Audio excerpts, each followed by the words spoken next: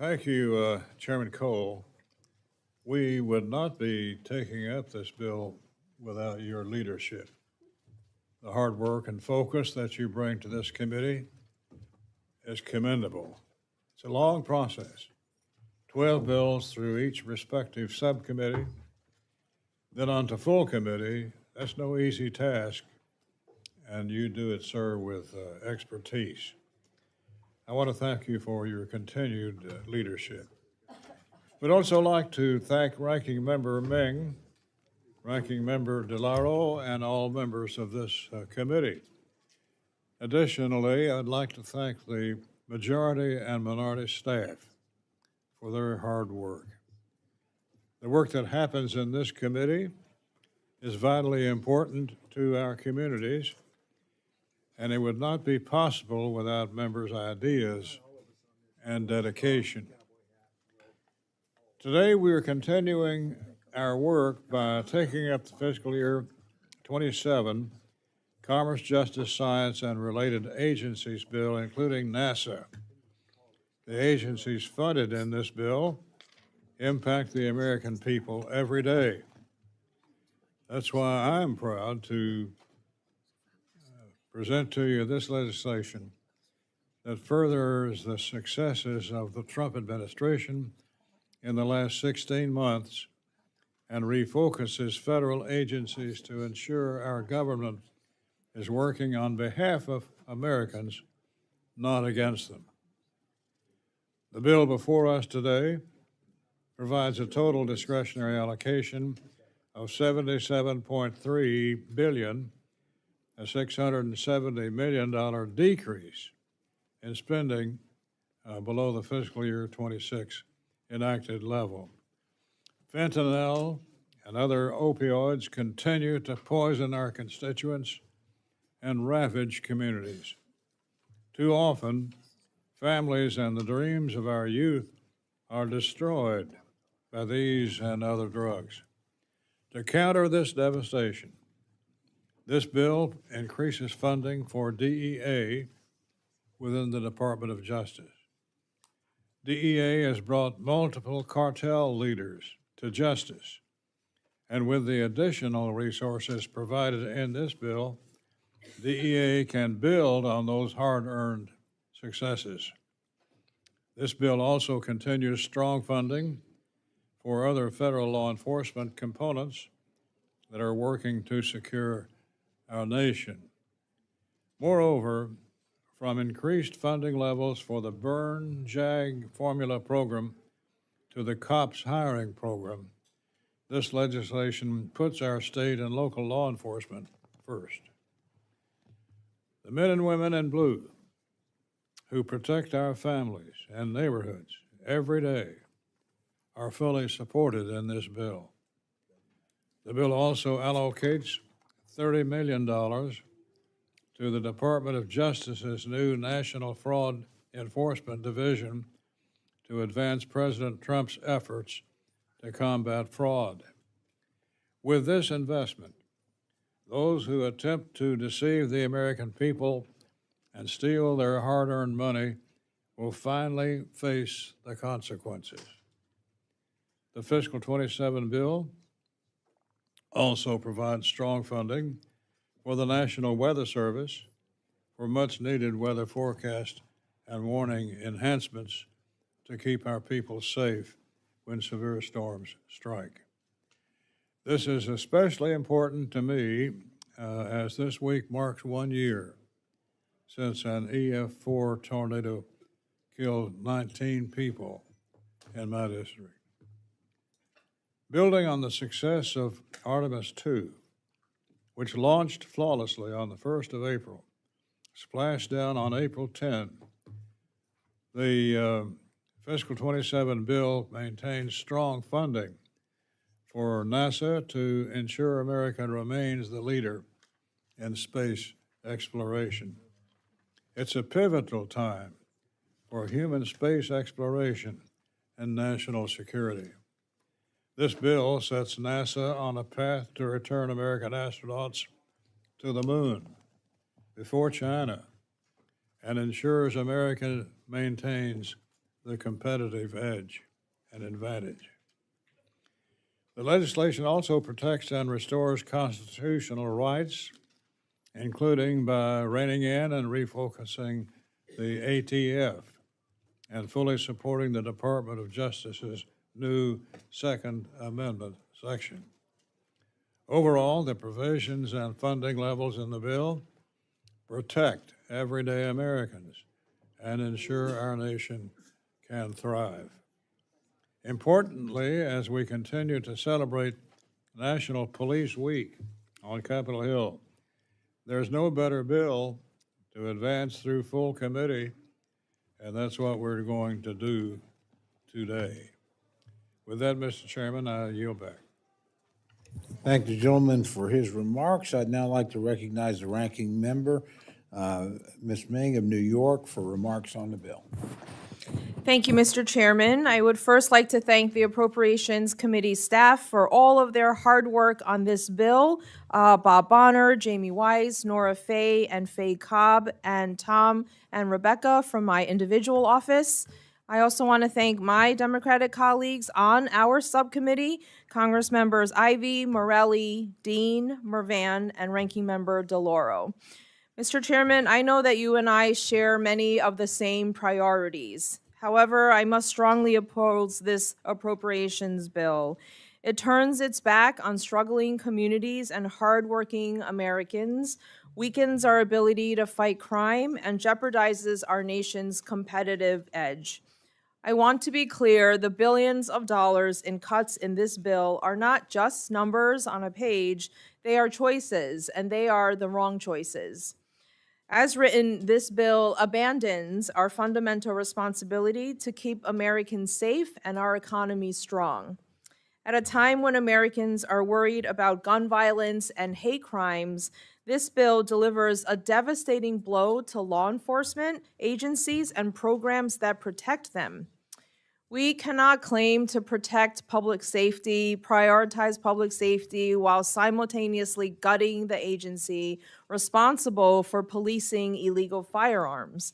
Yet the bill before us today decimates funding for the Bureau of Alcohol, Tobacco, Firearms, and Explosives, which would lose more than 1,000 personnel who work with our state and local law enforcement to keep illegal guns off our streets, catch dangerous criminals, and prevent gun crimes.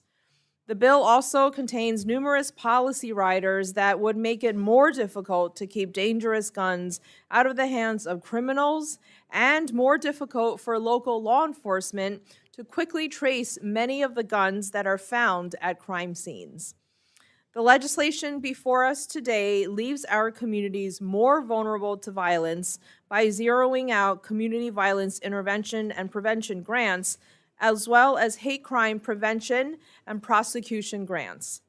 And the Justice Department's Community Relations Service, which for more than 60 years has worked honorably to help mediate and end community conflicts across our country, is eliminated. I believe that all of this is the wrong approach for the CJS Appropriations Bill. We should also be doing much, much more to address the cost of living crisis that is hurting American families. But this bill sharply cuts funding for the agencies and programs that create jobs, boost American small businesses, and advance our economy. Economic Development Administration grants are cut by 36%. Abandoning rural and distressed communities desperately in need of economic help and well-paying jobs. The bill slashes funding for the Minority Business Development Agency, taking away opportunities from American entrepreneurs. It cuts funding for the International Trade Administration by nearly 25%, weakening efforts to help American businesses expand exports and fight unfair trade practices by other countries. Moreover, the Legal Services Corporation, which provides basic civil legal assistance to the poorest American families, seniors, and veterans, is cut by more than half. Under this funding level, nearly 3 million fewer people will receive help with their legal problems, including 6,400 in my district alone. This bill abandons our most vulnerable constituents who can't afford a lawyer when they're facing eviction, seeking safety from domestic violence, or are denied benefits that they've earned. Perhaps most short-sighted of all, this bill disinvests in the scientific research that drives American innovation, technological leadership, and economic competitiveness. For decades, the United States was a destination for the world's top researchers to come and to do their best work. Now we are beginning to lose our own scientific talent to opportunities overseas as a result of this administration's attacks on science and universities. This bill would only compound these problems. It cuts the National Science Foundation by more than $1.7 billion, abandoning the next generation of scientists and engineers at exactly the moment our competitors are investing more in theirs. This bill also cuts NASA's science account by nearly $1.3 billion, including a huge cut to Earth science, and it significantly cuts NOAA climate research activities as well. This bill also makes huge cuts to the National Institute of Standards and Technology, which has helped American industry overcome technical challenges, develop new manufacturing techniques, and advance the cutting edge of new technologies. I disagree with this bill's approach. As I have said repeatedly, I believe we should be doubling down on the investments in science that grow our economy and incentivize advancements that improve life for all Americans. I'm also very concerned that this bill weakens the transparency measures that were enacted as part of the Fiscal Year 26 Appropriations Act and contains numerous extreme and unnecessary policy riders. Finally, I will note that our subcommittee hearing with the acting attorney general is scheduled for next week. The Department of Justice is the largest component of this bill, but members of our committee have not had the opportunity to publicly ask questions of the acting attorney general or the FBI director before we consider the department's budget. This is bad for our work on this committee and bad for transparency and accountability to American taxpayers. I thank the chairman for his work on this bill, but given its serious shortcomings, I cannot support it. I urge my colleagues to oppose this legislation and come back to the table to produce a bill that actually delivers for the American people. We should be investing in public safety, economic opportunity, and American innovation. Those are not partisan priorities. They are our responsibility, and they should be our shared goals as Americans. Thank you very much. Thank you, gentlelady, for comments. I now recognize myself for remarks on the bill. Thank you, Chairman Rogers, and thank you to Ranking Member Meng, Ranking Member DeLauro, and certainly to all our members who are here today. All full committee markups continue today with consideration of the Fiscal Year 2027 Commerce, Justice, Science, and Related Agencies Bill. The scope of this legislation demonstrates the breadth of American leadership itself, from law enforcement protecting our communities to the scientists and innovators shaping the next century of discovery. We're investing in the institutions and capabilities that keep the United States safe, competitive, and forward-looking. And while Washington often speaks about these topics in terms of accounts and allocations, the missions funded through this bill are anything but conceptual or distant.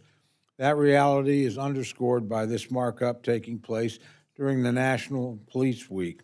Here in D.C. and across the nation, we're reflecting on the men and women in blue who willingly place themselves in harm's way to help others. This legislation reinforces their duty with targeted support for federal, state, local, and tribal law enforcement. It bolsters funding for burn jag and COPS grants, strengthens efforts to combat fentanyl and violent crime, and provides the resources necessary for law enforcement agencies to continue protecting our citizens.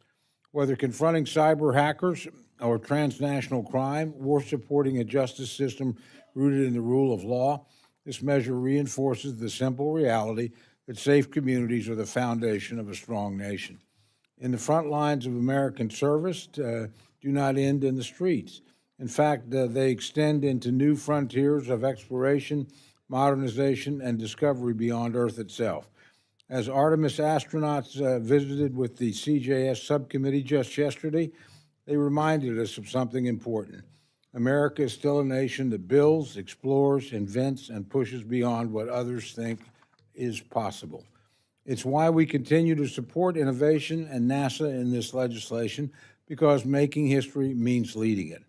This also means safeguarding the ingenuity that propels us forward. At a time when Communist China and adversaries are aggressively targeting U.S. research and emerging technologies, we are reinforcing necessary safeguards. We defend American innovation from theft, reinforce export controls, and invest in critical capabilities that will define the future, including artificial intelligence and advanced manufacturing. All of these priorities are upheld without government waste and bloat. We reiterate President Trump's efforts to right-size government and confront bureaucratic overreach, securing savings for taxpayers and protecting the constitutional rights of Americans. Each investment in this bill is tied to a clear purpose: safer neighborhoods, stronger institutions, and a more secure and competitive nation. Chairman Rogers has spent his career fighting for these objectives. And as we work to report this measure out today, we're reminded what it will ultimately deliver: a nation that backs law enforcement, a nation that leads in discovery, and a nation that fosters economic growth and community strength. I want to thank Chairman Rogers, Ranking Member Meng, and both the majority and minority staff for their hard work. I look forward to advancing this legislation today. With that, I yield back. I now recognize my very good friend, the Ranking Member of the full committee, Ms. DeLauro of Connecticut, for her opening remarks. Thank you very much, Mr. Chairman, and Chairman Rogers and Ranking Member Meng. Thanks so much, and thanks for your work. Let me also say a thank you to the committee staff, to Bob Bonner, Nora Fay, Jamie Wise, Fay Kopp on the minority side, and their counterparts in the majority, Bob Yaver, Liz Porter, Chris Eckhart, Nick Mitchell, and Mai Miller. Thank you for your hard work. I oppose the bill we are considering today. It fails to meet the moment that Americans are facing. While American families struggle to afford basic goods and services, this bill weakens our economy, cuts off support for the middle class, for working class, and the vulnerable. While gun violence continues to terrorize our communities, this bill makes it harder to get illegal guns off the streets and hold those criminals accountable. And while other countries increase their investments in scientific innovation and the technology of the future, this bill pares back our commitments to develop, educate, and employ the next generation of American leaders through severe cuts to STEM education and science programs. This bill doubles down on the failed trade policies of the Trump administration. Since he took office, the president has imposed, withdrawn, reimposed, and then been forced to remove by the Supreme Court a series of haphazard, harmful, and extremely costly tariffs. Throughout 2025, these tariffs cost American families upwards of $1,700 in higher prices. These tariffs were imposed on American businesses for the sake of boosting domestic manufacturing in America. But from February of last year through February of this year, the United States lost over 88,000 manufacturing jobs. That's more than 100 manufacturing jobs per day. A fact, I might add, that Secretary Lutnick was unaware of when I asked him about it during his testimony last month. The Trump economy is hurting the working class, and this bill before us today does nothing to change the track of this country, the track that it's on. In fact, it would make our problems worse. By cutting $144 million in funding from the Economic Development Administration programs, this bill reduces investments that create jobs and revitalize distressed local communities, rural communities in particular.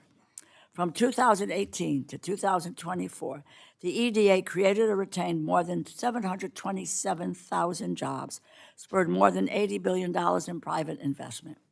We should be increasing our investment in programs like this, not scaling back support when the American people need it most.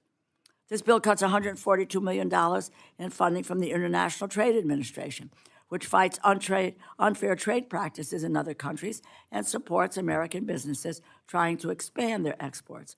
Unfair trade practices were another reason given for Trump's tariffs. Yet the Republican proposal is to take resources away from a crucial agency that combats these same tactics. There were over 44,000 gun deaths in 2024. 67% of all homicides in this country involve a firearm. This bill impedes efforts by nonpartisan nonprofit groups that work to help keep communities safe from gun violence. Groups like the Ethan Miller Song Foundation and Newtown Action Alliance in Connecticut, they conduct important work to get guns off the streets. They partner with local law enforcement to organize voluntary buybacks. This includes the work of my constituent Kristen Song, who organized the Guilford Gun Buyback Program in 2018 after she and her husband Mike lost their son Ethan to an unsecured firearm. This bill also defunds the ATF, significantly weakening our ability to track illegal arms dealers, run down gun smugglers, and catch dangerous criminals who put American lives at risk. This bill proposes a more than $280 million cut to ATF's budget, which would force the agency to reduce their workforce by more than 1,000 positions.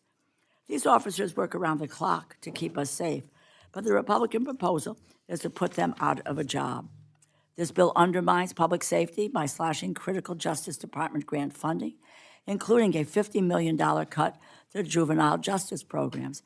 It completely eliminates support for community violence intervention and prevention, hate crime prevention, law enforcement de-escalation, training, and police community relations grants. These are proven tools that local law enforcement agencies rely on to prevent violence, build trust, and keep our communities safe. The bill also decimates the Legal Services Corporation, cutting its funding by more than half. The Legal Services Corporation their work helps veterans, seniors who are victims of financial exploitation, people with disabilities, renters who are facing eviction or living in unsafe housing conditions, and victims of domestic violence. Earlier this month, my Republican colleagues, alongside Democrats and the American people, celebrated the remarkable success of the Artemis mission. This was a groundbreaking achievement, the furthest manned space flight from Earth in human history. Chairman Rogers called it, and I quote, a testament to remarkable innovation and public-private partnerships, end quote. Chairman Cole correctly noted that this mission, and I quote, starts with vision, but is delivered by deliberate, sustained funding, end quote. I could not agree more, but this bill does not do that. It includes significant cuts to NASA's science, aeronautics, and education initiatives, and it cuts $1.8 billion from the National Science Foundation, undermining efforts to support basic scientific research, cutting-edge technology development, and STEM education. This is at a time when, for the first time in history, the latest data shows that China has surpassed the United States in total research and development investment. These cuts are a failure to invest in our future. We need to ensure that the next generation of world-class engineers, inventors, researchers, and technicians are educated and employed here in the United States. These cuts hurt that effort. We ought to invest in the safety of our communities, the resilience of our economy, and the future of our country. This bill fails on each one of those accounts. I encourage my colleagues to oppose this measure, and let's work on a bipartisan basis to craft a bill that meets this moment. I thank you, and I yield back.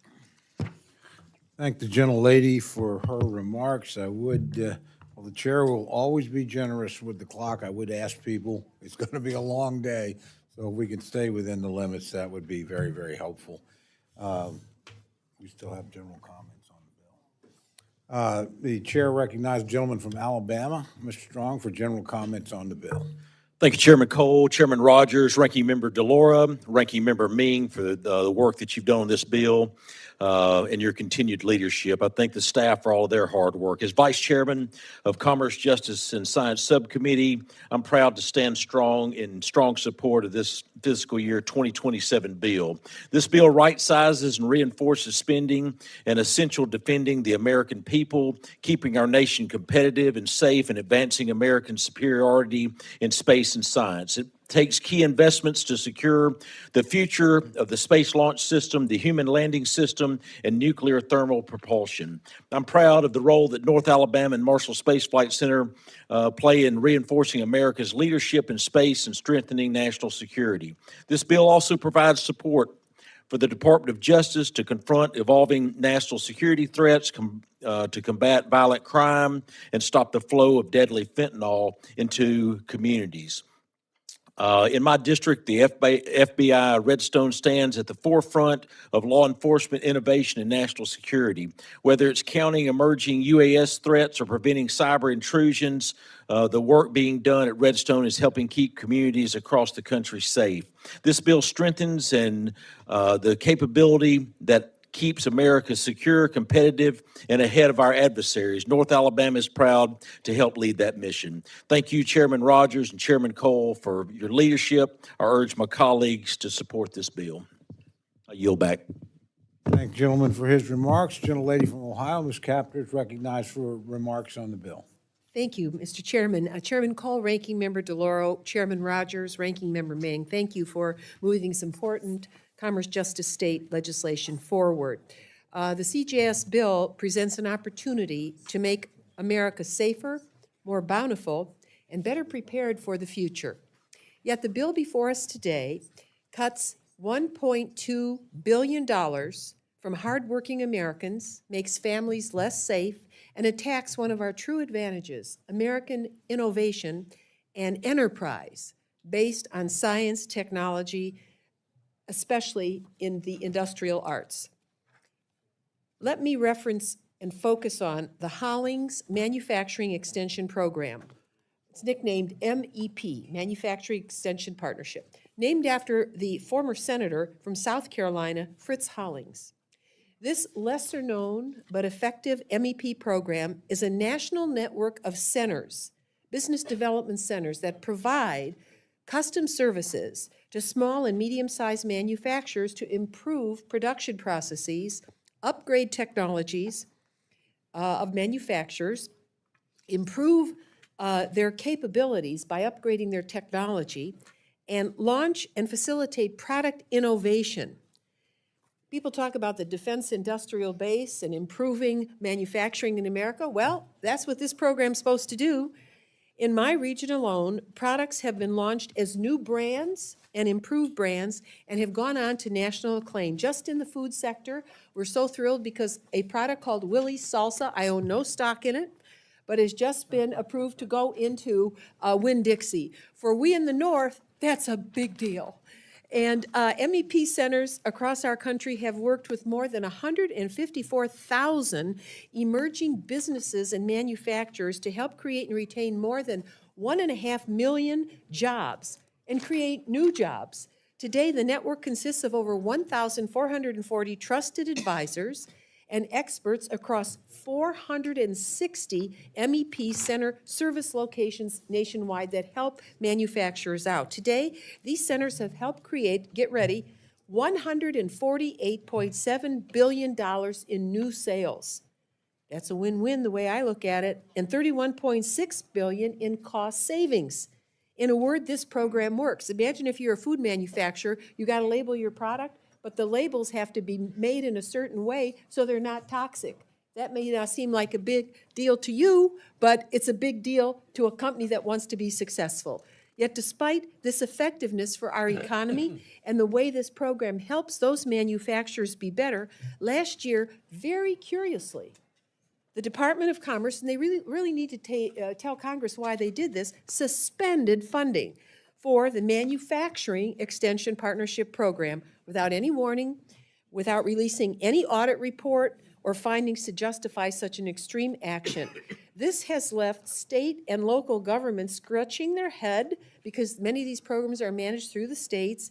Local firms are totally in the dark, and I might say very upset, forcing immediate, indefinite pauses in technical assistance for manufacturers across states like my own, Ohio, and others. This harmful decision makes no sense. The return on investment for American taxpayers is indisputable. For every federal dollar invested in these programs, they generate 25 times or more income. As I recall, we spent hours and hours in markups, hearings, and floor time only to have this administration literally fire people and programs like this get left in the lurch. What a mistake. This choice by the administration has led to, in my own region, the Center for Innovative Food Technology in Toledo, Ohio, to lay off all their employees and completely shut down and reduce their operations. Eventually, they are looking at being forced to close. They're trying to get their footing for how to help all these companies without being connected to the Department of Commerce. And we're losing budding manufacturers and new product development across our region. Stopping MEP funding was a draconian move. Boy, I could say plenty about who did it over there, Mr. Lutnick. He lost touch with the street. He lost touch. He was a big shot in New York City in one of those investment firms. But the effects on small business and success stories like Willie's Salsa and Gertie's Barbecue Sauce, it really hurts these companies. These new brands came as a result of the Northwest Ohio's collaborative kitchen operated by SIFT, not only allowing these brands to grow and prosper, but to become shining examples of new businesses in places that desperately, believe me, need new businesses. It stifles creativity. What a mistake. We cannot permit the executive branch to impound appropriated funds simply because they think it'd be fun, I guess. This sets a dangerous constitutional precedent and undermines the important work being done in community after community after community, keeping people newly employed and promoting what we call the American dream. I have many other reasons I could complain about this bill, but I urge my colleagues to reconsider this, work instead for a bipartisan package that helps the American people. I cannot, in good faith, vote for this bill as it stands now, and I yield back. Thank you. Thank the gentlelady for her remarks. Gentleman from Indiana, Mr. Shreeve, is recognized for remarks on the bill. Well, we'll give him another chance later, I guess. The gentleman from Georgia, Mr. Bishop, is recognized for remarks on the bill. Thank you, Mr. Chairman. Ranking Member DeLauro, Chairman Rogers, Ranking Member Meng, I rise in opposition to the FY27 Commerce, Justice, Science, and Related Agencies Act. In a moment when working families are already facing rising costs, growing uncertainty, and shrinking support, this bill does not offer relief. It pulls the rug out from under them. The Constitution vests Congress with the power of the purse as part of our Article I responsibilities. It's our job to ensure that taxpayer dollars serve the public interest by protecting the vulnerable, advancing opportunity, and upholding justice. Unfortunately, the bill before us today fails those tests. While I'm pleased that the bill does not include the draconian cuts proposed by President Trump in his budget, it nevertheless includes provisions that I feel will make our streets less safe, prevent low-income Americans from having their day in court, and adversely impact local downtown revitalization and business development projects, and make our nation less competitive in science. For example, it makes little sense to slash funding for the ATF and juvenile justice grants when so many Americans all across the country are concerned about gun violence and crime in our communities. It makes little sense to underfund the U.S. Census Bureau, which will hinder its efforts to conduct an accurate, cost-efficient count in 2030. And it makes little sense to cut by $55 million funding for the Equal Employment Opportunity Commission, when Americans are still experiencing discrimination in the workplace and a widening gender wage gap. I'm especially concerned about the $272 million cut to the Legal Services Corporation. Legal aid organizations funded by Legal Services Corporation serve every congressional district in the country, including mine. Our constituents turn to these offices when they have nowhere else to go and cannot afford a lawyer. Their value is widely recognized, and support for this work has long been bipartisan. The Legal Services Corporation is the single largest funder of civil legal aid in the United States. If these cuts are enacted, it would take legal services back decades, despite the fact that more and more Americans are now eligible for civil legal aid. This massive reduction means millions fewer people would receive the legal assistance they need. That includes hundreds of thousands of children and seniors, as well as tens of thousands of veterans and survivors of domestic violence who will be left without representation in life-altering civil cases. Gutting this program means abandoning millions of Americans and undermining one of the most fundamental principles of our democracy, equal justice under law. Another provision I'm deeply concerned about is a 73% cut to the Minority Business Development Agency. MBDA is the only federal agency dedicated to supporting minority-owned businesses that have long faced structural barriers to accessing capital, securing contracts, and scaling operations. The MBDA helps to secure billions of dollars in contracts and in capital for minority business enterprises, whether it's a small construction company landing its first federal contract or a local bakery securing the loan it needs to grow. This support makes all the difference in the world. We should be doing more to open doors to minority-owned businesses, not making it harder for them to get in the room. The Economic Development Administration is another casualty of this bill, which with a proposed $144 million cut. The EDA is a vital partner for communities recovering from economic hardship, especially in rural and underserved areas. It funds projects that improve essential infrastructure, like upgrading water and sewer systems in Georgia and expanding broadband access to all of our rural communities. It also supports workforce training that helps prepare Americans across the nation for good-paying jobs in growing industries. I've seen firsthand how these investments help strengthen local economies and improve lives. Cutting this funding now would slow down progress and leave many hardworking Americans further behind. Finally, I strongly oppose the bill's 23% cut to the National Science Foundation, which would greatly weaken the foundation of American scientific leadership in the world. Again, I'll vote against this bill, and I urge my colleagues to join me in opposition and to come together on a bipartisan basis to provide the funding necessary in this bill to provide for the needs of all Americans. With that, I yield back. Thank the gentleman for his remarks. Gentleman from Georgia, Mr. Clyde, is recognized for remarks on the bill.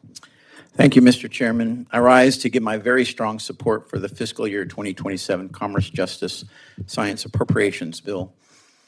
The bill before us today is fiscally conservative by right-sizing federal agencies and refocusing programs and operations on their core missions. Additionally, this bill invests in the fight against deadly fentanyl, provides robust funding for state and local law enforcement, and protects Americans' constitutional rights. I'm particularly proud of the work that Chairman Rogers and I have done to include provisions that secure our God-given Second Amendment rights. The Declaration of Independence, the birth certificate of our nation, proclaims that all men are endowed with certain unalienable rights. Among them are life, liberty, and the pursuit of happiness, and that government exists to secure those rights, and the Second Amendment is the practical guardian of those God-given rights, ensuring that free citizens retain the ultimate means to defend their lives, their families, and their liberty. When the Department of Justice defends unconstitutional gun regulations and the ATF is weaponized against law-abiding Americans, the government has betrayed its founding purpose. House Republicans understand that restoring the Second Amendment is not merely a policy matter, it is a fulfillment of this nation's oldest and most sacred promise to its people. In that spirit, this bill rightfully repeals every Biden-era ATF rule that infringed on lawful gun owners, including the ATF's pistol brace rule, the privately made firearms regulations, and the universal background check requirement.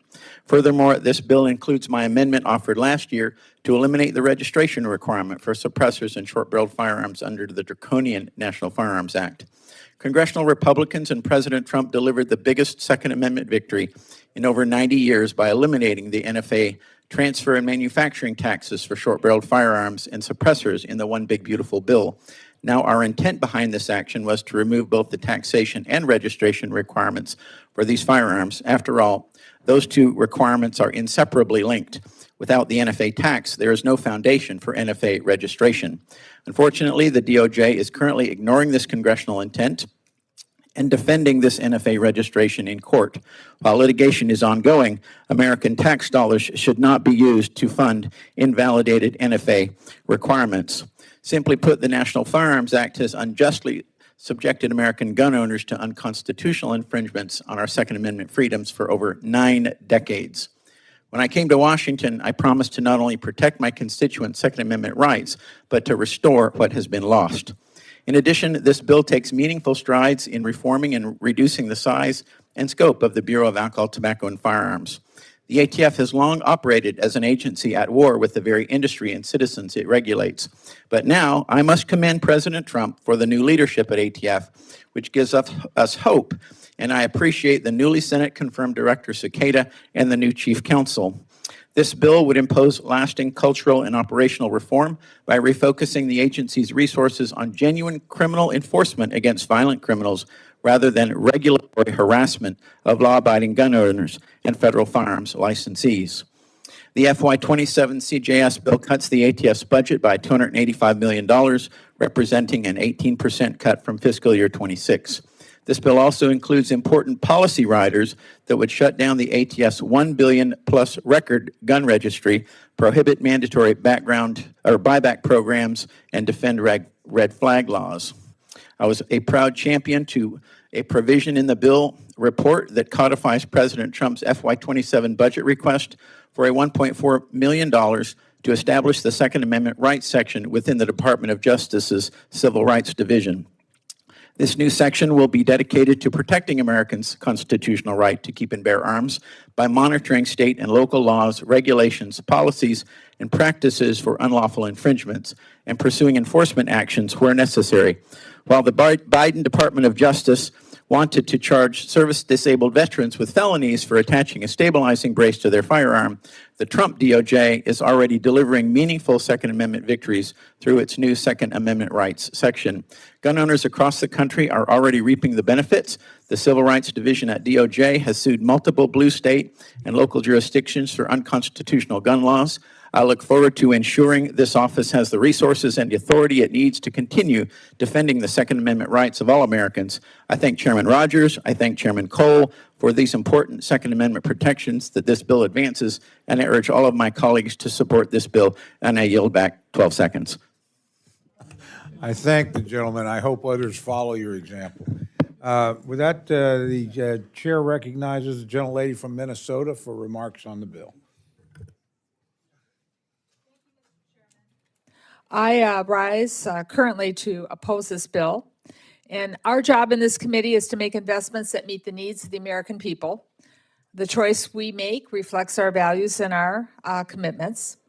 There is one choice that has been made in this bill that I support, and that is the funding for justice in Indian country. In the Interior Appropriations Subcommittee, we've been focusing on addressing the missing and murdered Indigenous women in a truly nonpartisan way.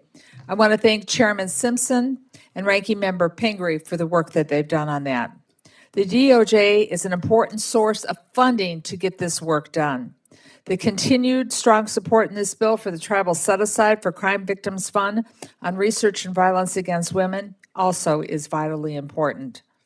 The Manager's Amendment also ensures that NASA has the ability to manufacture the next generation of space vehicles using solid-state friction stir welding.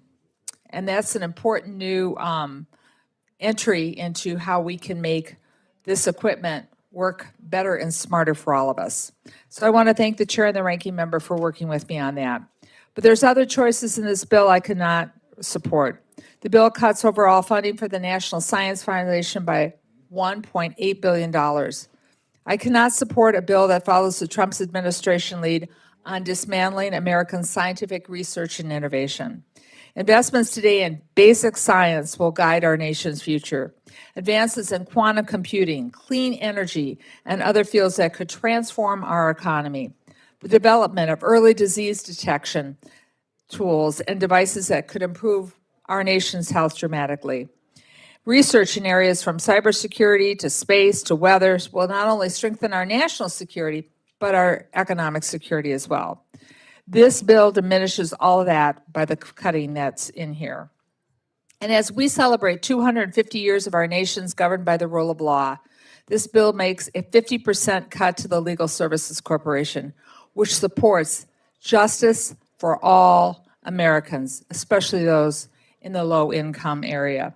In my district alone, this cut would mean 6,000 people would lose access to health protection through legal assistance, help with their homes to protect those and their families. Their ability to have their fair day in court will disappear. So currently, as the bill is written, it simply does not meet the needs of our nation. And I hope we can work together to improve this bill and others for the American people. I thank you, Mr. Chair, and I'm yielding back 2 minutes and 14 seconds. What a virtuous competition. Thank the gentlelady for her remarks and her brevity. Nice try. The gentleman from Indiana, Mr. Shreeve, is recognized for remarks on the bill. Thank you, Mr. Chairman, and Chairman Rogers and Ranking Member Meng for your important work on this bill. For too long, scammers have stayed ahead of us, and this bill will meaningfully address this fast-growing problem.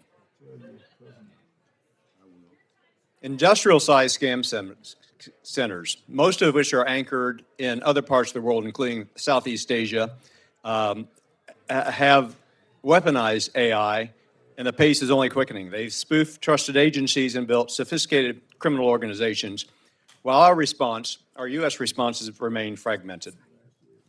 According to our own FTC, fraud costs our citizens an estimated $196 billion in 2024, and this is a massively underreported problem. 81 billion of that is estimated to come from our seniors. From my seat on my now former seat on the Foreign Affairs Committee, I worked to organize a bipartisan effort, founded the Congressional Stop Scams Caucus, to take meaningful enforcement steps to turn the tide on this fast-growing problem. This bill directs our Department of Justice to establish a victim restitution program so seized funds may be returned to the Americans who were robbed. It establishes coordinated task force among state, federal, and local law enforcement, along with the private sector. And it requires our FBI to develop a national strategy to combat scams. It requires long overdue modernization of the IC3 system so reports do not sit in a backlog while investigations go cold. These are concrete reforms, and they'll better protect my constituents in Indiana and all of yours. This bill fights back. I urge my colleagues to support this. Mr. Chairman, I yield back 2 minutes and 49 seconds. Love it. Keep at it. I thank the gentleman for his remarks. Gentlelady from Florida, Ms. Wasserman Schultz, is recognized for remarks on the bill. Thank you, Mr. Chairman. I want to start by noting my deep pride in the hardworking men and women of NASA and everyone who contributed to the success of the Artemis mission just last month. I'm proud that Florida is home to the Space Coast, a fast-growing aerospace industry, and the future of NASA missions to the moon, Mars, and beyond. In spite of that pride, I unfortunately must rise in opposition to this funding bill for a range of issues, including the unacceptable cuts to NASA's science, aeronautics, and education initiatives. At a time when life is becoming less and less affordable for families, communities are facing rising threats, and the rule of law is under attack, and this bill fails to meet the moment. President Trump has destroyed the independence of the Department of Justice and inverted its mission. What was once the last line of defense against organized crime has become Trump's personal criminal defense team and personal vengeance lawyers. He has spent the last year and a half openly converting the DOJ into a political weapon against his opponents and a shield against accountability for his brazen corruption. He has pardoned transnational drug traffickers, crypto-terrorist financiers, and fraudsters who stole billions from seniors and teachers. He put over 1,000 January 6th terrorists back on American streets, dozens of whom have already been rearrested for violent crimes. Trump has seemingly sold many of these pardons, yes, sold them, to the wealthy and well-connected while overseeing the systematic dismantling of anti-corruption efforts at DOJ. Meanwhile, Trump, his family members, and his billionaire friends keep getting richer while everybody else suffers the consequences of Trump's failed economic policies.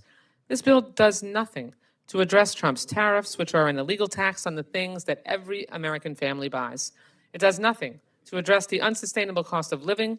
To the contrary, parts of this bill will genuinely make things worse for Americans. Small businesses kneecapped by Trump's tariff and gas price hikes now have to swallow cuts in this bill to the agencies that promote their products to global markets. Make it make sense. Manufacturing jobs are in decline, and the programs that keep us growing and competitive are being left in the dust. People with cancer or chronic diseases whose premiums have tripled will be denied access to high-tech medical care as we slam the door on imported MRIs and other diagnostic equipment. And while Americans take items out of their grocery carts and ration prescriptions, the DOJ is committing in broad daylight the largest criminal cover-up in history. Congress had to pass a law to compel President Trump to release the Epstein files, and still, the majority of documents have not been released to the public.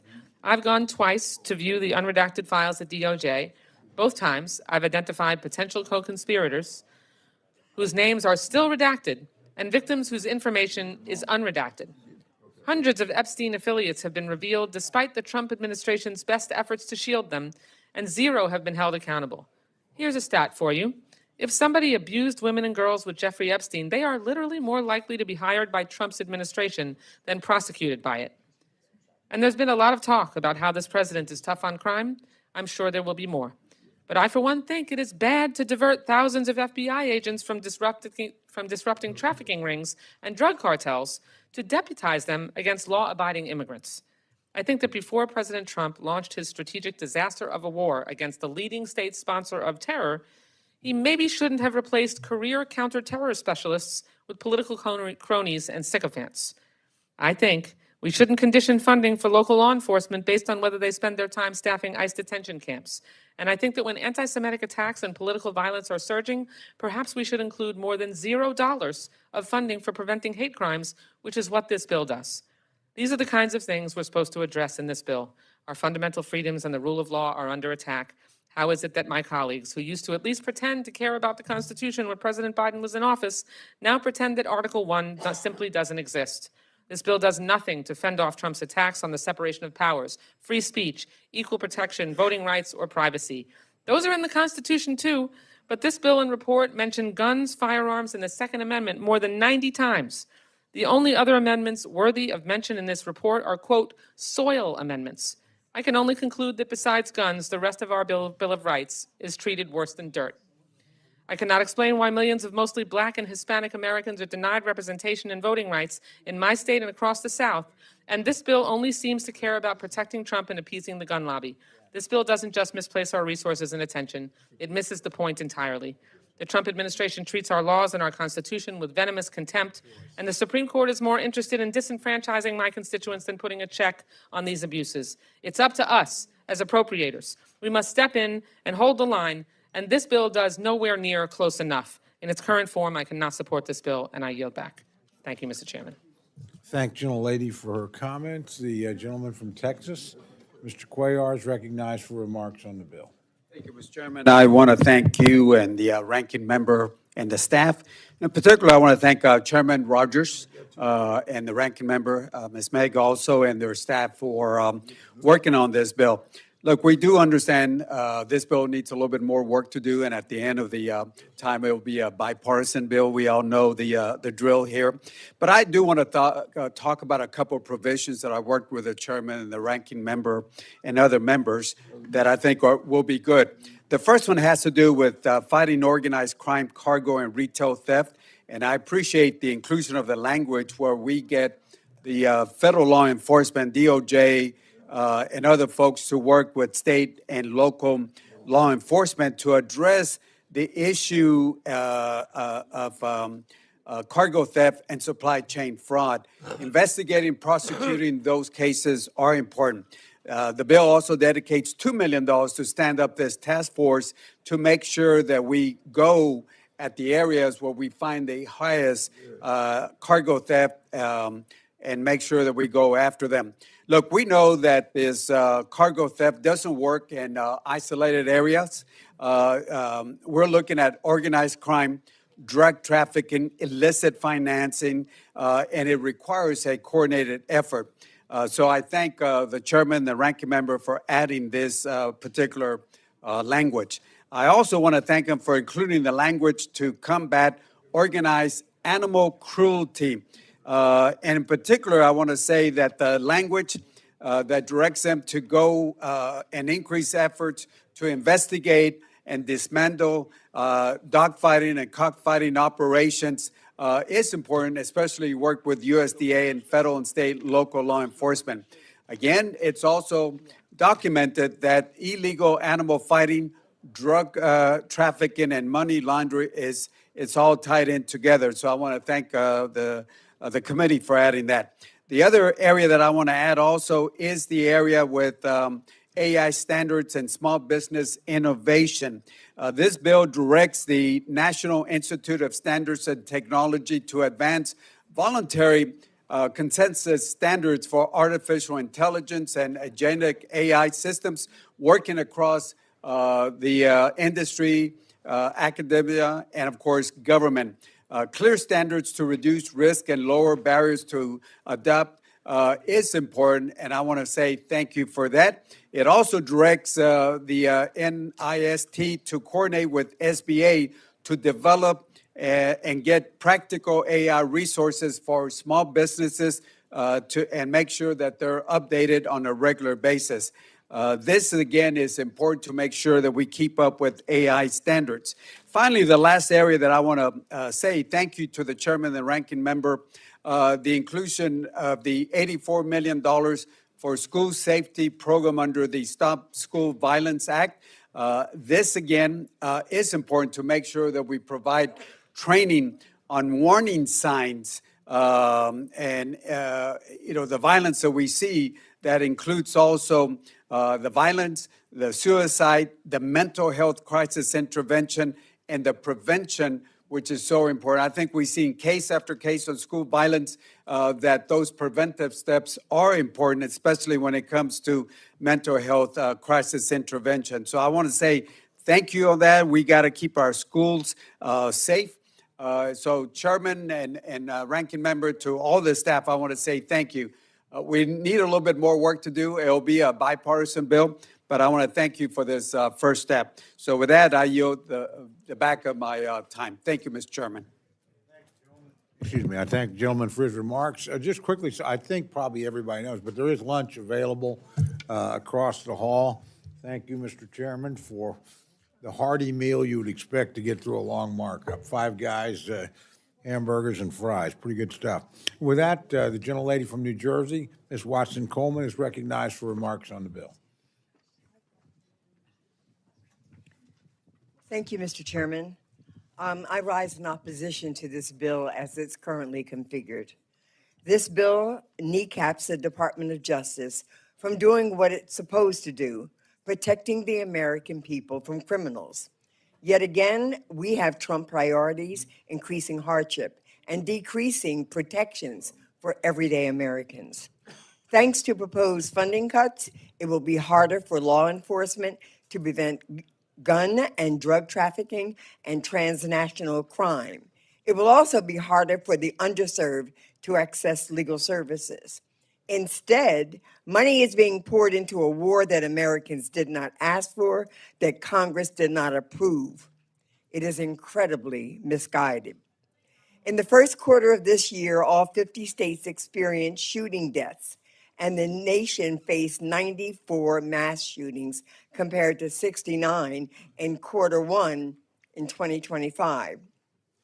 Meanwhile, federal drug prosecutions have fallen to their lowest level in decades. But this is not because of more effective enforcement. No, it is because resources were shifted so that ICE can deport people. The result, thousands of people were wrongfully detained, families were torn apart, and people have died, all while drug trafficking continued and drug conspiracy charges fell. While I'm on this topic of immigration, this bill also eliminates funding for the Legal Orientation Program, which received $27.5 million last year and helps educate non-citizens facing immigration court proceedings regarding legal and courtroom processes. By intentionally not helping to educate non-citizens on the legal process, this only stifles their ability to have proper representation and defense, and it makes it easier for officials to prevent them from building a life here for themselves and their families and our communities. Judges have already ruled more than 10,000 times against ICE, a 9-to-1 ratio. It is not a secret that many of these cases were wrongful prosecutions. This funding cut is an abomination. Time after time, the GOP has claimed to stand for something while doing the opposite when it comes to step up to the plate. And since Trump took power, my Republican colleagues have sought to do the following: cut funding for traditional violence prevention programs, cut hundreds of law enforcement jobs, endorse or allow immigration officials to conduct violent and discriminatory operations, cut $200 million for legal services, and engage in specious discrimination complaints in the Equal Employment Opportunity Commission. These moves are not emblematic of a so-called law and order administration. Instead, they have caused chaos in our communities. So once again, I find myself asking, how do these moves make life better for the American people? I yield back. Thank you. I thank the gentlelady for her remarks. The gentleman from New York, Mr. Morelli, is recognized for remarks on the bill.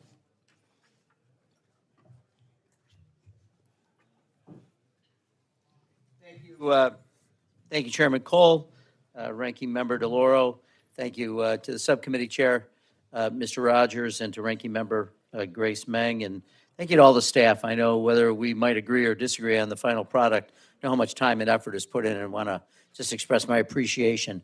It is, however, with deep concerns that I rise today over the measure before us and urge members oppose the legislation before us. The bill does one thing very clearly. It cuts investments that help American communities grow, stay safe, and local companies to compete. The bill would cut $144 million from the Economic Development Administration, which means less support for small businesses, less support for local manufacturers, fewer jobs, fewer opportunities. And these are not just abstract numbers. We have lost 89,000 manufacturing jobs since this administration took office last January. 89,000. These cuts would only mean fewer economic opportunities and diminishment of investment in local industries while allowing global competitors like China to gain ground. The bill reduces funding for the National Science Foundation by $1.8 billion, jeopardizing critical research into cancer detection, medical devices, and life-saving drug development, slowing down the innovations that improve and save lives.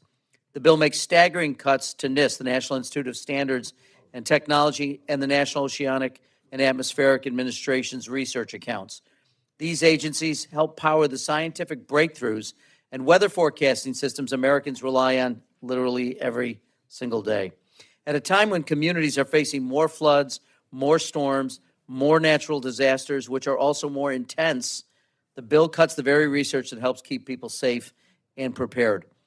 The hypocrisy is truly astonishing, and it doesn't end there. The Trump administration constantly talks about public safety, but the bill cuts the ATF by $285 million. Hundreds of positions could be lost, which means fewer agents, which are investigating gun traffickers, fewer resources targeting violent criminals, fewer tools to stop illegal guns from reaching our streets. On top of these cuts, the bill completely eliminates community violence intervention and prevention grants, hate crime prevention grants, community policing development grants, and more, all programs that have bipartisan support and are proven to reduce violence and crime in our country. You cannot claim to support law enforcement while cutting the very programs law enforcement uses to keep communities safe. And I'd be remiss if I did not mention the administration's dismantling of OCDETF, the Organized Crime Drug Enforcement Task Force. This was the centerpiece of the Department of Justice's strategy to combat transnational organized crime and reduce the availability of illicit narcotics nationwide. But at the whims of this administration, it was eliminated without cause. The recklessness of this administration is out of control, even dismantling the bipartisan agency task force championed by Ronald Reagan. This anti-crime initiative was one of the most successful tools we had to combat drug trafficking and transnational crime, widely supported by Democrats and Republicans for decades, and President Trump tore it down anyway.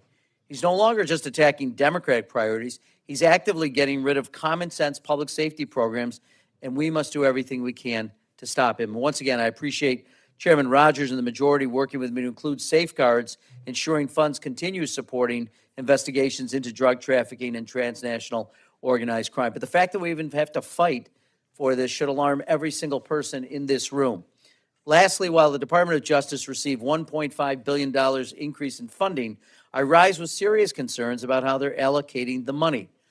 The Department of Justice is now spending its time and money carrying out President Trump's cruel immigration agenda. At the same time, the administration is diverting more than $100 million away from programs that help vulnerable Americans, including trafficking crimes and survivors of sexual assault. So while the administration endlessly touts reducing corruption, fraud, and waste, what they're really doing is creating more delays, more confusion, and more dysfunction. It's simply unacceptable, which is why I appreciate the committee's inclusion of oversight language requiring accountability for these delays in funding decisions, because Congress controls the power of the purse, not the administration. Our job is to allocate resources. Our job is oversight. Our job is accountability. And most importantly, our job is to speak up when policies hurt the people we represent. This bill cuts investments Americans rely on. It weakens public safety, it undermines innovation, and it moves this country in the wrong direction. I urge my colleagues to reject it. And Mr. Chairman, with that, I yield back, sir. I thank the gentleman for his remarks. The gentlelady from Pennsylvania, Ms. Dean, is recognized for remarks on the bill.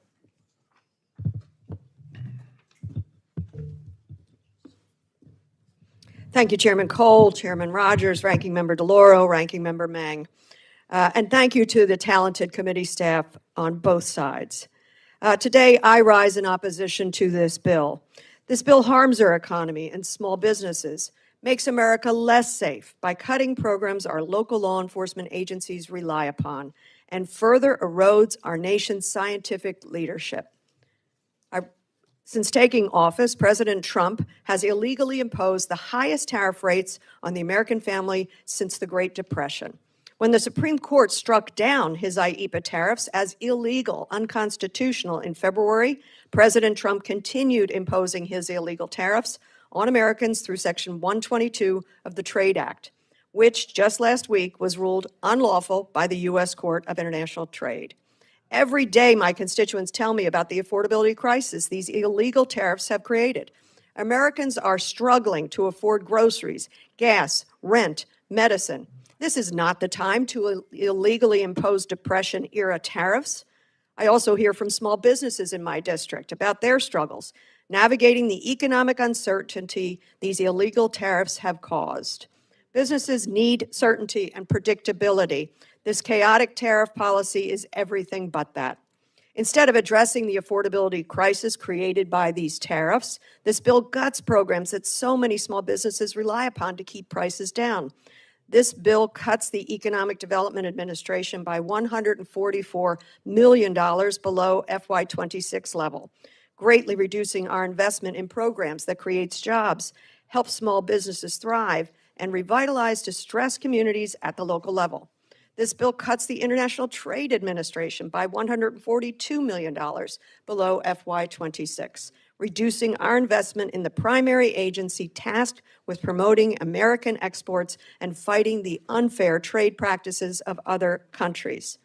On science, this bill erodes our nation's leadership position in science by cutting programs designed to cultivate our next generation of scientists.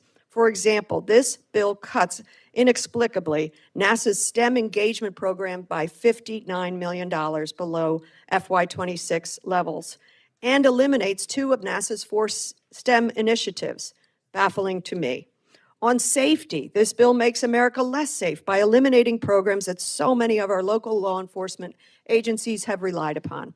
This bill cuts the Bureau of Alcohol, Tobacco, Firearms, and Explosives, the ATF, by $285 million compared with FY26. ATF works with local law enforcement agencies to prevent and prosecute violent crime and illegal gun trafficking.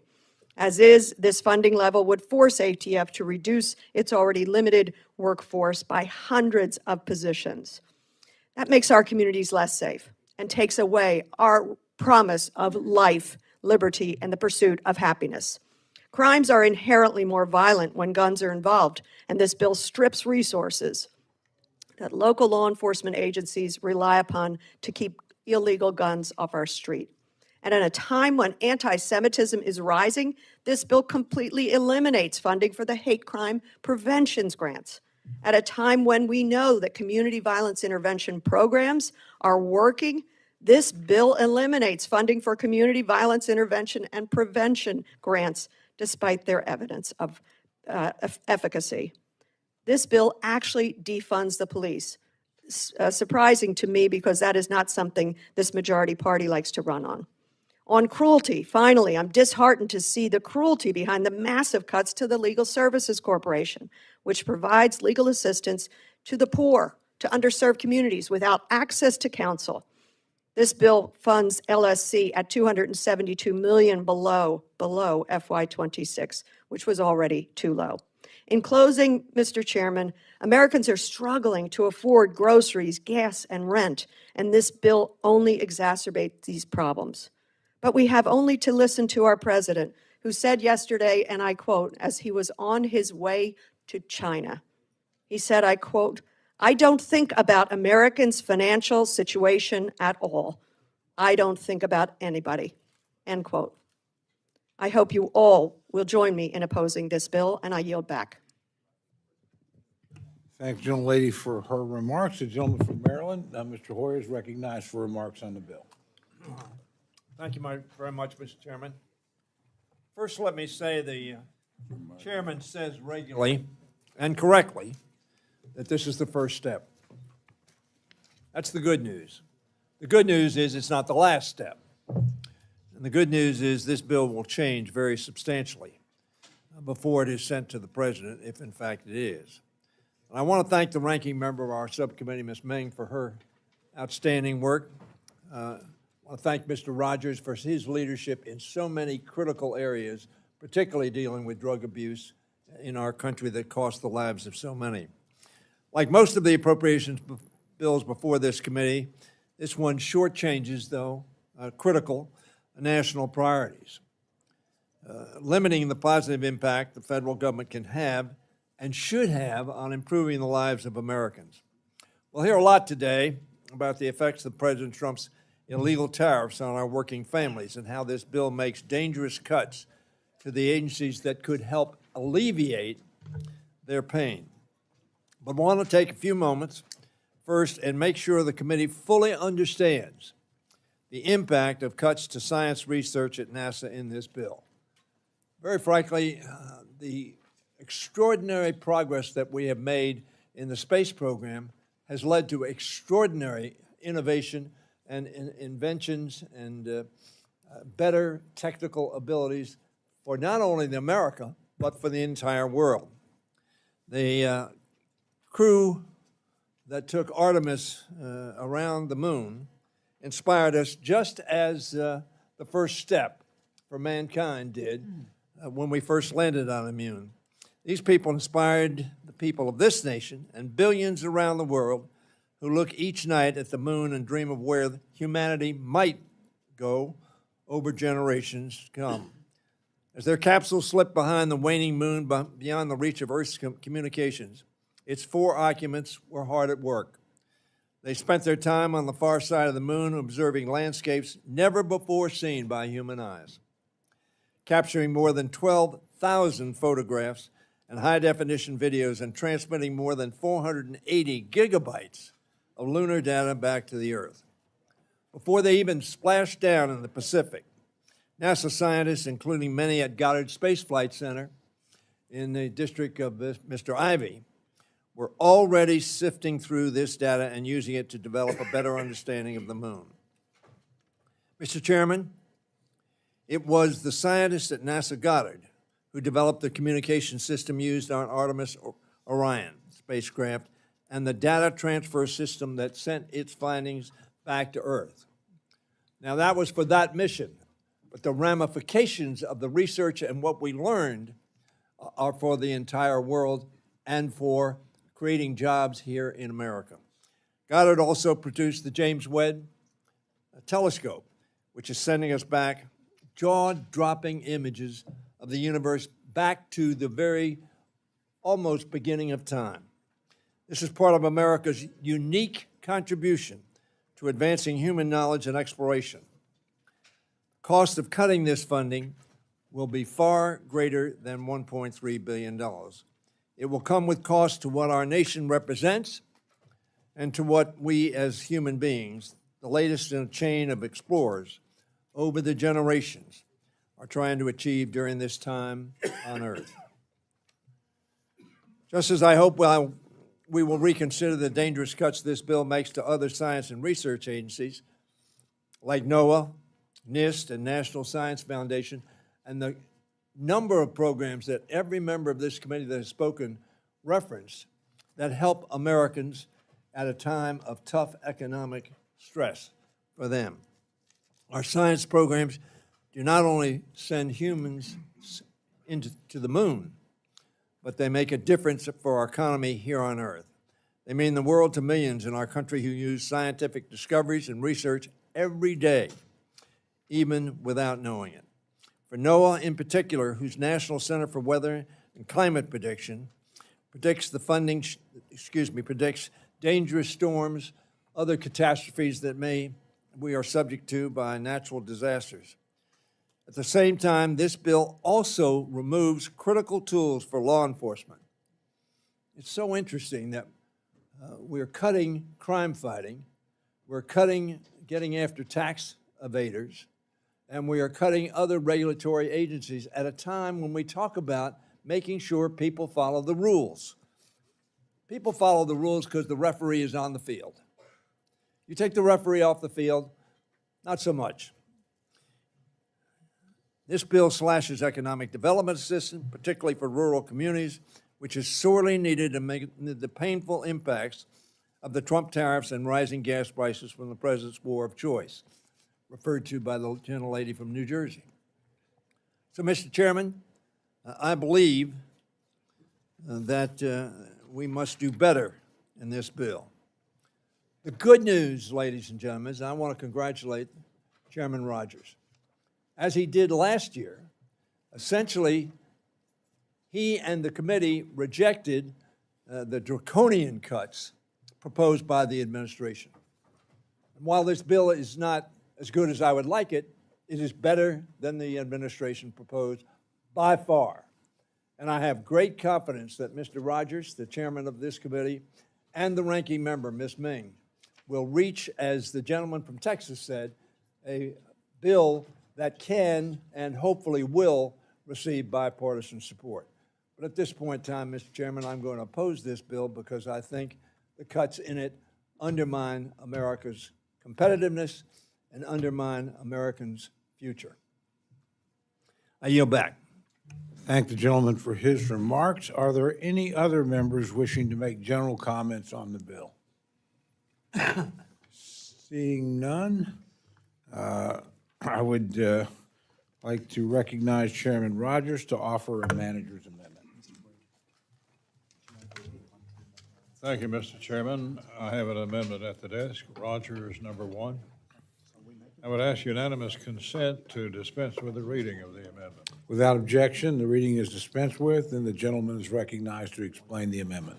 Mr. Chairman, this manager's amendment contains technical and non-controversial changes to bill and report language agreed to by both sides of the aisle.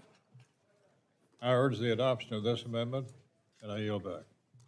Thank the gentleman. The gentlelady from New York, Ms. Meng, is recognized to address the manager's amendment.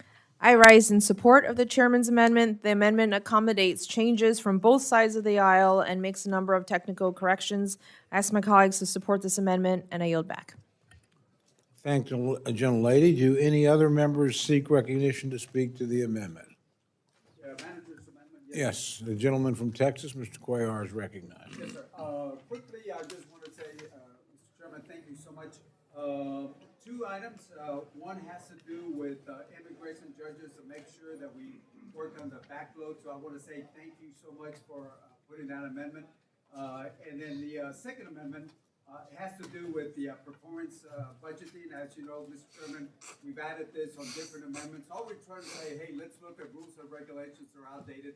Let's see how we can get the best bang for the dollar. So with that, Chairman, I want to say thank you, and I yield back to the Thank the gentleman. Do any other members seek recognition to address the amendment? Seeing none, I recognize Chairman Rogers for 1 minute to close. Thank you, Mr. Chairman. I ask for favorable consideration of this amendment, and I yield back. I thank the gentleman. The question is now on the amendment. All those in favor say aye. Aye.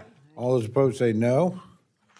The opinion of the chair, the ayes have it, and the amendment is adopted. Gentlelady from Connecticut, Ms. DeLauro, is recognized for purposes of an amendment. Mr. Chairman, I have an amendment at the desk, and I ask unanimous consent that the reading of the amendment be dispensed with. Without objection, the reading of the amendment is dispensed with, and the gentlelady is recognized for remarks on her amendment. Thank you so much, Mr. Chairman. My amendment would provide $30 million for the Department of Justice Public Integrity Section, which was created in the wake of the Watergate scandal to prevent corruption by public officials and prosecute corruption when it does occur. The Public Integrity Section works hand in glove with federal prosecutors to advise them on corruption cases. That includes consulting on how best to pursue charges and build the strongest case, helping to write court filings and reviewing evidence. While they often assist other offices in their work, the Public Integrity Section has pursued charges independently, bringing cases all the way through to trial and conviction. They are career, nonpartisan prosecutors who are experts in their field and law enforcement who have brought public corruption cases, and those who have brought those cases have found their services to be indispensable. Last year, the Trump administration decimated the Public Integrity Section, reassigning the vast majority of their staff and forcing out career, nonpartisan attorneys who have prosecuted corruption by both Democrats and Republicans over the years. When the Trump administration took office, there were 36 attorneys dedicated full-time to investigating and prosecuting political corruption at the Public Integrity Section. By September of last year, there were only 2 left. That is a 94% reduction. Is that because there has been a 94% decline in political corruption? Or is it because this is not a priority for this administration? Might it be because they see an advantage in having fewer people looking into corruption at the highest levels of government? A key function of the Public Integrity Section was to prevent political appointees from pursuing politically motivated prosecutions. But the Trump administration has torn down those guardrails, and we are seeing the effects of that decision play out in real time. This administration has launched investigations and filed, in my opinion, meritless charges against several of the president's perceived enemies. They recently filed new charges against former FBI Director James Comey after their previous indictment fell flat. They filed damages against New York Attorney General Letitia James, whose charges were also dismissed. They even launched an investigation into Federal Reserve Board Chair Jerome Powell, an investigation which they also recently dropped. We learned from news reports over the weekend that President Trump personally ordered the Department of Justice to pursue investigations of his political opponents. It's a brazen abuse of power. It weakens the rule of law, and which countless post-Watergate reforms were designed to prevent. Reforms like the creation of the Public Integrity Section. The American people are sick and tired of a system where the rich and powerful get to play by a different set of rules than the rest of the country. They are right to be. Reviving the Public Integrity Section, providing the resources and staff necessary to prosecute political corruption, is a small but meaningful step toward earning back the trust that the American people have understandably lost in our political system. I encourage my colleagues to support this amendment. I thank you, and I yield back. Thank the gentlelady for her remark. The gentleman from Kentucky, Mr. Rogers, is recognized to respond to the amendment.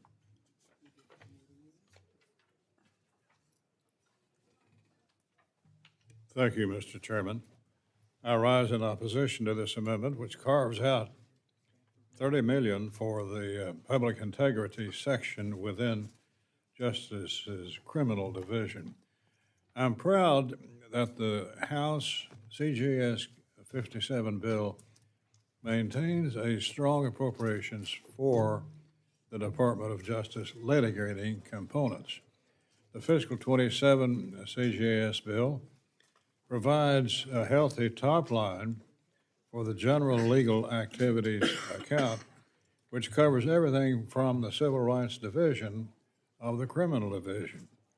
Already, the Fiscal 27 CJS bill and report provide strong levels for child exploitation and the Trade Fraud Task Force.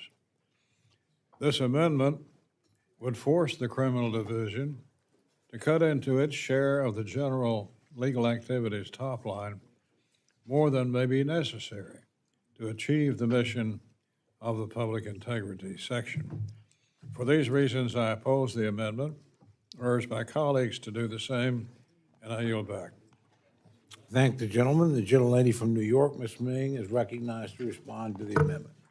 Thank you, Mr. Chairman. I rise in strong support of this amendment. The DOJ's Public Integrity Section has been a highly respected organization of career public servants since its founding 50 years ago.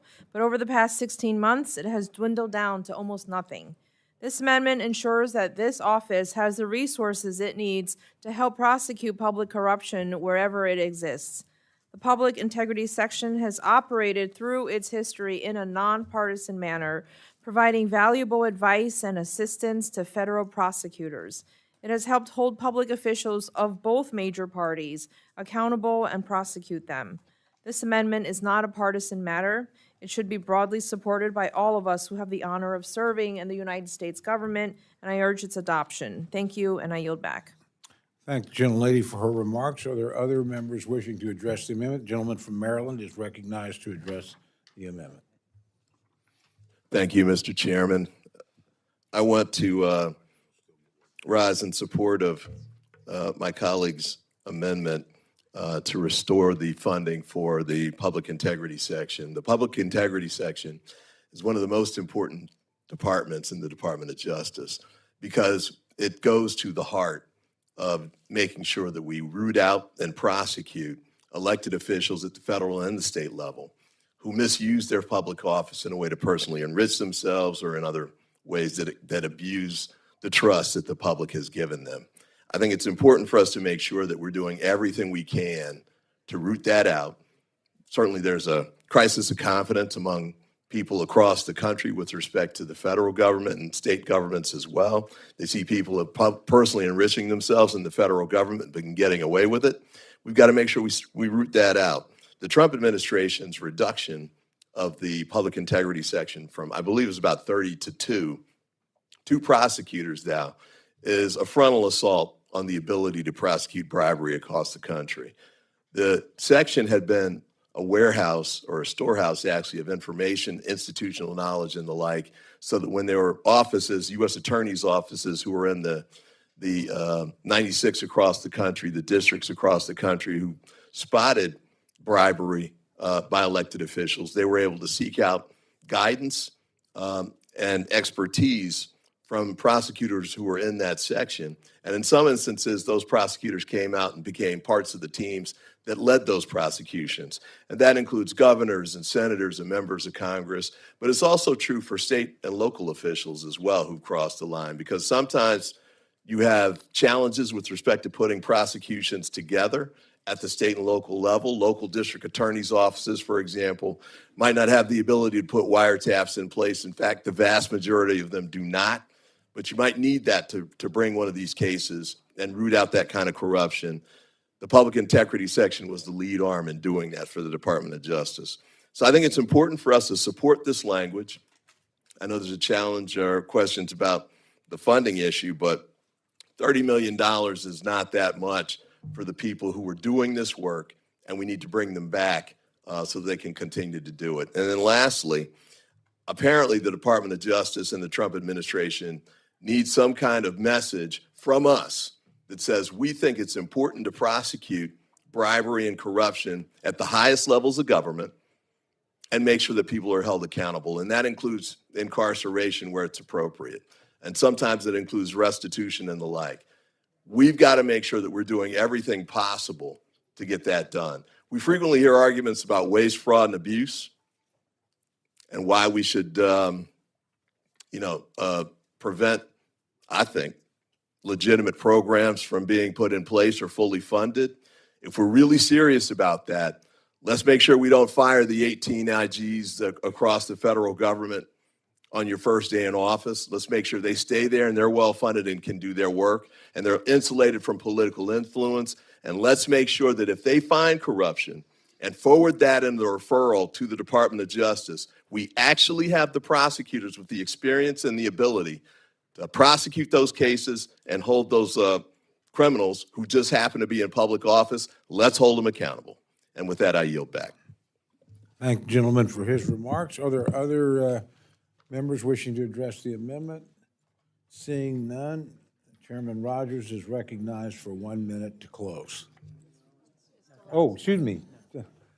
I apologize, my friend. My good friend, the ranking member, is recognized for 1 minute to close. Thank you, Mr. Chairman.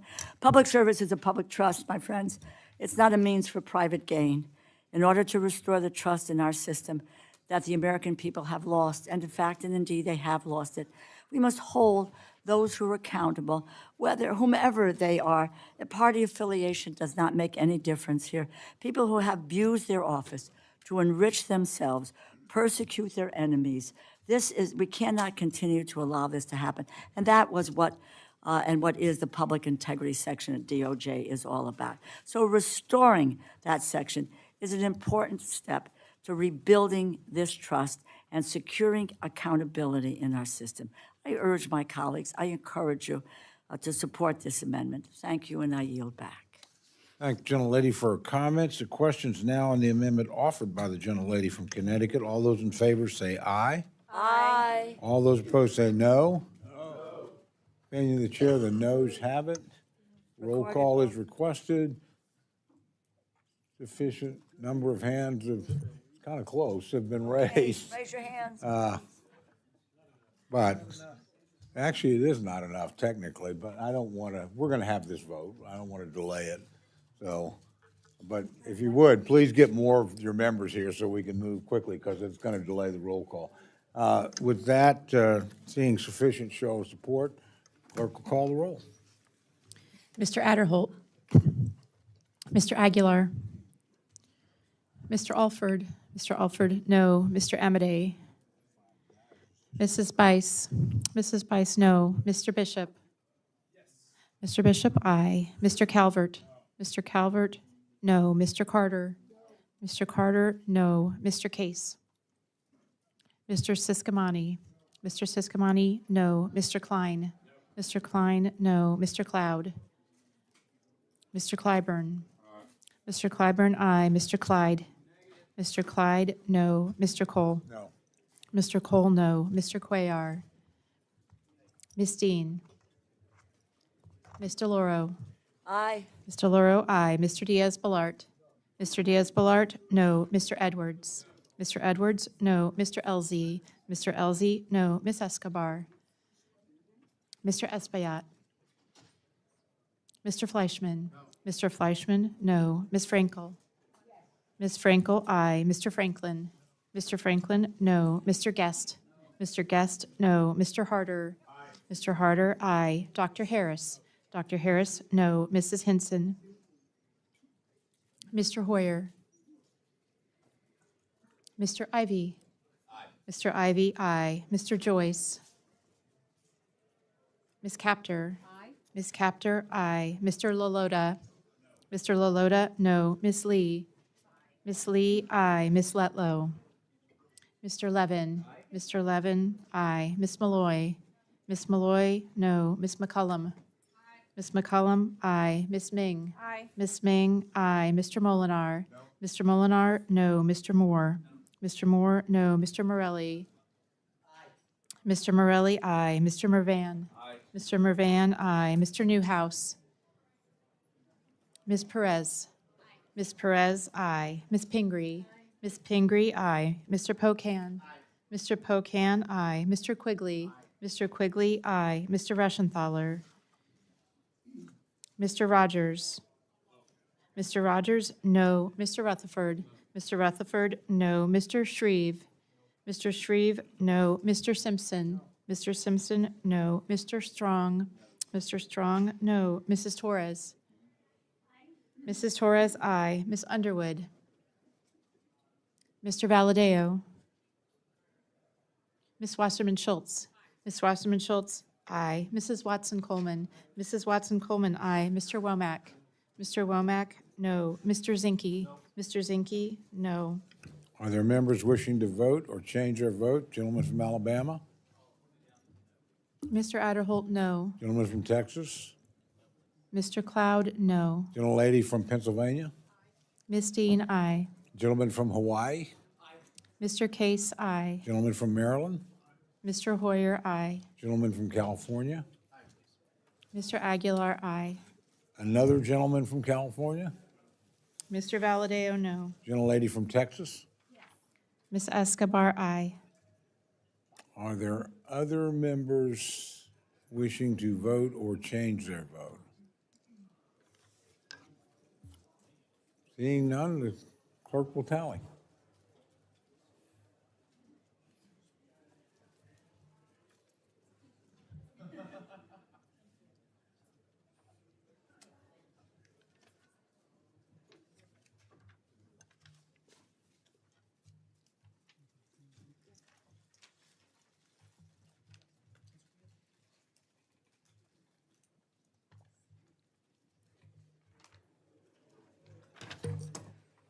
On this vote, the ayes are 25, the noes are 29. The amendment is not adopted. I now recognize Chairman Rogers to offer a Republican en bloc amendment. Thank you, Mr. Chairman.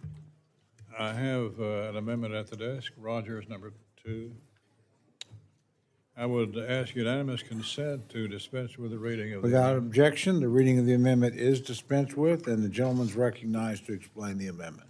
Mr. Chairman, this amendment includes important additional provisions and report language associated with the Bureau of Prisons and the Second Amendment.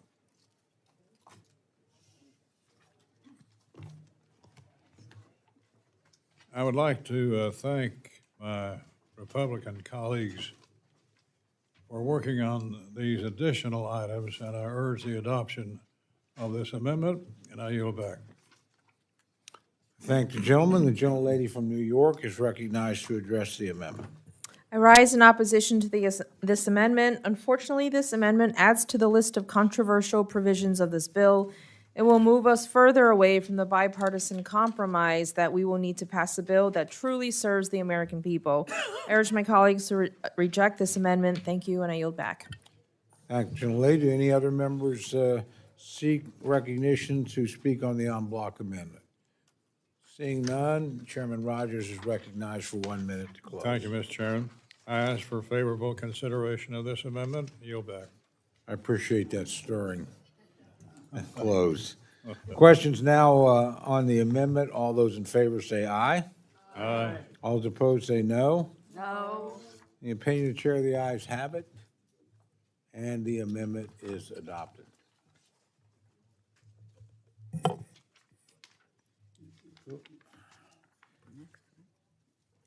Gentlelady from Connecticut, Ms. DeLauro, is recognized for an amendment. Mr. Chairman, I have an amendment at the desk, and I ask unanimous consent that the reading of the amendment be dispensed with. Without objection, the reading of the amendment is dispensed with, and the gentlelady is recognized for remarks on her amendment. Thank you so much, Mr. Chairman. My amendment would instruct the International Trade Commission, or the ITC, to produce a report on the economic impacts of President Trump's tariffs. The president's trade wars have been a disaster for American consumers, American businesses, and international relations. In one fell swoop, they have managed to alienate our allies, empower our adversaries, and force American families to foot the bill. A report from the Yale Budget Lab found that President Trump's tariffs cost the average American family more than $1,700 in higher prices. Americans continue to struggle with the cost of living crisis, which President Trump refuses to even acknowledge, much less address. Gas prices have gone up by more than 40%. We just got new inflation data that shows prices have increased by the highest rate since 2023. The American people need relief, but President Trump's trade policies have offered families nothing but higher costs for the basic necessities of everyday life. A report from the National Association of Home Builders estimated that the Trump tariffs on materials used to build new housing increased costs by $10,900 per home, $10,900.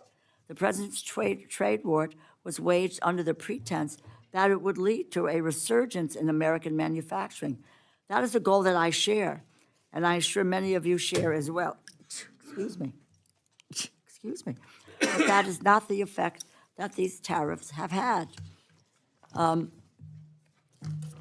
the campaign trail, President Trump promised that, and this is a quote, "What we are putting forward is the most pro-American manufacturing and jobs policy. This plan will bring jobs and growth into our country at levels never seen before, creating millions and millions of new manufacturing jobs," end quote. In reality, between February of 2025 and February of this year, American manufacturers shed more than 88,000 jobs. That is more than 100 manufacturing jobs lost per day. But these are only scattered data points. We still do not know the full picture of the harm these tariffs have caused.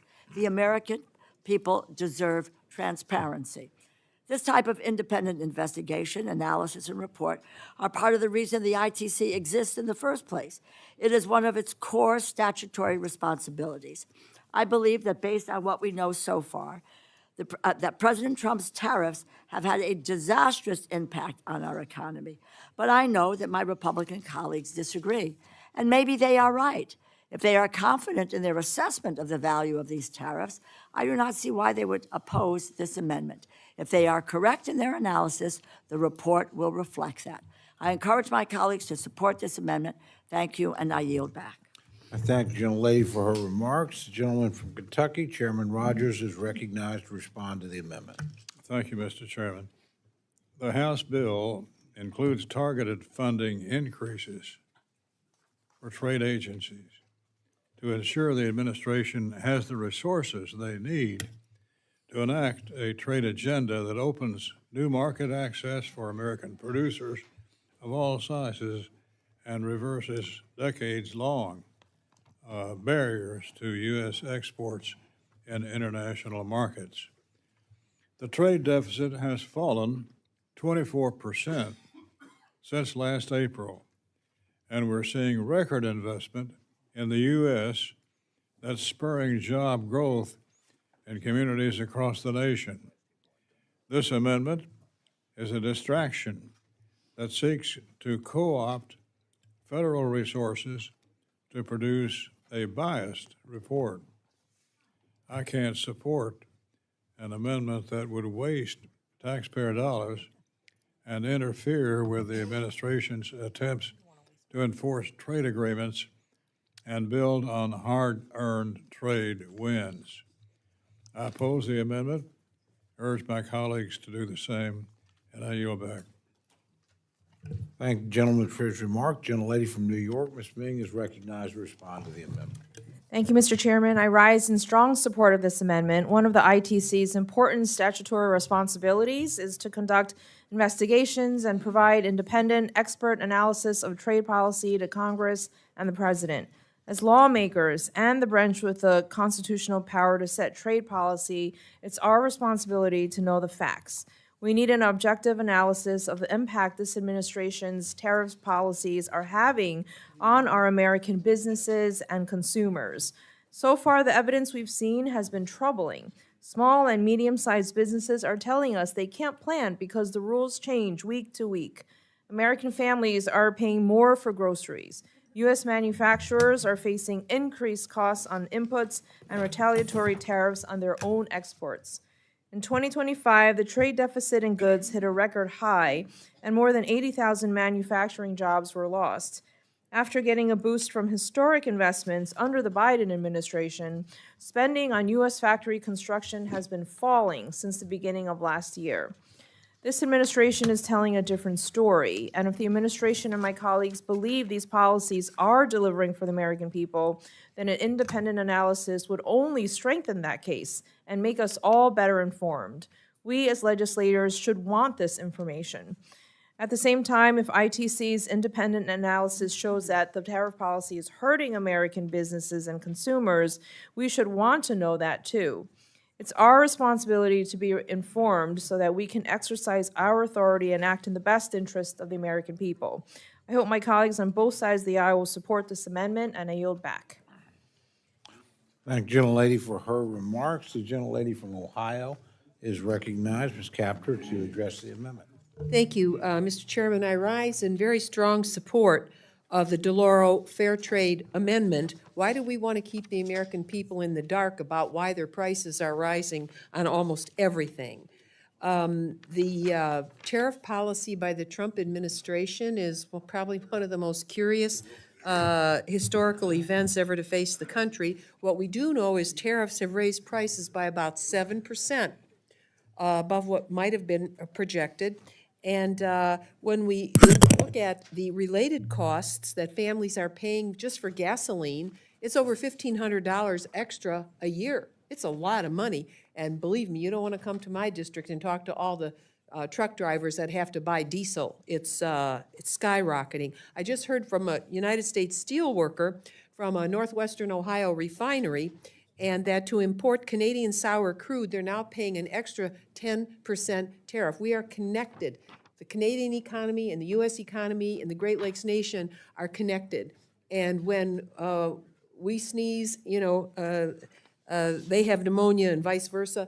We're directly connected. The president is knowingly passing the 10% tax, though he fails to admit it, along to consumers at a time when our gas and diesel prices are already skyrocketing. The United States has lost at least 89,000 manufacturing jobs. And we just had a defense hearing yesterday. They're talking about restoring the defense industrial base. Well, you don't do that by eliminating 89,000 manufacturing jobs. And 124,000 in the transportation and warehousing sectors have been lost, according to Groundwork Collaborative. The DeLauro Amendment is a step in the right direction to help us know the truth in an objective way toward gaining much-needed clarity on the impact of the Trump administration's tariff policies. I urge my colleagues to support this amendment, and I yield back. Thank the gentlelady for her remarks. Gentleman from Wisconsin, Mr. Buchanan, is recognized to address the amendment. Thank you, Mr. Chairman. I hope this is something that we could support, and it's not whether you support tariffs or don't support tariffs. It's whether you want to know what impact tariffs is actually having. I just had a hallway meeting with someone who told me it's a specialized industry. They had a piece of equipment they had to buy that only came from France. And when it was coming over, if it landed on a Friday, it was one price. If it landed on Saturday, because of the tariffs being implemented, a different tariff, because they constantly were changing in the last year, it would have been $2 million instead of $1 million. They literally paid the pilot $20,000 to make sure he could get it there on Friday instead of Saturday to avoid the extra $1 million that they would have had. And I had another manufacturer in my district who has a very specialized medical product. Half of their market is China, and because of retaliatory tariffs at the time, and this was last year, they went through a very extensive 4-month process because we found out a way that at the airport you could be a free trade zone. And they found a way to take their product and have it sit at the airport waiting for where tariffs would be on any given day to then send them out when tariffs were reduced, because otherwise it would affect their sales in China, something that was sourced over 70% in the state of Wisconsin, much less the rest of the country. So there's a lot that we don't know about how tariffs impacted small businesses. That's what I spent my entire life doing. It might be worth our curiosity to find out which tariffs worked and which tariffs didn't, because there were a lot of different tariffs that were thrown out in the last year. So this isn't saying tariffs are good, tariffs are bad. This is saying, are tariffs good? Which tariffs are good? Which ones are bad? And if we don't have that intellectual curiosity, certainly under the Constitution, we have the power of tariffs. How would we ever know how to use them effectively? So I would hope that this is something that's very common sense and we could support, and I yield back, Mr. Chair. Thank the gentleman for his remarks. Are there others wishing to address the amendment? Seeing none, the gentlelady is recognized for 1 minute to close. Thank you, Mr. Chairman. And I would just say that I want to say a thank you to my colleagues for speaking up. But I think it's important to know, and I just looked up this information, and I say it to the chair of the subcommittee, the trade deficit in physical goods, which has been President Trump's focus as he has sought to use tariffs to restore the U.S. manufacturing sector, actually grew in 2025. So that's a fact of life. The ITC is an independent agency. And I would just say, comments made by Mr. Pocan, why should we be afraid of a study of information? That's all I'm asking for, is more information.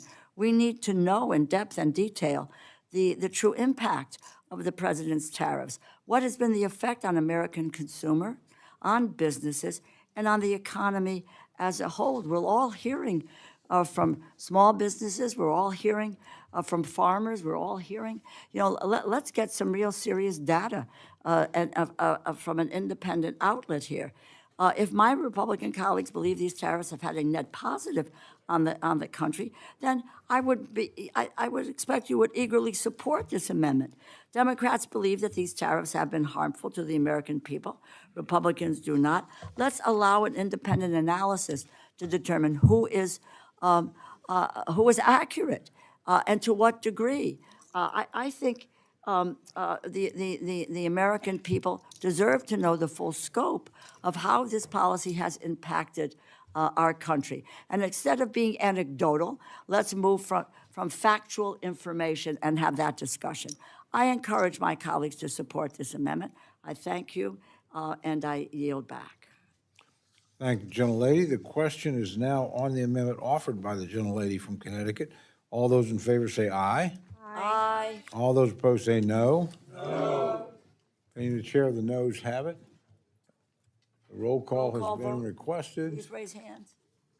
Could those of you at this table be troubled to raise your hand? Thank you very much. Seeing sufficient support for the amendment, the clerk is ordered to call the roll. Mr. Adderholt? No. Mr. Adderholt, no. Mr. Aguilar? Aye. Mr. Aguilar, aye. Mr. Alford? Mr. Alford, no. Mr. Amade? Mrs. Bice? Mrs. Bice, no. Mr. Bishop? Yes. Mr. Bishop, aye. Mr. Calvert? No. Mr. Calvert, no. Mr. Carter? Mr. Carter, no. Mr. Case? Mr. Case, aye. Mr. Siscomani? No. Mr. Siscomani, no. Mr. Klein? No. Mr. Klein, no. Mr. Cloud? Mr. Cloud, no. Mr. Clyburn? Mr. Clyburn, aye. Mr. Clyde? Negative. Mr. Clyde, no. Mr. Cole? No. Mr. Cole, no. Mr. Cuellar? Ms. Dean? Ms. Dean, aye. Ms. DeLauro? Aye. Ms. DeLauro, aye. Mr. Diaz-Balart? Mr. Diaz-Balart, no. Mr. Edwards? Mr. Edwards, no. Mr. Elzey? Mr. Elzey, no. Ms. Escobar? Ms. Escobar, aye. Mr. Espaillat?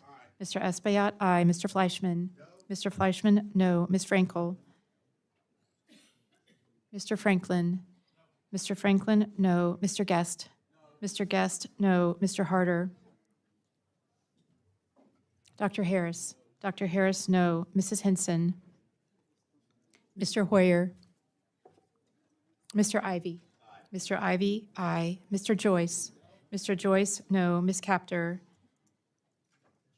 Mr. Lalota? No. Mr. Lalota, no. Ms. Lee? Ms. Lee? Ms. Lee, aye. Ms. Letlow? Mr. Levin? Mr. Levin, aye. Ms. Malloy? Ms. Malloy, no. Ms. McCollum? Ms. McCollum, aye. Ms. Ming? Aye. Ms. Ming, aye. Mr. Molinar? No. Mr. Molinar, no. Mr. Moore? Mr. Moore, no. Mr. Morelli? Mr. Mervan? Aye. Mr. Mervan, aye. Mr. Newhouse. Mr. Newhouse, no. Ms. Perez. Ms. Perez, aye. Ms. Pingree. Ms. Pingree, aye. Mr. Pocan. Mr. Pocan, aye. Mr. Quigley. Mr. Quigley, aye. Mr. Reschenthaler. Mr. Rogers. Mr. Rogers, no. Mr. Rutherford. Mr. Rutherford. Rutherford. Mr. Rutherford, no. Mr. Shreeve. Mr. Shreeve, no. Mr. Simpson. Mr. Simpson, no. Mr. Strong. Mr. Strong, no. Mrs. Torres.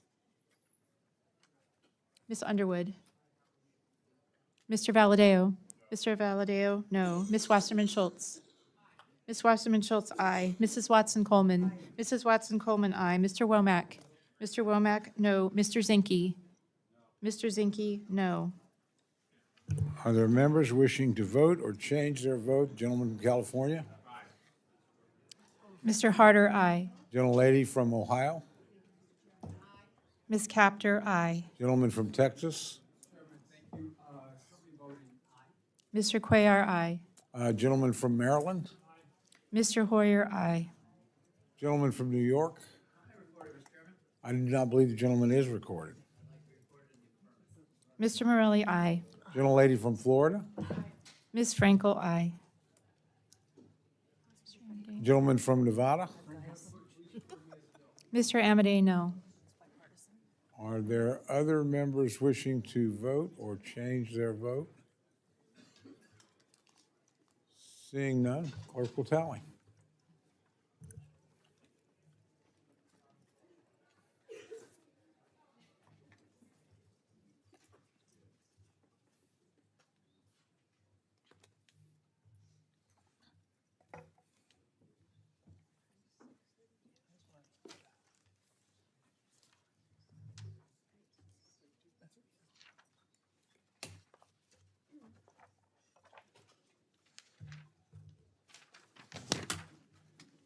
On this vote, the ayes are 26, the noes are 32. The amendment is not adopted. Gentlelady from New York, Ms. Meng, is recognized for purposes of amendment. Thank you, Mr. Chairman. I have an amendment at the desk. I request unanimous consent that the amendment be considered as read. Without objection, the reading of the amendment is dispensed with, and the gentlelady is recognized for remarks on her amendment. Thank you, Chairman Cole, Ranking Member DeLauro, and Chair Rogers. I rise to speak in support of my amendment. In my district in Queens, New York, I have heard from numerous small business owners trying to navigate the IEPA tariff refund process. And I know I'm not alone. I believe small businesses in all of our districts across the country, they don't have lawyers on retainer or dedicated compliance teams like large corporations do, nor should they. So far, about a third of applicants have been denied their refunds due to technical errors when filing a claim. Many small businesses have reached out to my office to tell me that they don't know if they're eligible or where they would even file a claim. Our American small business owners work long days, nights, and weekends. It's often a struggle from one invoice to the next. They don't have the time or resources to navigate customs or trade law. To address this casework issue, my amendment very simply directs the Department of Commerce to strengthen engagement with our American small businesses and to conduct outreach and provide technical assistance and answer questions to those that may be entitled to refunds of duties or import surcharges. Some may say that Customs and Borders Patrol, not the Commerce Department, should provide this assistance, but the Commerce Department has existing connections to American businesses through the Office of Public Engagement, the International Trade Administration, and other bureaus. Small businesses already turn to Commerce on trade and tariff issues, and we should ensure that Commerce is engaging with them to address any tariff-related questions they may have. I will also share that I hope to work with my colleagues to provide even more direct assistance to small businesses through CBP and the Homeland Security Appropriations Markup. I think we should be taking every measure we can to help make our small businesses whole. I urge my colleagues to support this amendment, and I yield back. Thank you, gentlelady. The gentleman from Kentucky, Chairman Rogers, recognized to respond to the amendment. This amendment would utilize the existing knowledge of the Commerce Department and its bureaus in working with small businesses. Small businesses are the backbone of our communities, and this bill makes it easier for them to succeed and grow. I urge a yes vote on this amendment. I yield back. Thank the gentleman. Are there others wishing to address the amendment? Seeing none, the gentlelady is recognized for 1 minute to close. Thank you, Mr. Chairman. I was going to say I appreciate the thoughtful debate, but I'll just say thank you. I urge my colleagues to vote yes and look forward to working together to getting constituents the help that they may need. Thank you. I yield back. I thank the gentlelady. A win is always better than a thoughtful debate. Questions now on the amendment offered by the gentlelady from New York. All those in favor say aye. Aye. All those opposed say no. In the opinion of the chair, the ayes have it, and the amendment is adopted.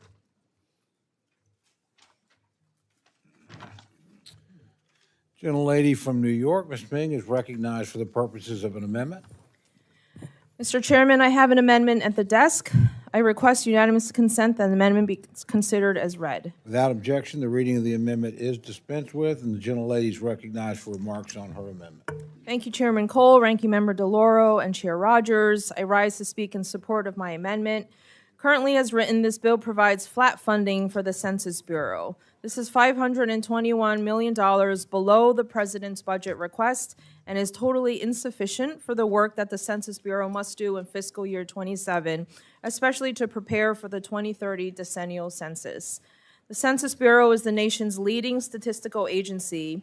It collects and publishes demographic and economic data that informs key decisions made by the executive branch and Congress, as well as the private sector and academic researchers.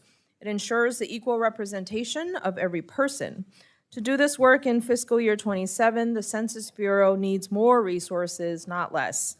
It needs resources to modernize, improve counts, and reach historically hard-to-reach populations, including young children, Native Americans, and people whose first language is not English, amongst others. In the year 2030, our Census Bureau should be able to achieve this. My amendment would increase funding for the Bureau simply to match the President's budget request and provide the Bureau with the resources they've told this committee that they need. I will not be calling for a vote on this amendment. As I said in my opening statement, I'm opposed to the deep cuts this bill makes across agencies, and I'm opposed to the cut the majority has made to the Census Bureau to pay for other priorities of theirs. This bill is not only short-sighted and inefficient, but it would also be disastrous for our government and for every person who trusts the government to allocate funding for safe roads and bridges, first responders, healthcare, veterans programs, and for schools. The importance of a complete and accurate census cannot be overstated. This committee must provide the Census Bureau with the resources it needs. Thank you, and I yield back. Thank the gentlelady. I just want to clarify, is the gentlelady withdrawing the amendment, or? Yes, I am. Okay, I thank the gentlelady, and we'll move to the next amendment.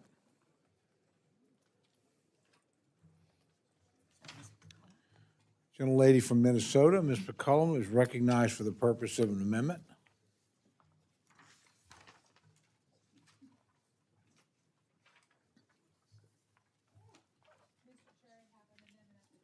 And I ask that the reading be dispensed with. Without objection, the reading of the amendment is dispensed with, and the gentlelady is recognized for remarks on her amendment. Mr. Chair, I'm offering this amendment to confront how a relationship between federal law enforcement and our state and local law enforcement in Minnesota has deteriorated during Operation Metro Surge. This amendment would simply prohibit federal agencies from blocking state law enforcement access to the scene of a potential state crime when crimes involve a federal agent.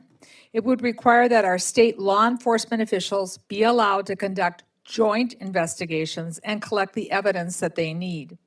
It would not prohibit federal agents from collecting all the same evidence and being right there alongside the state investigators. This would restore the best practice of a collaboration that ensures that we can pursue justice for our communities at both the federal and the state level. And this was standard operating procedure. This is from the state of Minnesota lawsuit filed in March against the Department of Justice. about withholding evidence. Quote, "For decades, federal and state authorities have cooperated in significant criminal investigations. Before January 2026, when serious incidents occurred in Minnesota that affected both state and federal interests, state agents and federal investigators worked collaboratively, sharing information, coordinating investigation steps, and ensuring that both sovereign rights had access to evidence, evidence necessary to fulfill their respective responsibilities. This included in the investigations of the shooting by federal officers, and the cooperation is not merely customary. It reflects the basic structure of American federalism, under which the states retain primary authority to investigate and enforce violations of their own criminal law. Now, the Bureau of Minnesota Apprehensions, referred to as the BCA, led investigations recently in 2019 and 2020 with federal officers involved in shootings, with the support, with the total cooperation of the federal authorities. Local, state, and federal law enforcement agencies have worked closely together on investigations ranging from federal RICO prosecutions against gang members to the mass shooting that took place this August, where 2 children were murdered while attending Mass at the Church of Annunciation, their first day of school. The routine practice is there to conduct cooperative investigations, which is important. It's important for the victims, and it's important for all of us.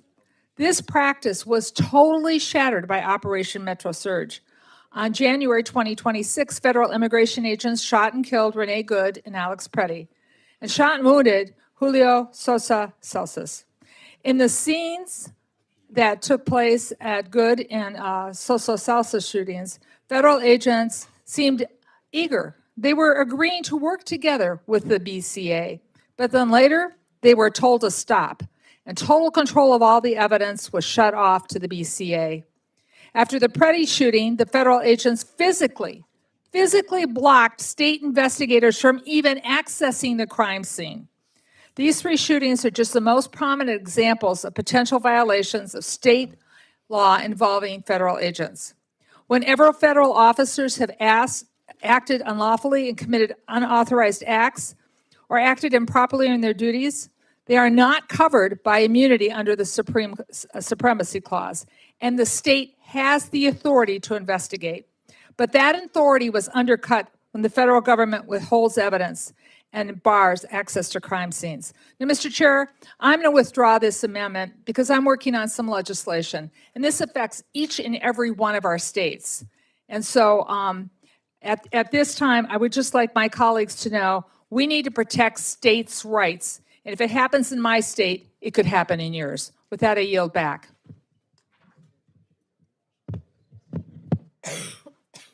I want to make absolutely sure we were doing some things up here. The gentlelady did withdraw the amendment. Is that correct? I thank the gentlelady. We'll move to the next amendment. And I believe there's an effort to negotiate what was scheduled next. Mr. Buchanan, are you ready? Okay. The gentleman from Wisconsin, Mr. Buchanan, is recognized for purposes of an amendment. Mr. Chairman, I have an amendment at the desk, and I'd ask that it be considered read. Without objection, the reading of the amendment is dispensed with, and the gentleman's recognized for remarks on his amendment. Great. Thank you very much, Mr. Chairman. So this is an amendment that I'm guessing most of you don't know much about, and that's a problem because and by most of us, I mean all of us, don't know much about because there's been very little discussion about it. The president issued a directive called NSPM7, just rolls off the tongue. And that directive essentially sets up a process to go after domestic terrorism, but it has no definition of domestic terrorism. So the language leaves it completely open to interpretation that's not based on law, but it certainly mentions certain areas that would be considered domestic terrorism that I think you would agree would be direct violations of the First Amendment, as well as several other amendments potentially in its application.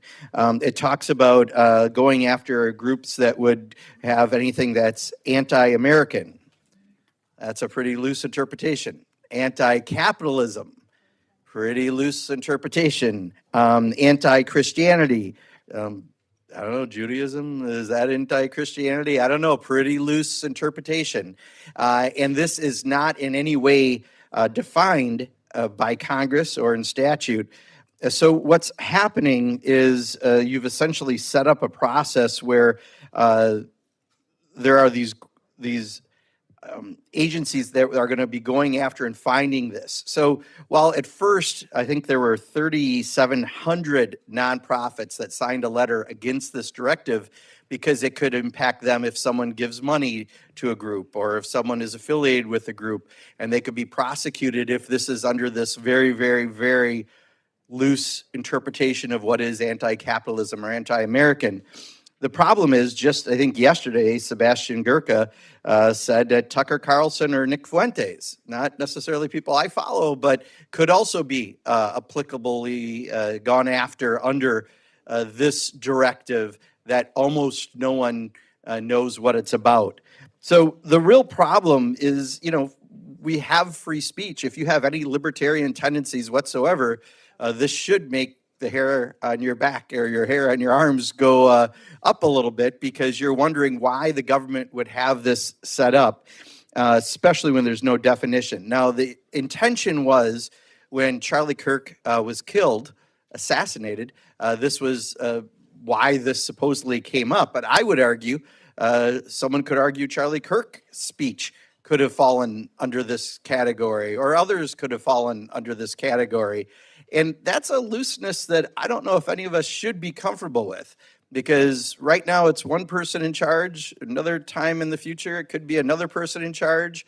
But do we really want to have something so loosely interpreted that people could actually be thrown in jail for this? I remember at one time in our history, there was something called a Tea Party, and that was political speech.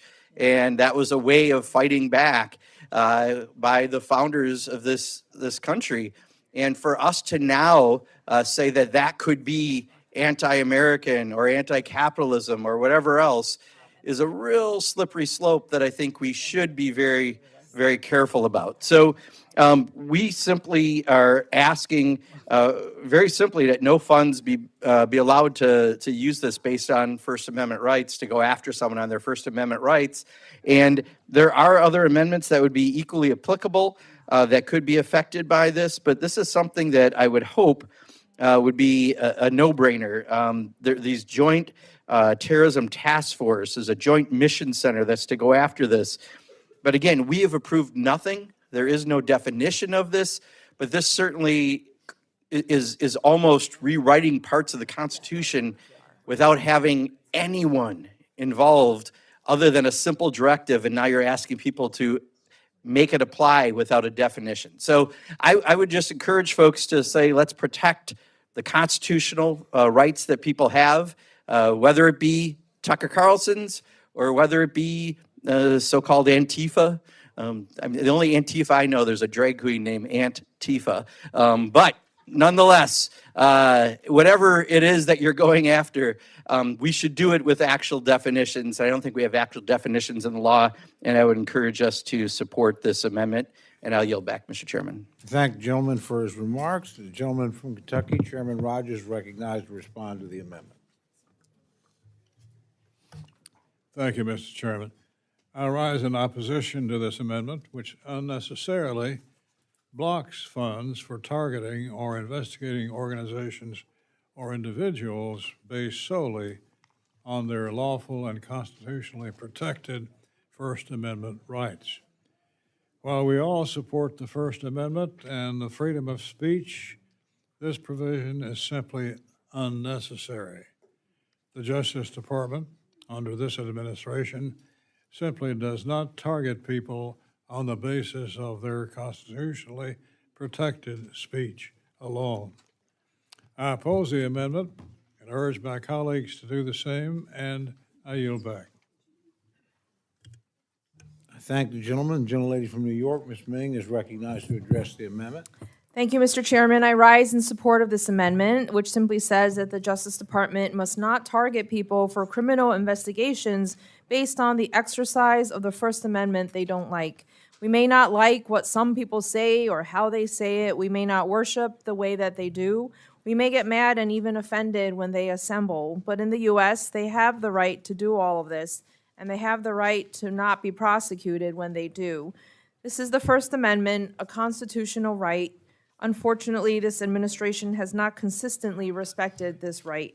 I encourage a yes vote on this amendment, and I yield back. Thank the gentlelady for her remarks. Gentlelady from Minnesota, Ms. McCollum, is recognized to address the amendment. Thank you, Mr. Chair. I had constituents who were legally taping and documenting, not interfering with some of the arrests that were happening. I had grandmothers and grandfathers who were volunteering outside of schools because parents and kids were afraid to bring their kids to school. The kids were afraid. There'd sometimes be people dressed in full fatigues with rifles on them outside of a school, a grade school.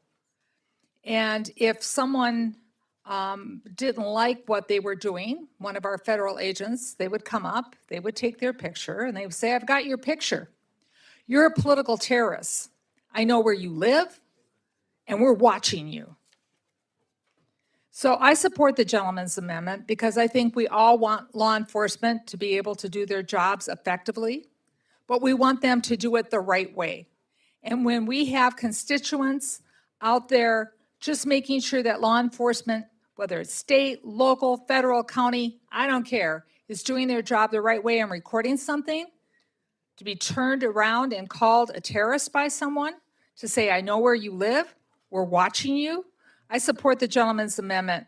My constituents deserve to be treated with respect when expressing their First Amendment rights.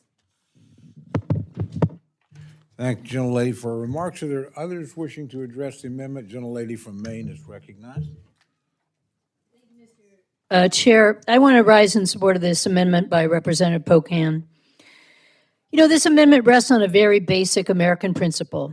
The federal government should not use taxpayer dollars to spy on, investigate, or target Americans solely because they are exercising their First Amendment rights. I think for all of us in this committee, on both sides of the aisle, this should not be controversial.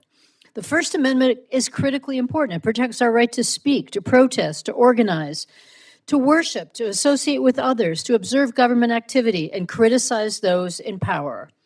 And those rights do not disappear just because the administration finds someone's views inconvenient or politically uncomfortable. If someone breaks the law, law enforcement already has the tools to investigate and respond. But this government should not be building files on Americans, monitoring organizations, or launching criminal investigations based only on lawful speech, political beliefs, donation, advocacy, or association. This is the kind of government overreach everyone should reject. Do we really want to hand the federal government a blank check to label lawful dissent as a national security threat? Civil liberties organizations and experts have warned that the administration's National Security Presidential Memorandum number 7 uses vague domestic terrorism language that could be used to target nonprofits, activists, donors, organizations based on speech and beliefs the administration does not like. Just as my colleague and friend from Minnesota said, Maine had an ICE surge that was inappropriately called Catch of the Day. And during that time, Maine citizens were subject to some of the same kind of treatment. We heard from people who were lawfully driving their car behind ICE officers to see where they were going, only to find out that the ICE officer followed them to their own driveway, got out of the car when the person got home and said, now we know where you live and we know who you are. We had another case that actually went to court where someone was tagged in the same way. They were legally taping what was going on through their cell phone. And the person said, I've got your picture too, and you're now on our domestic terrorism watch list. These were just advocates and citizens, people who lived in our community who were disturbed about what was going on, but they were lawfully pursuing their First Amendment rights. Congressman Pocan's amendment advances some basic principle that I put into a bill based on that called the Stop ICE Intimidation Act.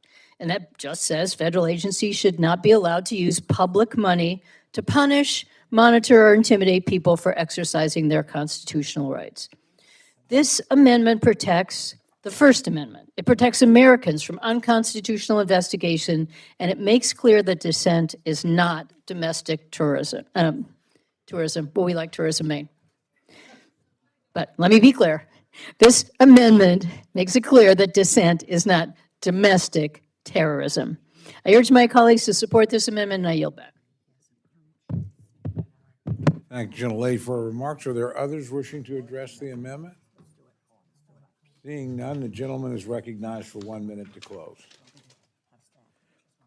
Thank you, Mr. Chairman. NSPM 7 is an overly sweeping directive that imposes an Orwellian thought policing. It blurs the line between actual criminal conduct and constitutionally protected speech and protest. This isn't left-right on the spectrum. This is up-down on the spectrum. Totalitarian versus democratic with a small d. Do we really want to say that someone can override our Constitution with a simple directive and decide what anti-American or anti-capitalism or whatever other loose terminology that's not defined into law means? And should Tucker Carlson be under the same situation as someone who's a protester at an ICE facility? That's at the core of being America, is being able to speak out, being able to use your First Amendment rights, and no single directive should override that. And I would encourage people to support this amendment. And I yield back, Mr. Chairman. Thank the gentleman. The question is now on the amendment offered by the gentleman from Wisconsin. All those in favor say aye. Aye. All those opposed say no. Opinion of the chair, the noes have it. Roll call. Roll call has been requested. Sufficient support has been demonstrated. The clerk will call the roll. Mr. Adderholt? Mr. Adderholt, no. Mr. Aguilar? Mr. Aguilar, aye. Mr. Alford? Mr. Alford, no. Mr. Amade? Mr. Amade, no. Mrs. Bice? Mrs. Bice, no. Mr. Bishop? Mr. Bishop, aye. Mr. Calvert? Mr. Calvert, no. Mr. Carter? Mr. Carter, no. Mr. Case? Mr. Case, aye. Mr. Siscamani? Mr. Siscamani, no. Mr. Klein? Mr. Cloud? Mr. Clyburn? Mr. Clyburn, aye. Mr. Clyde? Mr. Clyde, no. Mr. Cole? No. Mr. Cole, no. Mr. Cuellar? Mr. Cuellar, aye. Ms. Dean? Ms. Dean, aye. Ms. DeLauro? Aye. Ms. DeLauro, aye. Mr. Diaz-Balart? Mr. Diaz-Balart, no. Mr. Edwards? Mr. Edwards, no. Mr. Elzey? Mr. Elzey, no. Ms. Escobar? Ms. Escobar, aye. Mr. Espaillat? Mr. Espaillat, aye. Mr. Fleischman? Mr. Fleischman, no. Ms. Frankel? Ms. Frankel, aye. Mr. Franklin? Mr. Franklin, no. Mr. Guest? Mr. Guest, no. Mr. Harder? Mr. Harder, aye. Dr. Harris? Dr. Harris, no. Mrs. Hinson? Mr. Hoyer? Mr. Ivy? Mr. Ivy, aye. Mr. Joyce? Ms. Kaptur? Aye. Ms. Kaptur, aye. Mr. Lalota? Mr. Lalota, no. Ms. Lee? Ms. Lee, aye. Ms. Letlow? Mr. Levin? Mr. Levin, aye. Ms. Malloy? Ms. Malloy, no. Ms. McCullum? Ms. McCullum, aye. Ms. Meng? Aye. Ms. Meng, aye. Mr. Molinar? Mr. Molinar, no. Mr. Moore? Mr. Moore, no. Mr. Morelli? Mr. Morelli, aye. Mr. Mervan? Mr. Newhouse? Mr. Newhouse, no. Ms. Perez? Ms. Perez, aye. Ms. Pingree? Ms. Pingree, aye. Mr. Pocan? Mr. Pocan, aye. Mr. Quigley? Mr. Quigley, aye. Mr. Reschenthaler? Mr. Rogers? Mr. Rogers, no. Mr. Rutherford? Mr. Rutherford, no. Mr. Shreeve? Mr. Shreeve, no. Mr. Simpson? Mr. Simpson, no. Mr. Strong? Mr. Strong, no. Mrs. Torres? Mrs. Torres, aye. Ms. Underwood? Mr. Valadeo? Mr. Valadeo, no. Ms. Wasserman Schultz? Ms. Wasserman Schultz, aye. Mrs. Watson Coleman? Mrs. Watson Coleman, aye. Mr. Womack? Mr. Womack, no. Mr. Zinke? Mr. Zinke, no. Are there members wishing to vote or change their vote? Gentleman from Indiana? Mr. Mervan, aye. Gentleman from Virginia? Mr. Klein, no. Gentleman from Ohio?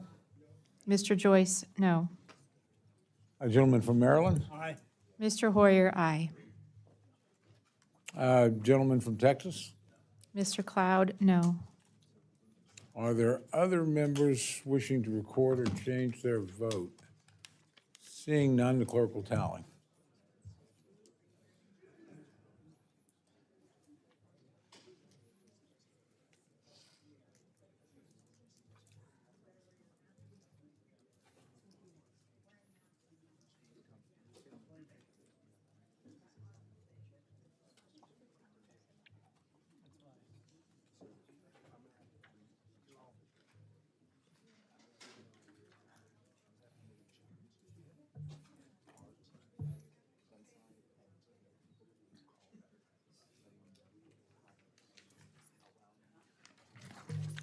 On this vote, the ayes are 27, the noes are 32. The amendment is not agreed to. The gentleman from California, Mr. Aguilar, is recognized for the purpose of amendment. Mr. Chairman, I have an amendment at the desk and ask that the clerk dispense with the reading. Without objection, the reading of the amendment is dispensed with, and the gentleman is recognized for remarks on his amendment. Thank you, Mr. Chairman. I have an amendment here, and I do want to read a portion of it, but it will prohibit the Bureau of Prisons from spending $152 million to reopen Alcatraz Island.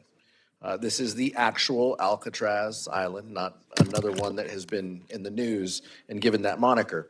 None of the funds available by the act or any other act may be used to plan, design, modify, demolish, construct, or revitalize for the use of Bureau of Prisons as a correctional facility or to transfer to the Department of Justice any facility on Alcatraz Island. The president has it in his head that we need a show to show that we are tough on crime. Mr. Chairman, this does nothing to meet that issue. This is turning a popular tourist attraction into a maximum security prison. The $152 million that the president's requested isn't even the full amount that will be needed to reopen Alcatraz beyond the year, nor will the administration give us the data that's necessary to figure out what the long-term costs will be. Not only would this transform and be an egregious waste of taxpayer dollars, it would take away much needed funding that the Bureau of Prisons needs to run and manage facilities that it has in its portfolio. The Bureau of Prisons right now, Mr. Chairman, has a $4 billion backlog of maintenance at its facilities across the nation. California currently has 12 facilities managed by the Bureau of Prisons. We don't need to spend tens of millions of dollars more turning a historical landmark into another prison, which closed in the 60s for real reasons. They had to barge in the 60s, they had to barge in 1 million gallons of water every day. That's one of the reasons why it closed. We already have overdue prisons that need repairs and upgrades. Let's spend these dollars more appropriately to upgrade what we have and to address the backlog that exists. This is a common sense amendment that would prevent $150 million from turning this tourist attraction into a prison. There are much more efficient ways to spend these dollars. I'm not concerned with addressing that. We can do this in a meaningful and reasonable way, and I think prohibiting the use of funds for Alcatraz would do just that and allow us to focus on the resources that desperately need attention within the BOP portfolio. Urge adoption of the amendment, Mr. Chairman. Yield back. Thank the gentleman for his remarks. Gentlelady from New York is recognized to address the amendment. Mr. Chairman, I support this amendment, but am disappointed that it needs to be offered. The president's budget proposes $152 million just to start the planning and design work that would be needed to bring Alcatraz back into the federal prison system, even though it is not needed and the BOP cannot afford it. This is by no means the full cost of restoring Alcatraz to a maximum security facility. The actual cost of restoring the prison to a facility capable of feeding, housing, and detaining hundreds of prisoners will be substantially higher. The BOP has a $4 billion maintenance backlog. A third of BOP's institutions are over 50 years old. 2/3 are over 30 years old. Even after it spends the $2 billion provided in the reconciliation, BOP will not fully address this backlog. This maintenance backlog makes BOP facilities worse for the tens of thousands of correctional officers, health workers, educators, and others who earn their living doing difficult work in often dangerous conditions. They deserve our support so that they can get home safely to their families every night. Instead, we're spending hundreds of billions of dollars on reopening Alcatraz. From every angle, reopening Alcatraz makes no sense. I urge a yes vote on this amendment. Thank the gentlelady for her remarks. Are there others wishing to address the amendment? Seeing none, the gentleman is recognized for 1 minute to close. I want to thank Member Meng for her comments on this. This is pretty simple, colleagues, and I'm not going to belabor the point, but the fundamental question is, should we turn a tourist attraction into a prison when we have billions of dollars in backlogs? This amendment would simply prohibit that, would focus the resources on where it's needed, and to ensure that this tourist attraction stays a tourist attraction and all of you can visit with your families. It's a little bit of a novelty. It's cute, but it is not meant to be a functional prison. I appreciate the committee and the ranking members' support and would encourage an aye vote. Thank you, Mr. Chairman. Yield back. Thank the gentleman for his remarks. The question is now on the amendment offered by the gentleman from California. All those in favor say aye. Aye. All those opposed say no. Thank you, the chair. The noes have it. Roll call has been requested. Sufficient number of hands have been raised. Clerk will call the roll. Mr. Adderholt. Mr. Adderholt, no. Mr. Aguilar. Mr. Aguilar, aye. Mr. Alford. Mr. Alford, no. Mr. Amade. Mr. Amade, no. Mrs. Bice. Mrs. Bice, no. Mr. Bishop. Mr. Bishop, aye. Mr. Calvert. Mr. Carter.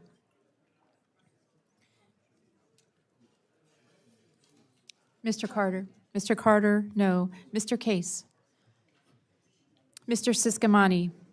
Mr. Siscamani, no. Mr. Klein. Mr. Klein, no. Mr. Cloud. Mr. Clyburn. Mr. Clyburn, aye. Mr. Clyde. Mr. Clyde, no. Mr. Cole. Mr. Cole, no. Mr. Cuellar. Ms. Dean. Ms. Dean, aye. Ms. DeLauro. Aye. Ms. DeLauro, aye. Mr. Diaz-Balart. Mr. Diaz-Balart, no. Mr. Edwards.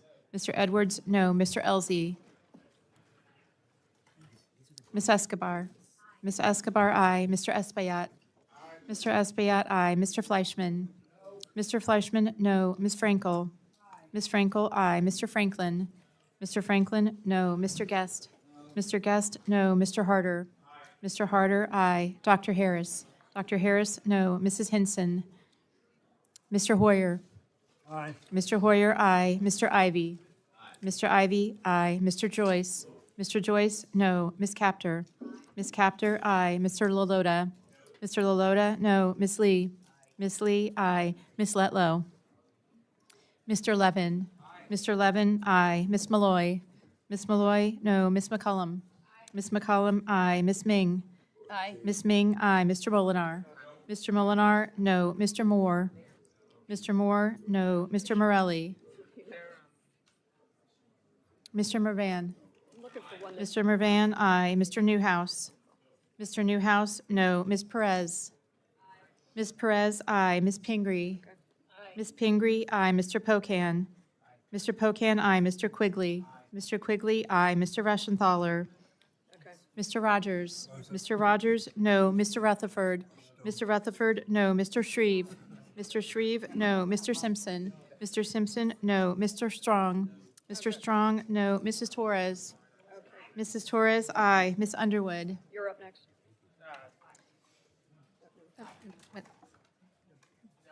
I just called Underwood. I'm sorry. I'll get to you in a second. Okay. Mr. Valadeo. Mr. Valadeo, no. Now, Ms. Wasserman Schultz. Ms. Wasserman Schultz, aye. Mrs. Watson Coleman. Mrs. Watson Coleman, aye. Mr. Womack. Mr. Womack, no. Mr. Zinke. Mr. Zinke, no. Are there any members wishing to vote or change their vote? Gentleman from California? Mr. Calvert votes no. Gentleman from Texas? I'll let you flip a coin.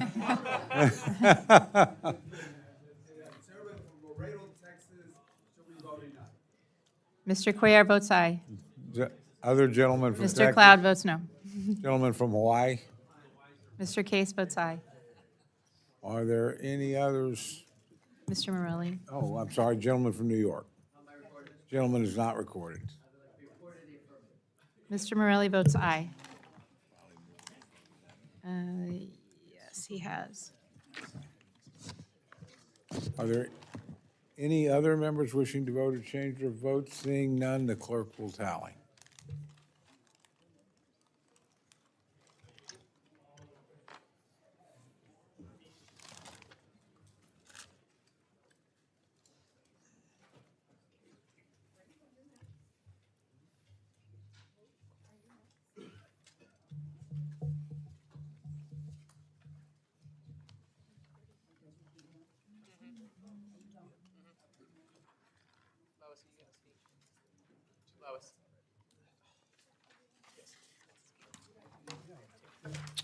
In this vote, the ayes are 27, the noes are 31. The amendment is not adopted.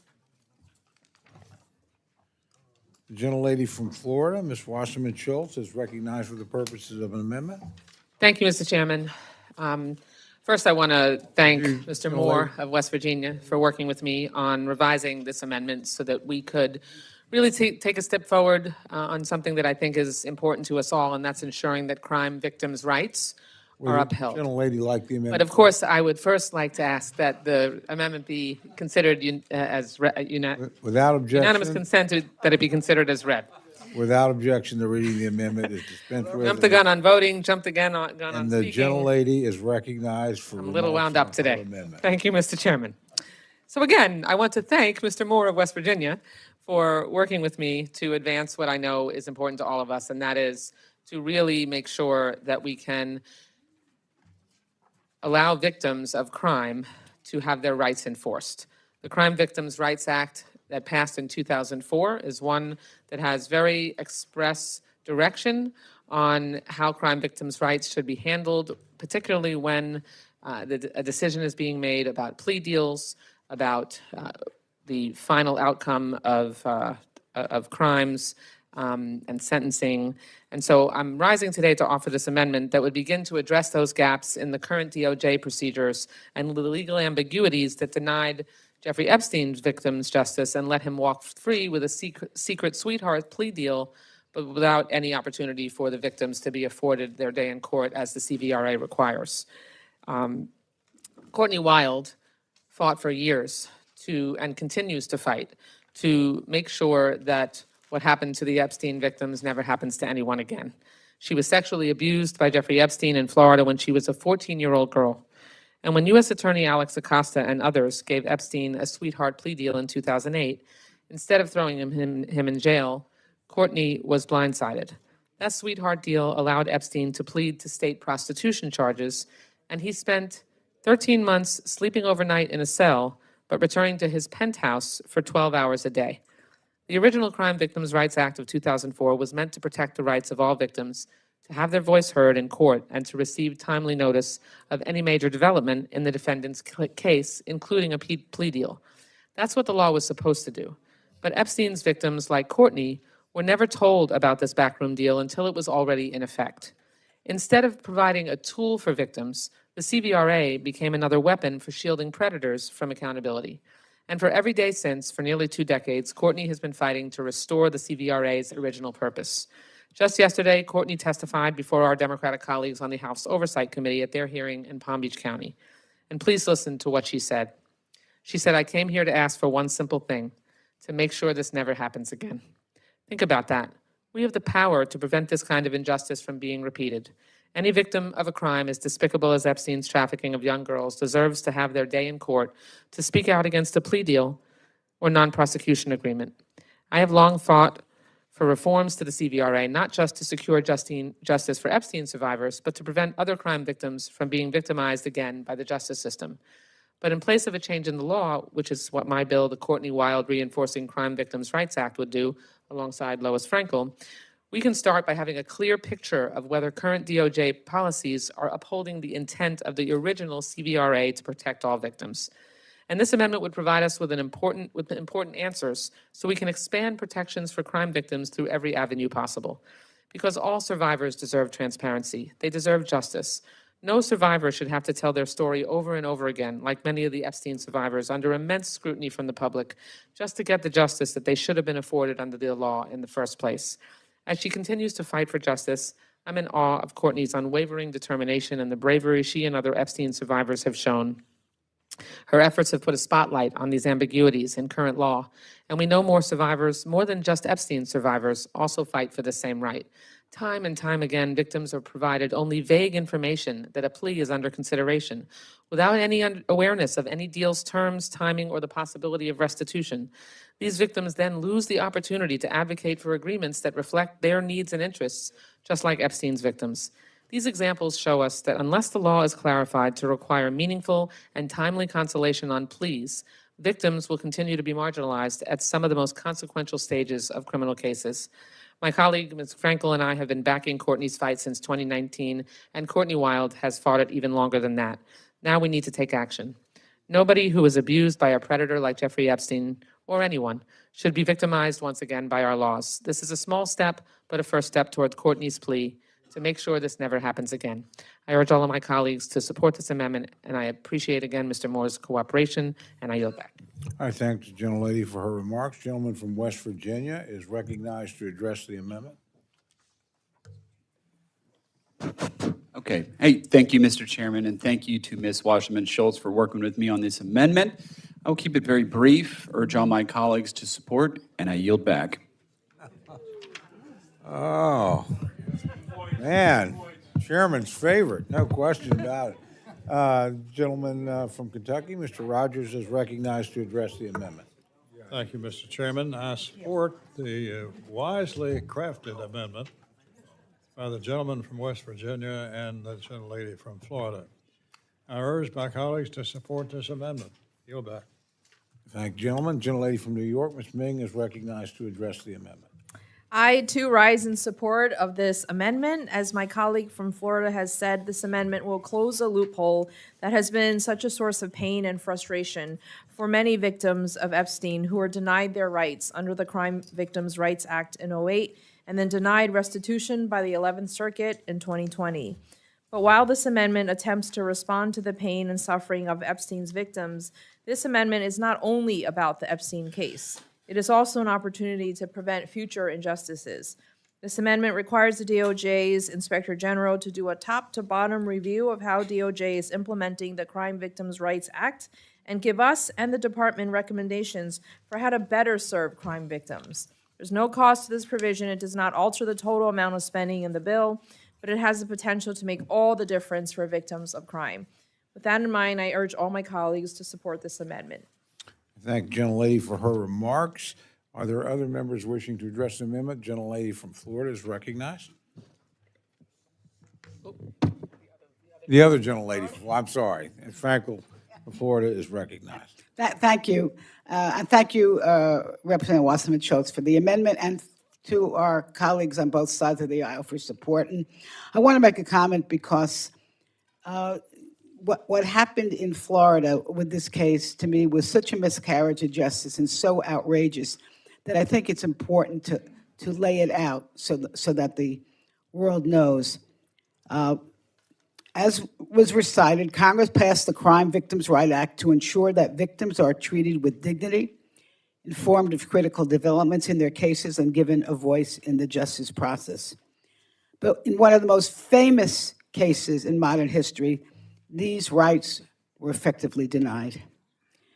In the Epstein case, federal prosecutors negotiated a secret non-prosecution agreement behind closed doors while survivors were kept completely in the dark. They were not notified, they were not consulted, and they were not given the opportunity to object before the deal was finalized.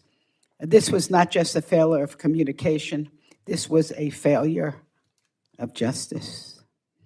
Survivors in this case were failed twice. First, by a serial predator, and then by a system that protected wealth, power, and privilege over vulnerable young women and girls.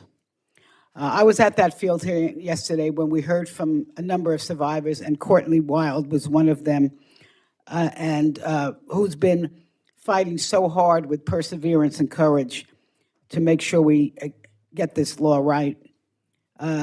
They told us how they came forward as children, told the truth, cooperated with law enforcement, and still watched powerful people cut deals behind closed doors. We heard how survivors were treated like they did not matter. And we heard about the pain of learning that the government had secretly negotiated away justice without informing the young women whose lives had been shattered. There was one truth echoed throughout the hearing. The survivors were exposed and the powerful were protected. And that's why this report language, this is so important. And this directive, which has been explained by Representative Wasserman Schultz, because it addresses one of the most disturbing loopholes exposed by the Epstein cases when prosecutors negotiated pretrial agreements or non-prosecution deals before charges are formally filed. So I just want to say we can all together make sure that this never happens again. And I thank all my colleagues on both sides of the aisle for support of this amendment. I hope everybody here does that too. And I yield back. Thank the gentlelady for her remarks. Are there others wishing to address the amendment? Seeing none, the gentlelady is recognized for 1 minute to close. Gentlelady, oh, I'm sorry. I did, gentleman from Maryland wish to address him. Oh, an important mission, to be sure. Questions now on the amendment offered by the gentlelady from Florida. All those in favor say aye. Aye. Aye. All those opposed say no. The amendment is adopted. The gentlelady from Florida, Ms. Wasserman Schultz, is recognized for the purpose of an amendment. Thank you, Mr. Chairman. I ask unanimous consent that the amendment be considered as read. Without objection, the reading of the amendment is dispensed with, and the gentlelady is recognized for remarks on her amendment. Got it straight this time. Thank you, Mr. Chairman. I have a feeling this one might not go as smoothly, but I'm going to give it a shot. I rise to speak in strong support of my amendment to prevent people that are convicted of domestic violence from being granted access to murder weapons by the Trump administration. In a country where 1/3 of women and 1/4 of men are victims of intimate partner violence at least once in their lifetime, the issue of domestic violence cuts deeply. Every year, 556 women are killed by a partner with a gun, and that's an average of 1 woman every 15 hours.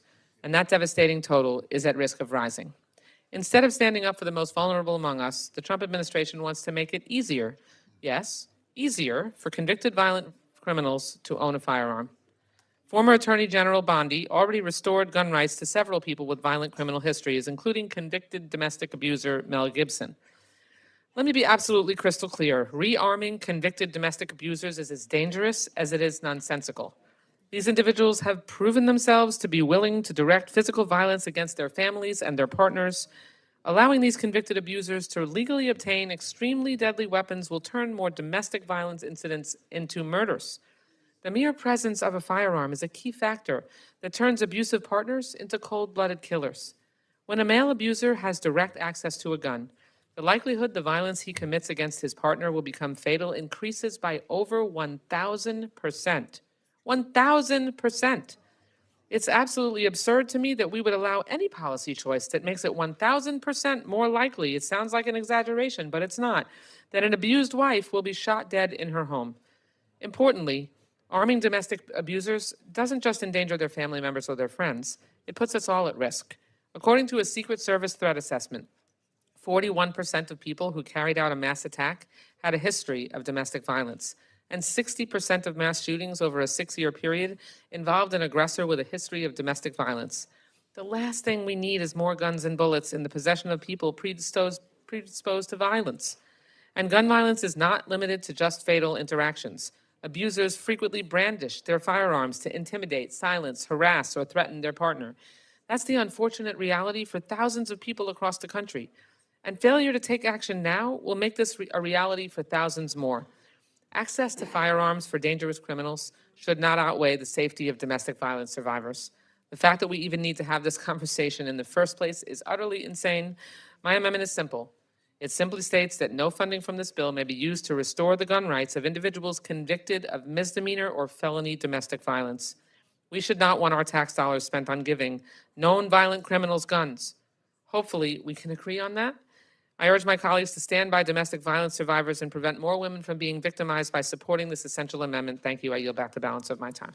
Thank the gentlelady for her remarks. The gentleman from Kentucky, Chairman Rogers, is recognized to address the amendment.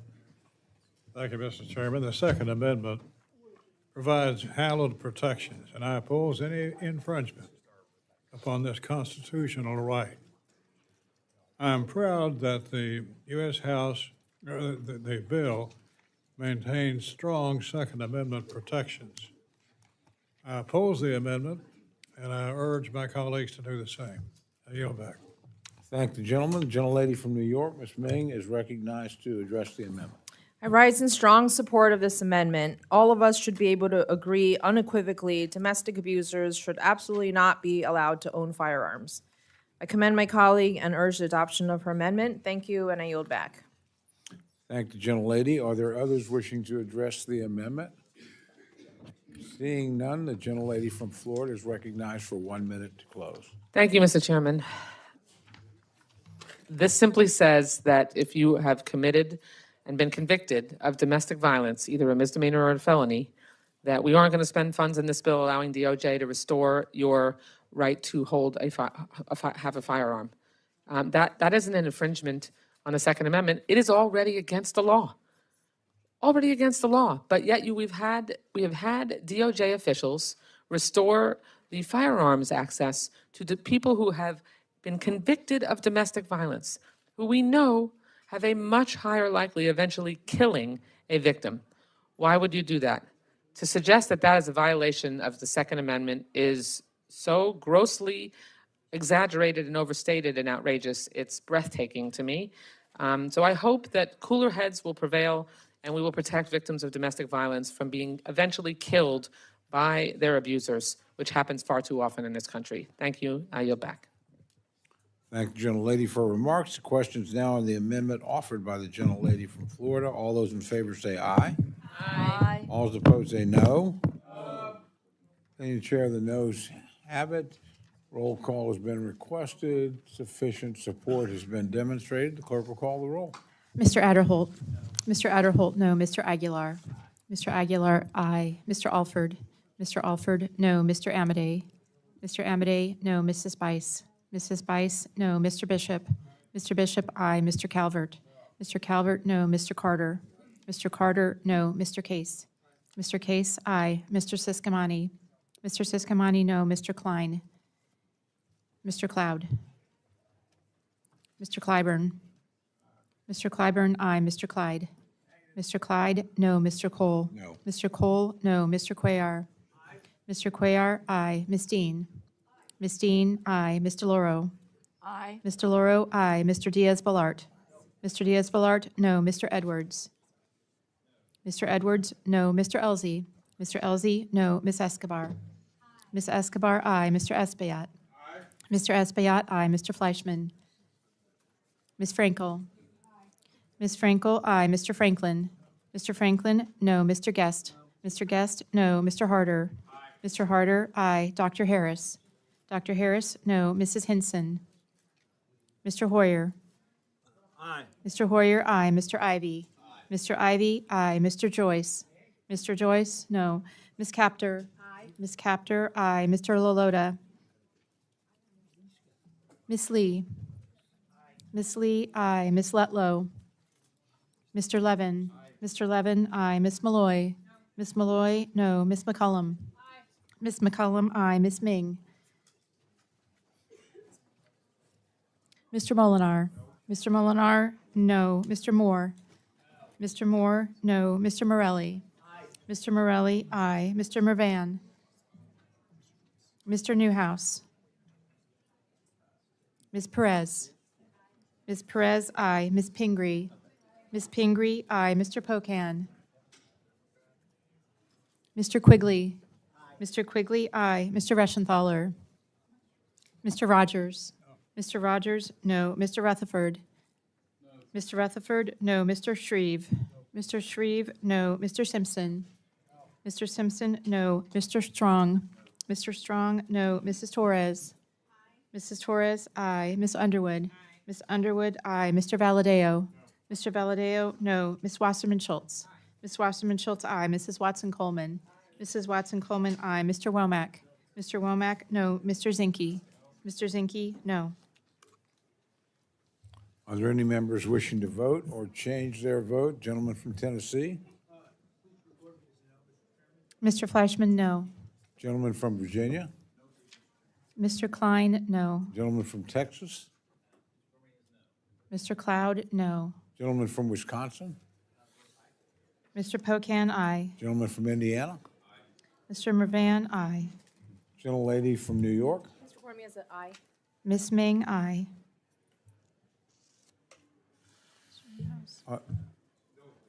Gentleman from Washington? Mr. Newhouse, no.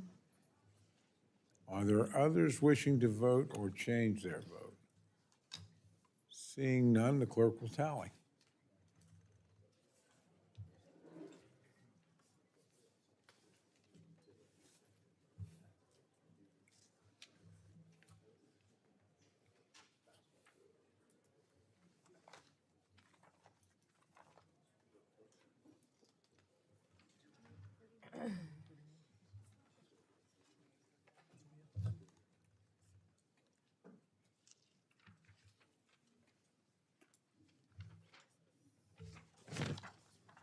On this vote, the ayes are 28, the noes are 31. The amendment is not adopted.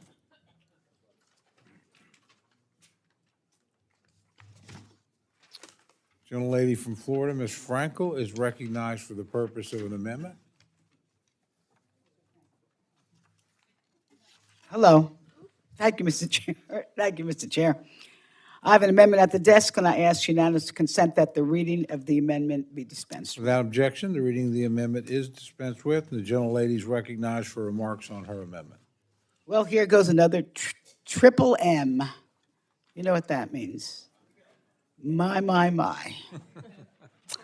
This amendment strikes Section 578 of the bill, a provision that blocks enforcement of the EEOC's 2024 rule clarifying that abortion care falls within the Pregnant Workers Fairness Act's protections for pregnancy, childbirth, and related medical conditions. The Pregnant Women's Fairness Act passed with bipartisan support because no woman should be pushed out of her job for a medical condition related to pregnancy. And the EEOC rule simply carries out that promise. And make no mistake, this matters to millions of women, this Fairness Act, because every year millions of women work while navigating pregnancy, childbirth, recovery, and reproductive health care decisions. And the law was meant to ensure that they are treated with dignity, with fairness, and basic humanity in the workplace. But Section 578 here creates a dangerous workplace exception. It singles out one category of medical care, and that is abortion, and says those workers deserve fewer protections, actually no protections, fewer rights, and less dignity on the job. And that is just plain wrong, because no woman, no person should ever have to choose between their health and a paycheck. And no worker should fear losing her job because she needs time for medical care to recover. The law was designed for common sense accommodations. A water break, temporary lifting restrictions, time off for recovery, or flexibility for medical appointments. Yet this provision in this bill says that if the medical care involves abortion, suddenly those protections disappear. A woman could be denied leave, denied flexibility, or punished at work simply because someone disapproves of her personal decision, even if it is legal where she is. And we live in a democracy where we pride ourselves on personal freedom. So I ask my colleagues, do you really want to force women to continue pregnancies against their will, or punish them by ending one, by threatening their job and economic security? Because that's exactly what the provision in this bill does. And that is not workplace fairness. It is simply political punishment. And let's be clear, we've said this over and over again. Abortion is a medical procedure.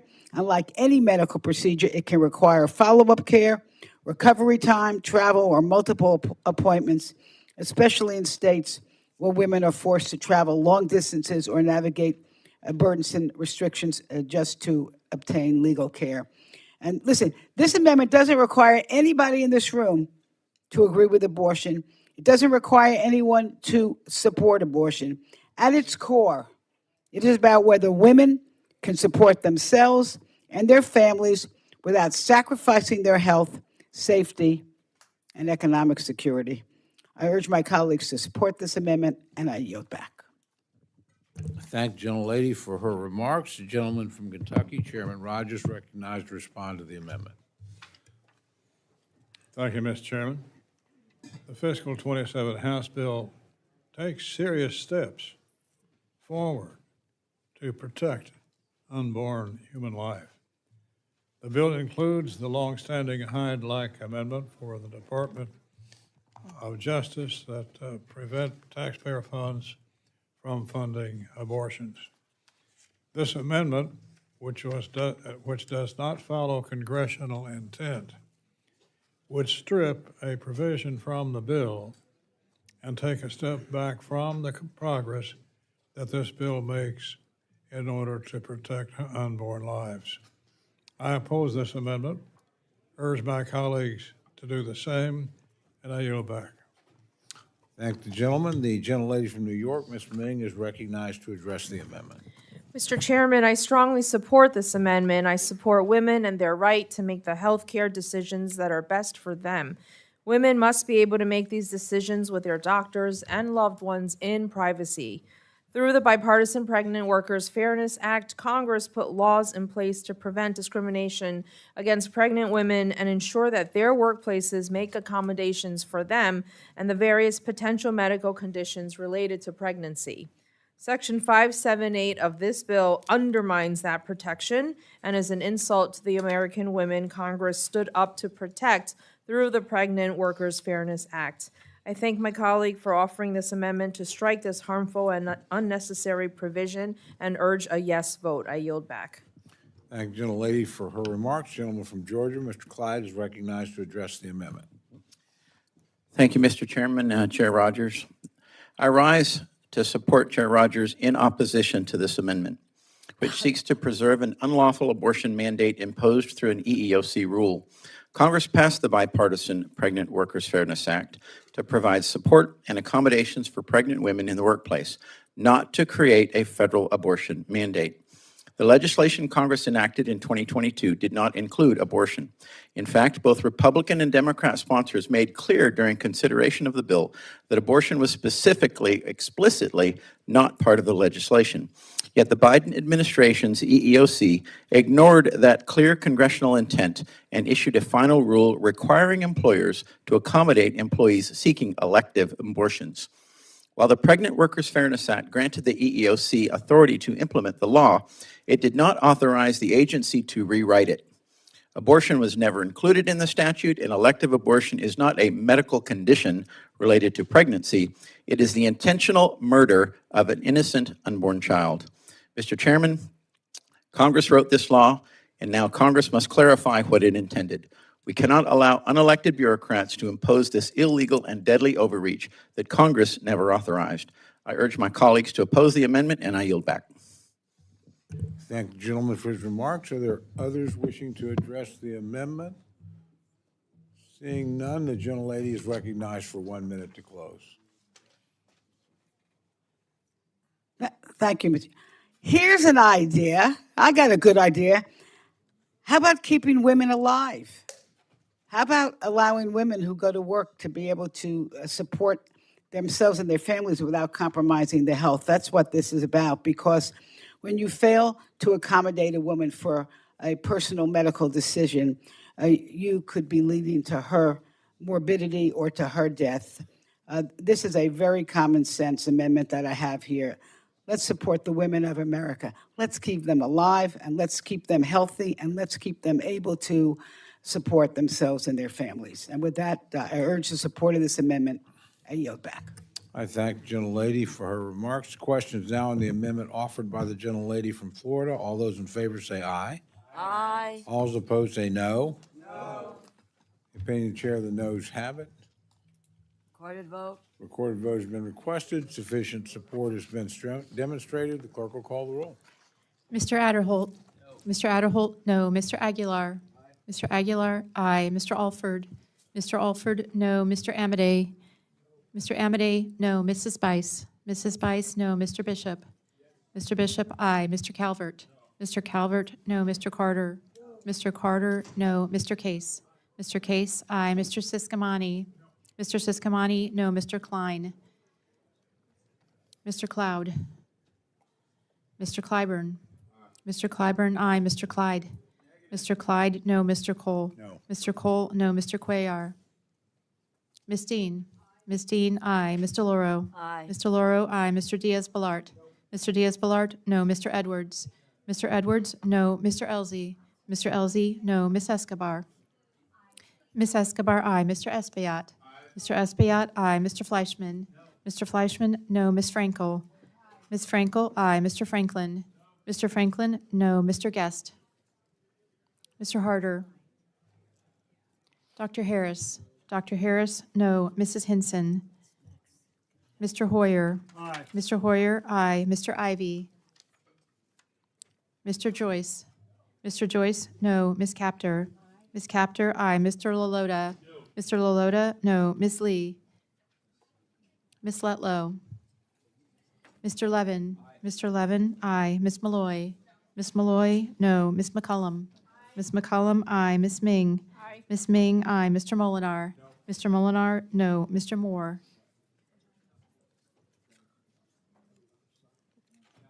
Mr. Moore, no. Mr. Morelli. Mr. Morelli, aye. Mr. Mervan. Mr. Newhouse. Mr. Newhouse, no. Ms. Perez. Ms. Perez, aye. Ms. Pingree. Ms. Pingree, aye. Mr. Pocan. Mr. Pocan, aye. Mr. Quigley. Mr. Quigley, aye. Mr. Reschenthaler. Mr. Rogers. Mr. Rogers, no. Mr. Rutherford. Mr. Rutherford, no. Mr. Shreeve. Mr. Shreeve, no. Mr. Simpson. Mr. Simpson, no. Mr. Strong. Mr. Strong, no. Mrs. Torres. Mrs. Torres, aye. Miss Underwood. Miss Underwood, aye. Mr. Valadeo. Mr. Valadeo, no. Miss Wasserman Schultz. Miss Wasserman Schultz, aye. Mrs. Watson Coleman. Mrs. Watson Coleman, aye. Mr. Womack. Mr. Womack, no. Mr. Zinke. Mr. Zinke, no. Are there any members wishing to vote or change their vote? Gentlelady from Iowa. Mrs. Hinson, no. Gentleman from Mississippi. Mr. Guest, no. Gentleman from Virginia. Mr. Klein, no. Gentlelady from Nevada. Miss Lee, aye. Gentleman from Indiana. Mr. Mervan, aye. Gentleman from Maryland. Mr. Ivy, aye. Gentleman from Texas. Mr. Cloud, no. Gentleman from California. Mr. Harder, aye.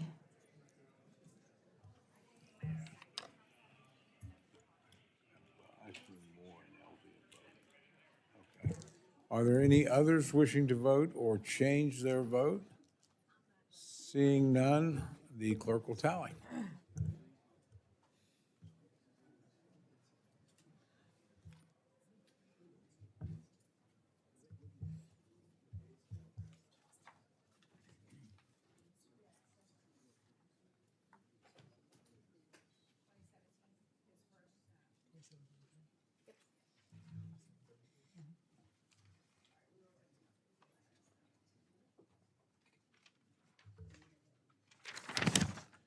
On this vote, the ayes are 27, the noes are 33. The amendment is not adopted.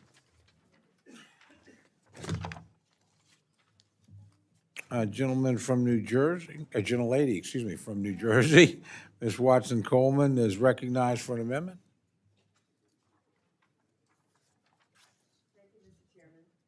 I have an amendment, and I ask unanimous consent to dispense with the reading of it. Without objection, the reading of the amendment is dispensed with, and the gentlelady is recognized for remarks on her amendment. Thank you. Thank you very much, Mr. Chairman. The Equal Employment Opportunity Commission was created by this body when it passed the Civil Rights Act of 1964, with the goal of ensuring that all workers have access to living wage jobs without fear of discrimination. My amendment would require the EEOC to fully investigate all discrimination complaints it receives. It would also require the agency to report how it is complying with that mandate. The law requires employers to focus on job-related criteria when deciding who to hire, fire, and promote, instead of focusing on deceptively neutral but harmful criteria that are not actually needed for the job, like requiring a college education or a credit score or passing physical ability tests.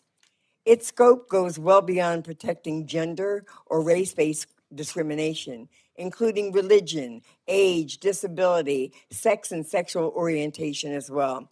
This manner of discrimination, known as disparate impact, has been recognized by the Supreme Court since 1971, with Congress codifying it by amending Title VI in 1991.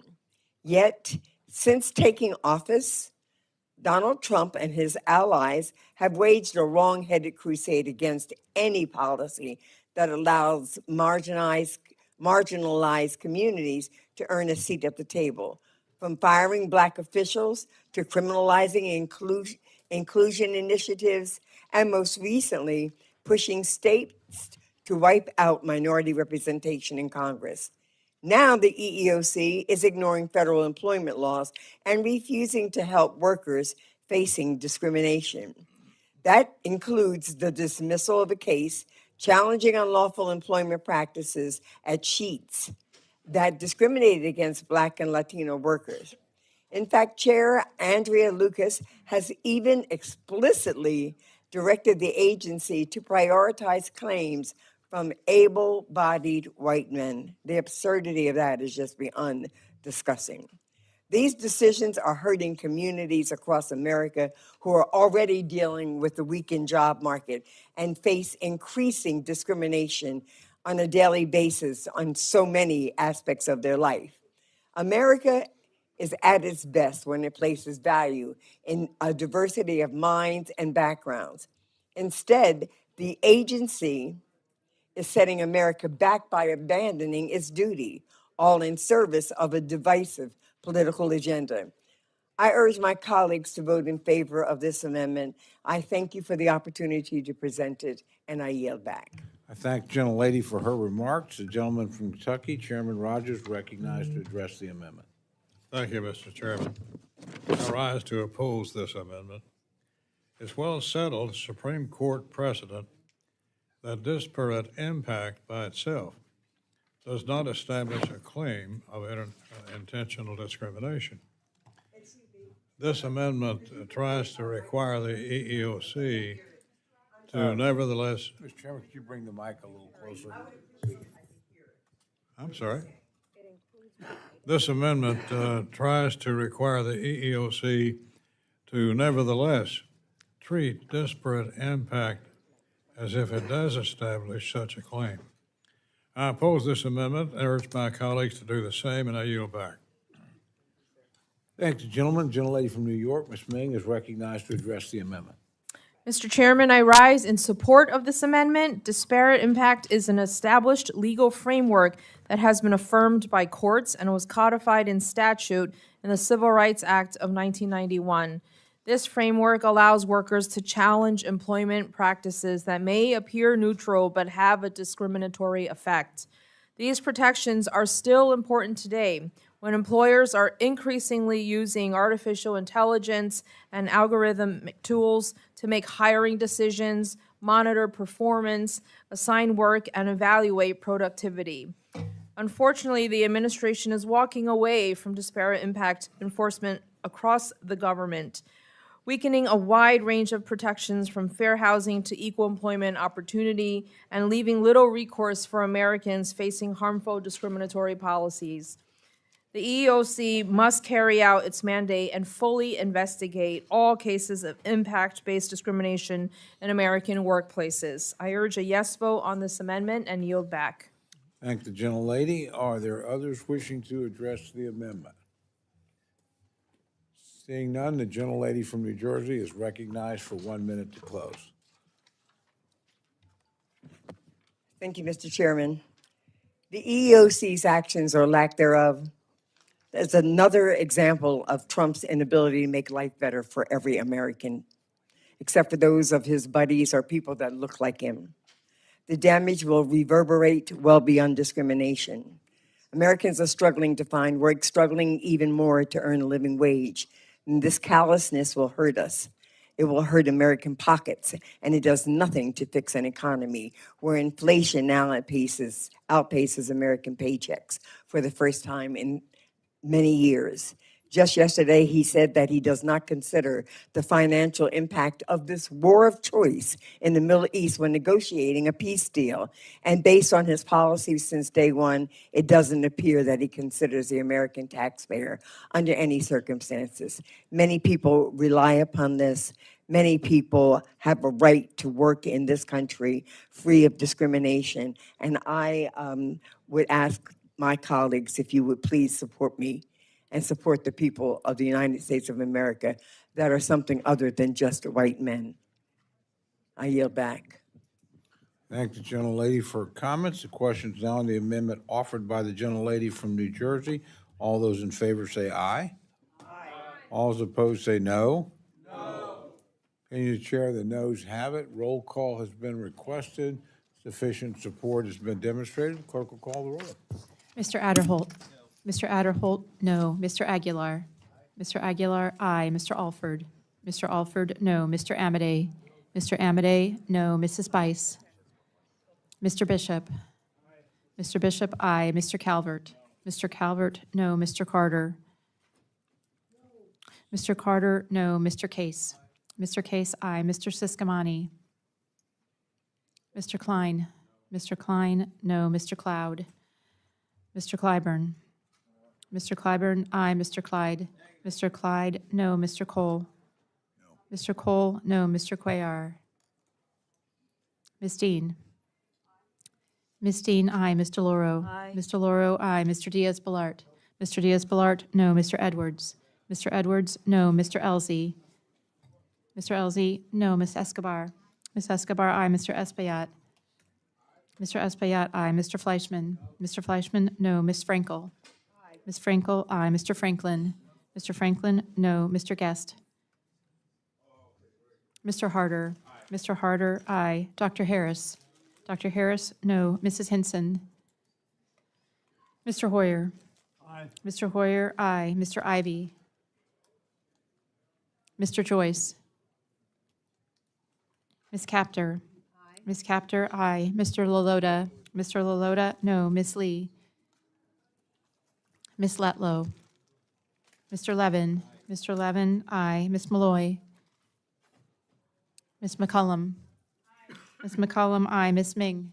Ms. Meng, aye. Mr. Molinar. Mr. Molinar, no. Mr. Moore. Mr. Moore, no. Mr. Morelli. Mr. Morelli, aye. Mr. Mervan. Mr. Newhouse. Mr. Newhouse, no. Ms. Perez. Ms. Perez, aye. Ms. Pingree. Ms. Pingree, aye. Mr. Pocan. Mr. Pocan, aye. Mr. Quigley. Mr. Quigley, aye. Mr. Rushenthaler. Mr. Rogers. Mr. Rogers, no. Mr. Rutherford. Mr. Rutherford, no. Mr. Shreeve. Mr. Shreeve, no. Mr. Simpson. Mr. Simpson, no. Mr. Strong. Mr. Strong, no. Mrs. Torres. Mrs. Torres, aye. Ms. Underwood. Ms. Underwood, aye. Mr. Valadeo. Mr. Valadeo, no. Ms. Wasserman Schultz. Ms. Wasserman Schultz, aye. Mrs. Watson Coleman. Mrs. Watson Coleman, aye. Mr. Womack? Mr. Womack, no. Mr. Zinke?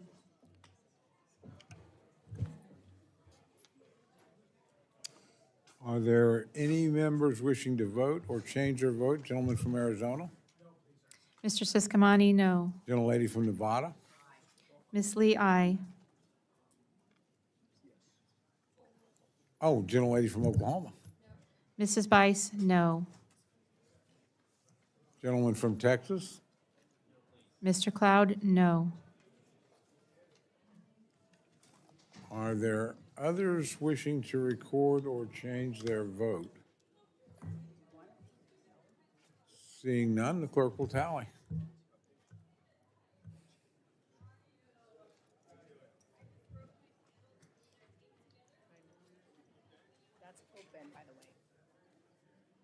Oh. Gentlelady from Iowa? The gentlelady is not recorded. Mrs. Henson votes no. Gentleman from Mississippi? Mr. Guest votes no. Is the gentleman from Maryland recorded? Mr. Ivy votes aye. Those hamburgers from Five Guys are good. Gentleman from Ohio? Mr. Joyce votes no. Are there others wishing to record or change their vote? He's already recorded. Seeing none, again, the clerk will tally again.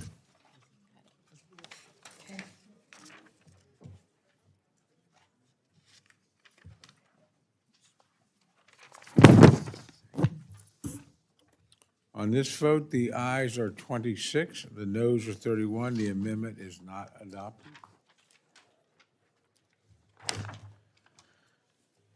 A gentlelady from New Jersey, Ms. Watson Coleman, is recognized for the purpose of an amendment.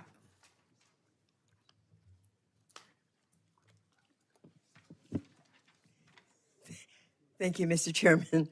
I have an amendment to offer and to withdraw, and I'd like to seek unanimous consent to dispense with the reading of the amendment. Without objection, the reading of the amendment is dispensed with. The gentlelady is recognized for remarks on her amendment. Thank you, Mr. Chairman. This bill seeks to cut $272 million from Legal Defense Services Corporation. My amendment would ensure that the LSC gets the funding that it needs. Cuts to the LSC would have devastating consequences for underserved communities, stripping resources from families that already struggle to defend themselves and reach the justice that they deserve. The LSC, which was founded by Congress over 50 years ago, is the single largest provider for grant funding, training, and technical assistance to civil legal aid programs geared specifically towards underserved communities. It helps millions of people every year. Republicans say that they want to cut waste, fraud, and abuse, but the LSC is one of the most efficient services that we fund. Thanks to its work, we save money in the long run. For every dollar we contribute in funding, taxpayers get $7 back and increase economic activity as well. Economic activity that is sorely needed right now. This does not meet the criteria to be on the chopping block.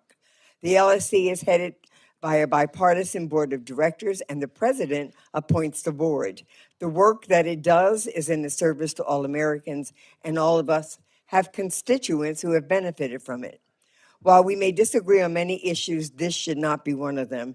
In fact, this should be one we coalesce around. I'm willing to work with my colleagues to support robust funding for legal services. Let's show the American people that we still unify in service to our constituents. And I thank you very much, and I yield back.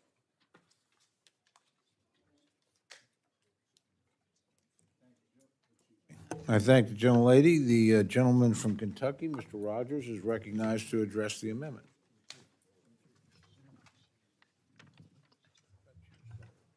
Thank you, Mr. Chairman.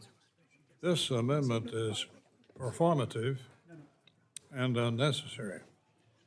I oppose the amendment and urge my colleagues to do the same. I yield back. Thank the gentleman. Gentlelady from New York, Ms. Meng, is recognized to address the amendment. Mr. Chairman, I know that my colleague will be withdrawing this amendment, but I do want to express my support for restoring funding for the LSC. Legal services are fundamental to our justice system's integrity and the rule of law. They ensure low-income and working-class families can get help with the most basic civil legal problems. This is not performative. These issues are life-changing for so many of our constituents, and we know how important it is for them to have proper legal representation. The bill we're considering today cuts funding for LSC in half. In my community alone, that would mean 6,400 fewer people would get help, such as children facing instability at home, domestic violence survivors seeking legal protections to escape abuse, veterans struggling to access benefits, and seniors facing eviction. They would all go without assistance. The investment we make in LSC every year helps make sure that our most vulnerable constituents have a fair shot when faced with hardship. It also saves taxpayers money by resolving legal issues early and reducing the burden on shelters, healthcare systems, social services, and law enforcement. I thank my colleague for offering this important amendment, and I hope we can work together as this process continues to provide strong funding for LSC. Thank you, Mr. Chairman, and I yield back. Thank the gentlelady. The gentleman from Georgia, Mr. Bishop, is recognized to address the amendment. Thank you, Mr. Chairman. I rise in strong support of the amendment to restore funding for the Legal Services Corporation. As I noted earlier, the Legal Services Corporation plays a vital role in communities across the country, providing legal help to people who otherwise would not have access to it. By funding the program, we ensure that people can stay in their homes, that survivors of domestic violence can get the protection they need, that veterans can access the benefits they earned, and that seniors are not left to navigate housing or healthcare issues on their own. In Georgia's 2nd Congressional District, I've seen firsthand how deeply this cut would impact my constituents. Nearly 5,000 people would lose access to crucial legal services in my district alone. Among them are more than 1,300 children, over 400 survivors of domestic violence, and more than 100 veterans and their families. Without this funding, many will be left without the support they need to address critical legal challenges. The legal aid organizations in my state are already doing everything they can with limited resources. A cut like this would only make their job harder and leave more people behind. We need to make sure that access to justice isn't just available to the wealthy. I urge my colleagues to support this amendment, and at the proper point in this process, I hope that we will, as a Congress, restore the funding to fully fund the Legal Services Corporation, to make sure that families, veterans, and seniors can continue to get the legal help they need when it matters the most. With that, I yield back. Thank the gentleman for his remarks. Are there others wishing to address the amendment? Seeing none, the gentlelady is recognized for 1 minute to close.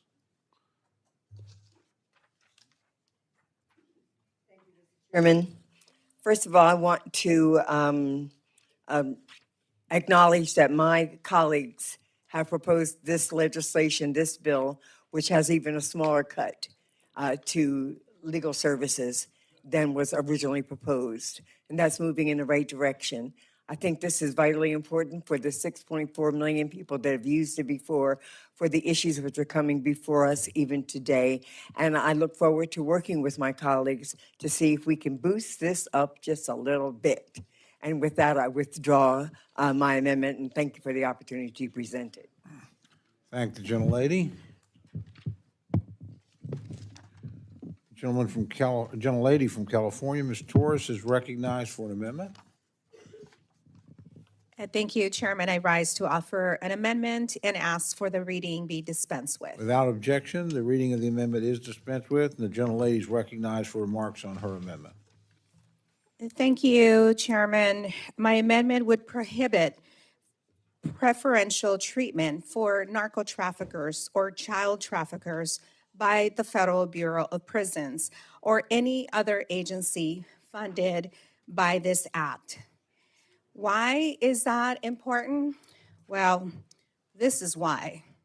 This, members, is a picture of former Honduran president, narco-trafficker Juan Orlando Hernandez. Former Honduran President Juan Orlando Hernandez, who in 2024 was convicted by an American jury for trafficking 400 tons of cocaine between 2004 and 2022 into our country. Juan Orlando Hernandez ran a violent cartel backed and an empire that trafficked hundreds of tons of cocaine into the US. He stole our taxpayers' dollars and terrorized communities across the US and Central America. During his presidency, Hernandez turned the Honduran government into a tool of violence and complete corruption.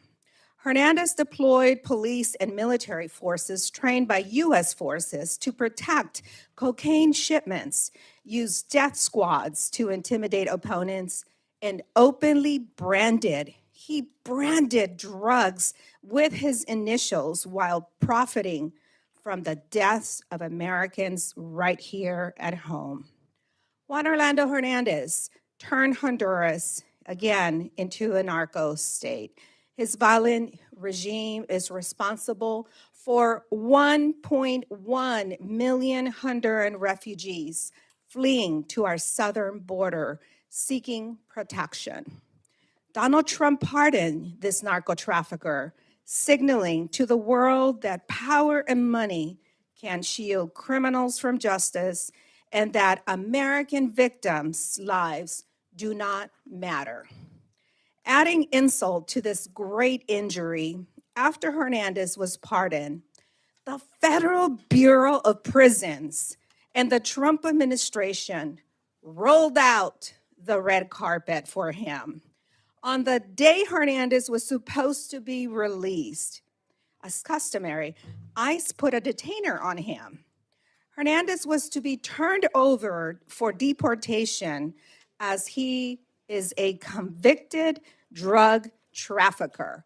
But instead, the Federal Bureau of Prisons scrambled to stop his deportation. And they didn't simply stop there. Despite their budget staffing challenges, Trump's Federal Bureau of Prisons paid, not with their own personal money, not with Juan Orlando Hernandez's money, but with our hard-earned taxpayers' dollars. They paid a specialized 4-man tactical team overtime, not regular time, overtime. They paid them overtime to take Juan Orlando Hernandez from his prison cell in West Virginia to a luxury hotel in downtown New York City, funded by our hard-working tax dollars. And what happened to the $8 million fine that the judge ordered Juan Orlando to pay? I have no idea, and neither do you. These actions can never be allowed to happen ever again. There should never be preferential treatment for narco leaders, whether they are pardoned or not. I urge my colleagues to support this amendment, and I yield back. Thank the gentlelady for her remarks. Gentleman from Kentucky, Chairman Rogers, recognized to respond to the amendment. Thank you, Mr. Chairman. This amendment is performative and unnecessary. So I oppose the amendment, urge my colleagues to do the same, and I yield back.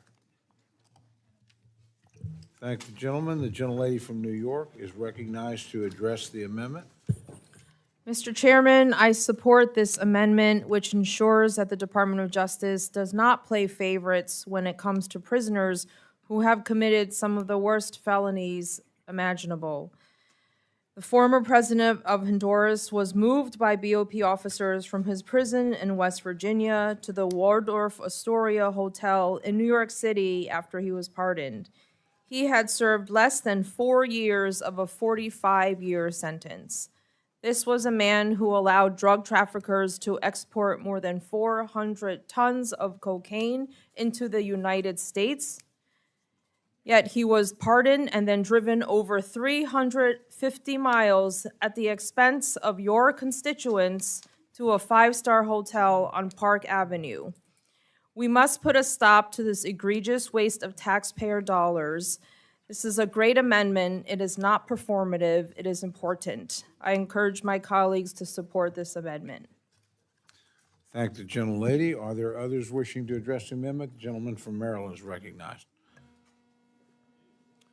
I thank the gentlelady for her amendment. I'm not sure what is met. Maybe the chairman would want to educate me on this, that the amendment is performative. I'm not sure what the meaning of that is applied to an amendment. Unless it's performative in the sense that none of the funds would be spent to coddle criminals. I will tell you this, the reason I rise, though, is I am confounded by the silence with reference to the pardon of criminals.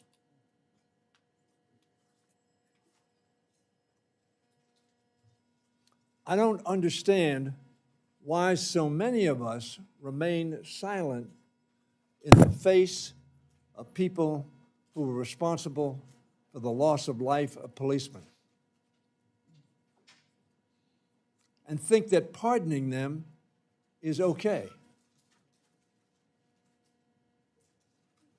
Or coddling people who have committed crimes against teenagers are coddled.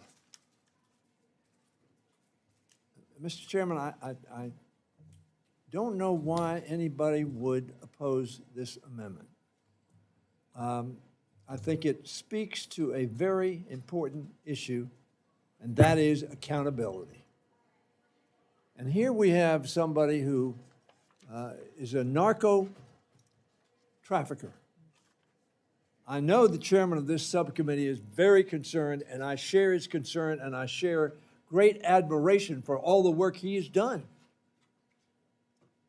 to try to undercut drugs coming into this country and hurting and killing our children and our families.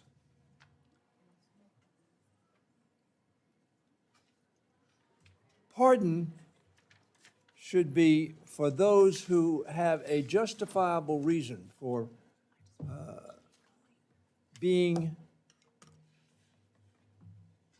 having lessened their penalty because they're sorry, they're wrong, they didn't mean it, or whatever.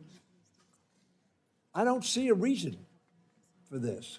And frankly, I don't see a reason for pardoning the perpetrators of crimes on January 6th. And that's why I rise, really. When 1,500 or 1,400 of them were pardoned, I saw no outcry from the party who claims to be the party of law enforcement, who claims to be the party of law and order, claims to be the party of strong reactions to crimes.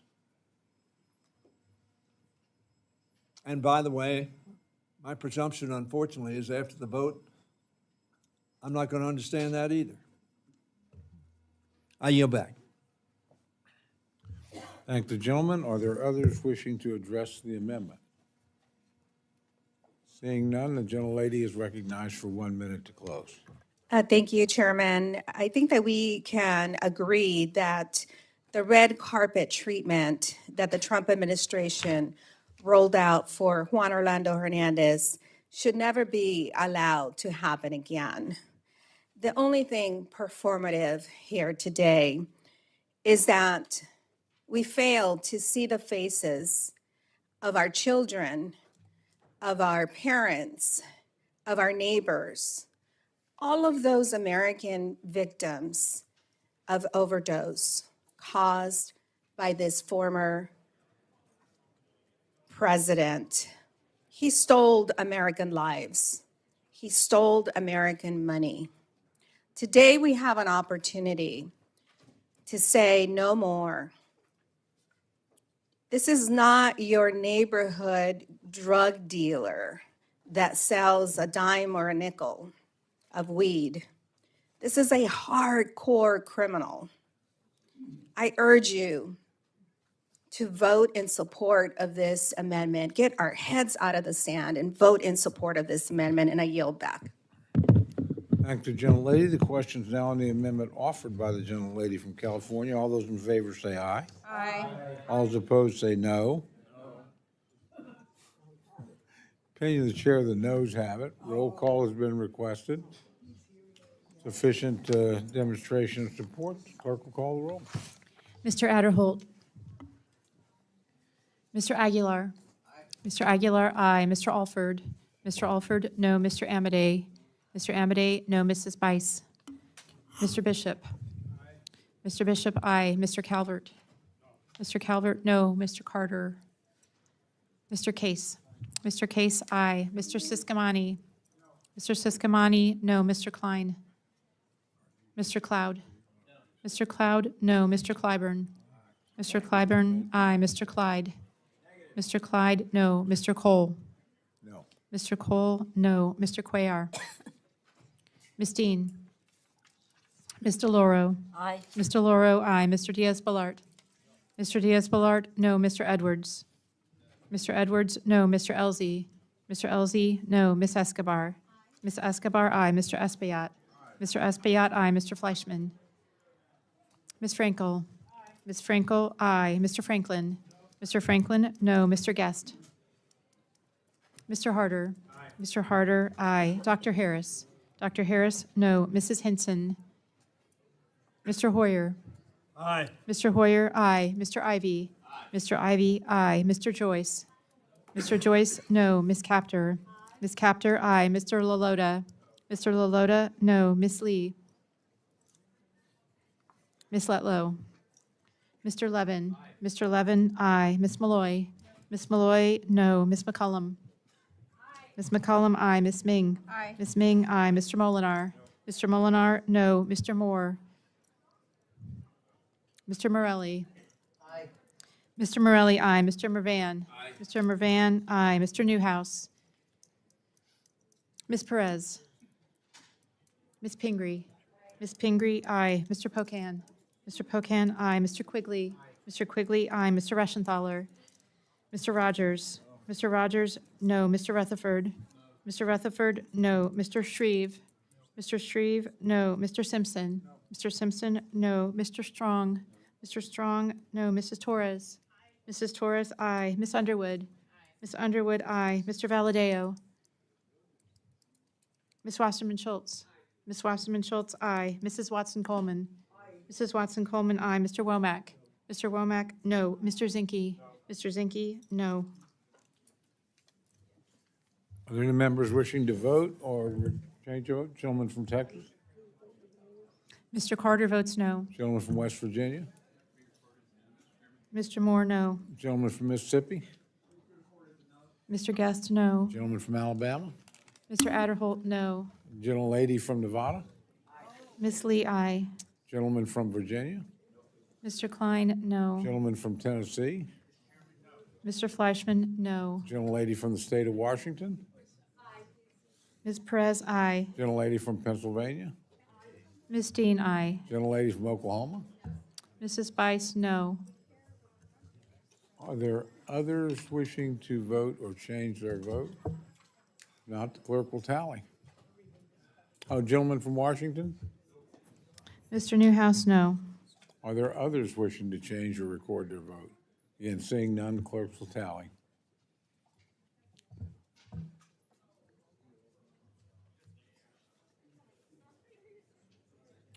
While we're waiting, it doesn't look like there's a stampede going to get to the floor right now. So we're going to try at least one more. If we have to suspend during, we will. But it's, I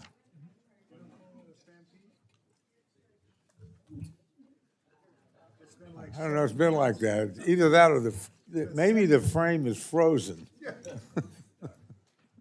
Thank you. On this vote, the ayes are 27, the noes are 31. The amendment is not agreed to. Gentlelady from California, Ms. Torres, is recognized for the purpose of an amendment. Chairman, I rise to offer an amendment and ask that the reading be dispensed with. Without objection, the reading of the amendment is dispensed with, and the gentlelady is recognized for remarks on her amendment. Thank you, Chairman. This amendment requires the Department of Justice Office of the Pardon Attorney's website to include the amount of restitution or fines that are still owed by convicted individuals at the time that they are pardoned or have their sentences commuted. President Trump's pardons to wealthy friends, donors, and criminals are not only wrong, but they hurt American victims and leave taxpayers holding the bag. His pardons have forgiven financial crimes that came with hundreds of millions in punishment. In total, his pardons over 2 terms have reportedly wiped out nearly $2 billion in victim repayment and taxpayer recovery for Medicare, tax fraud, and much more. This is money that hasn't gone to victims of crime to compensate for their loss. It is money the federal government was owed that it will never get back. As a result of these pardons, also mean major cuts to the Crime Victims Fund. As criminal penalties pay into this fund to help survivors of crime with counseling, housing assistance, legal aid, and compensation. The money is passed down to state and local programs, including domestic violence shelters, rape crisis centers, and child abuse treatment programs. Victims of gun violence and their families rely on this funding to reimburse medical expenses, funeral costs, and lost wages. These pardons also give a signal to criminals and fraudsters that if you cozy up to the administration and the president, you will be free to victimize and steal money from hardworking American taxpayers. Trump signed into law massive cuts to health care, raising insurance costs and forcing hospitals to close, all in the name of tackling waste, fraud, and abuse. Meanwhile, he has pardoned individuals convicted of more than $2 billion in healthcare fraud cases. Let me give you just 2 examples. In May 2025, Trump commuted the sentence of a Florida healthcare executive, Lawrence Duran, who was convicted of orchestrating what was the largest therapy-related Medicare fraud scheme in history. Duran stole $205 million from Medicare and was sentenced to 50 years in prison. He's out loose now. In November of 2025, Trump pardoned Joseph Schwartz, a former owner of a collapsed nursing home chain who committed Medicaid fraud and stole $38 million in taxes. He reportedly paid a Trump-aligned lobbyist $960,000 to advocate for his pardon. Pardons are up for sale. Those are just 2 of the over 70 fraudsters that Trump has pardoned over his 2 terms. If any president pardons an individual, the American public deserves to know how much criminals have or haven't paid. And I urge my colleagues to support this amendment and yield back. Thank you, gentlelady. The gentleman from Kentucky, Mr. Rogers, is recognized to address the amendment. Thank you, Mr. Chairman. This amendment is misguided. I oppose it and urge my colleagues to do the same. And yield back. Thank the gentleman. The gentlelady from New York is recognized to address the amendment. Mr. Chairman, I support this amendment, and I thank my colleague for offering it. It's an important step in ensuring transparency in the pardon process. Although the pardon attorney is required to maintain a website naming people pardoned by the president and the crimes for which they are being pardoned, there's an important part of the picture missing.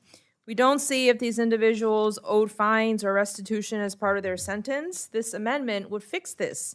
As my colleague has noted, in 2025, the 23 people pardoned by President Trump owed a total of $298 million to victims and to the government. And yes, former President Joe Biden pardoned 2 people who owed the government more than $100,000. So the American people deserve to know whether any of these people actually repaid the government before they were pardoned. It's not a partisan issue. It is about transparency so that taxpayers have all of the information when powerful people who owe a massive debt to the government and or to their victims are granted a pardon. I urge support for this amendment, and I yield back. Thank the gentlelady for her remarks. Are there others wishing to address the amendment? Gentleman from Maryland. Thank you, Mr. Chairman. I support the amendment. Just a couple of quick points. Pardons do wipe away billions of dollars. In this instance, the Trump administration, $2 billion have been eliminated. As was mentioned a moment ago, though, the restitution would go to the victims of the frauds in this instance. The fines would go to the American Treasury that is used for some of the things that we've just cut or are about to be cut in these bills that we'd like to finance, like supporting victims of crime. With respect to the argument that they can get the money in civil court, and Ms. Torres mentioned that Mr. Schwartz, who was pardoned, owed $39 million in fraud. People had tried to get the civil findings and judgments against him, had been successful in those, but he was able to evade paying them by circuitous activities. The beauty of criminal restitution is people can't duck that. And in order to have gotten out under normal circumstances, he would have had to pay the restitution in advance. Typically, the way this would go is the pardon office at the Department of Justice would have gone through these sorts of matters to make sure that, for example, restitution and fines had been paid. As you know, with the Trump administration, he skips that process entirely and issues the pardons. In some instances, the Department of Justice finds out about it in the media just like the rest of us do. But the bottom line is these people who were defrauded deserve the chance to get the money that was stolen from them. The way he's issued these pardons means they don't get it. The American people deserve to get the fines that these people were supposed to pay so we could use them for programs to protect and help survivors of crime. The way it's been done, they don't get it. At least let's make the information public so that they know the impact of what these pardons have done. I urge support of this amendment, and I yield back. Thank the gentleman for his remarks. Are there others wishing to address the amendment? Seeing none, the gentlelady is recognized for 1 minute to close.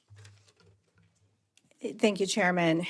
I don't know if there's another way to rectify, to make things a little better for victims of these crimes, of these people who have been pardoned. But it doesn't matter if it's a Democrat or a Republican. We ought to demand transparency. If we're going to allow for this behavior to continue and for these pardons to continue and for the hard work of our law enforcement officers to be erased with a signature, then at the very least, we should know what was the fine, how much has been paid, and how much do they owe to our government, to our victims. I don't think that that is a hard ask. It started, for me, it started with Juan Orlando Hernandez. I wanted us to take over a mansion that he owns in Florida and to utilize that for his victims that came to our southern border. He should have to pay, at the very least, the $8 million. Has that been erased? I have no idea. I don't have an answer for you because there is no place where I can get that answer. And when our government refuses to be transparent, we must demand transparency. I ask for your support for this amendment, and I yield back. Thank you, gentlelady. The question's now on the amendment offered by the gentlelady from California. All those in favor say aye. Aye. All those opposed say no. No. Opinion of the chair, the noes have it. And the amendment is not adopted. With that, we will, well, I will be more than happy, but I did call for it. So, roll call vote has been requested. Sufficient support has been demonstrated. Clerk will call the roll. Mr. Adderholt? No. Mr. Adderholt, no. Mr. Aguilar? Mr. Aguilar, aye. Mr. Alford? Mr. Alford, no. Mr. Amade? Mr. Amade, no. Mrs. Bice? Mrs. Bice, no. Mr. Bishop? Mr. Bishop, aye. Mr. Calvert? Mr. Calvert, no. Mr. Carter? Mr. Carter, no. Mr. Case? Mr. Case, aye. Mr. Siscomani? Mr. Siscomani, no. Mr. Klein? Mr. Klein, no. Mr. Cloud? Mr. Cloud, no. Mr. Clyburn? Mr. Clyburn? Mr. Clyburn, aye. Mr. Clyde? Mr. Clyde, no. Mr. Cole? No. Mr. Cole, no. Mr. Cuellar? Ms. Dean? Ms. Dean, aye. Ms. DeLauro? Aye. Ms. DeLauro, aye. Mr. Diaz-Balart? Mr. Diaz-Balart, no. Mr. Edwards? Mr. Edwards, no. Mr. Elzey? Mr. Elzey, no. Ms. Escobar? Ms. Escobar, aye. Mr. Espaillat? Mr. Espaillat, aye. Mr. Fleischman? Mr. Fleischman, no. Ms. Frankel? Ms. Frankel, aye. Mr. Franklin? Mr. Guest? Mr. Harder? Mr. Harder, aye. Dr. Harris?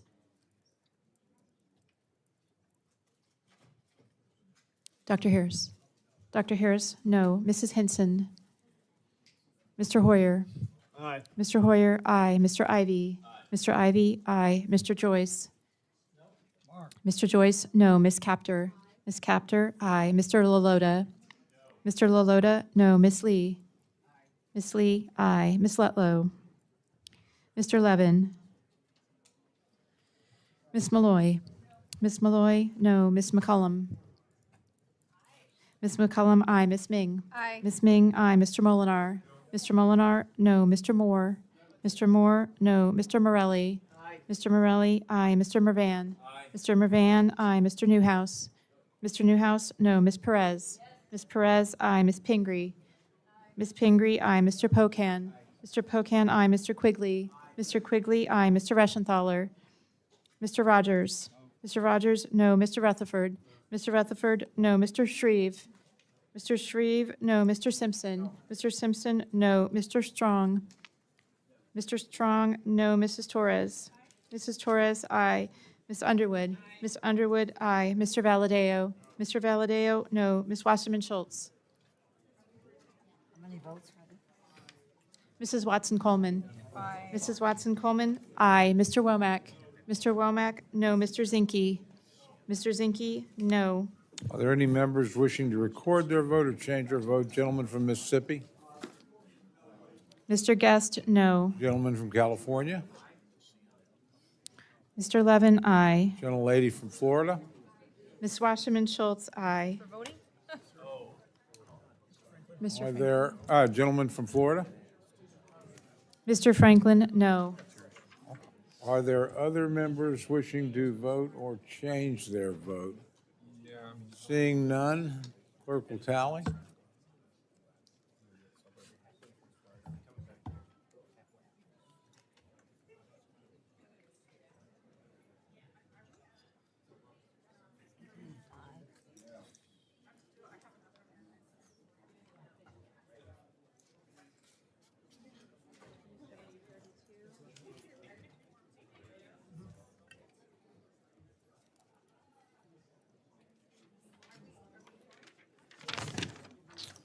On this vote, the ayes are 27, the noes are 32. The amendment is not adopted. We will take a recess, and please return as quickly as you can. We're making good progress, but we still have a very long way to go. Committee is now in recess.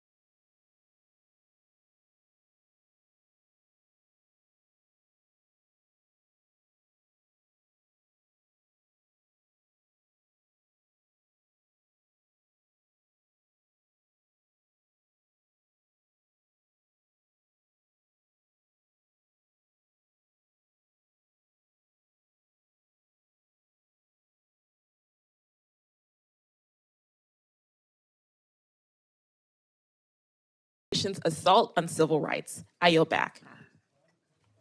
Thank the gentlelady for her comments. The gentleman from Kentucky, Mr. Rogers, is recognized to respond to the amendment.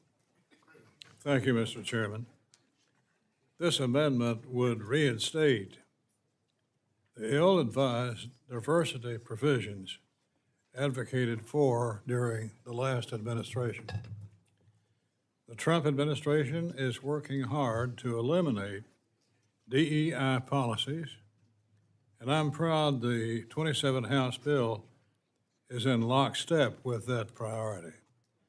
I oppose this amendment, and I urge my colleagues to do the same. I yield back. Thank the gentleman. Gentlelady from New York, Ms. Meng, is recognized to respond to the amendment. Mr. Chairman, I strongly support this amendment. The EEOC's longstanding data collection requirements are not a burden on businesses. They are a highly effective tool for the government to monitor employment practices and identify patterns of discrimination and potential violations of the law. I thank my colleague for this amendment, and I support its adoption. Thank you, and I yield back. Thank the gentlelady. Are there others wishing to address the amendment? Seeing none, the gentlelady is recognized for 1 minute to close. Mr. Chairman, I certainly appreciate the opportunity to bring this amendment before the committee today. And I understand Mr. Rogers' comments about the philosophical and ideological differences that we might hold, the different values that we share around diversity, equity, and inclusion. However, we're talking about federal law. And under federal law, as established under the Civil Rights Act of '64, this data collection is required. And so what we are simply trying to do is to prohibit funds for being used to rescind the ability for the EEOC to follow federal law. I urge my colleagues to really reflect on what we're doing here today and to stand with us and vote yes on this amendment. I yield back. Thank the gentlelady for her comments.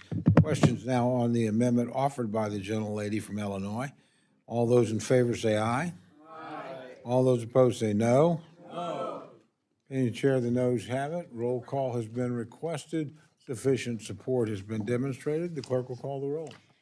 Mr. Adderholt. No. Mr. Adderholt, no. Mr. Aguilar. Mr. Alford.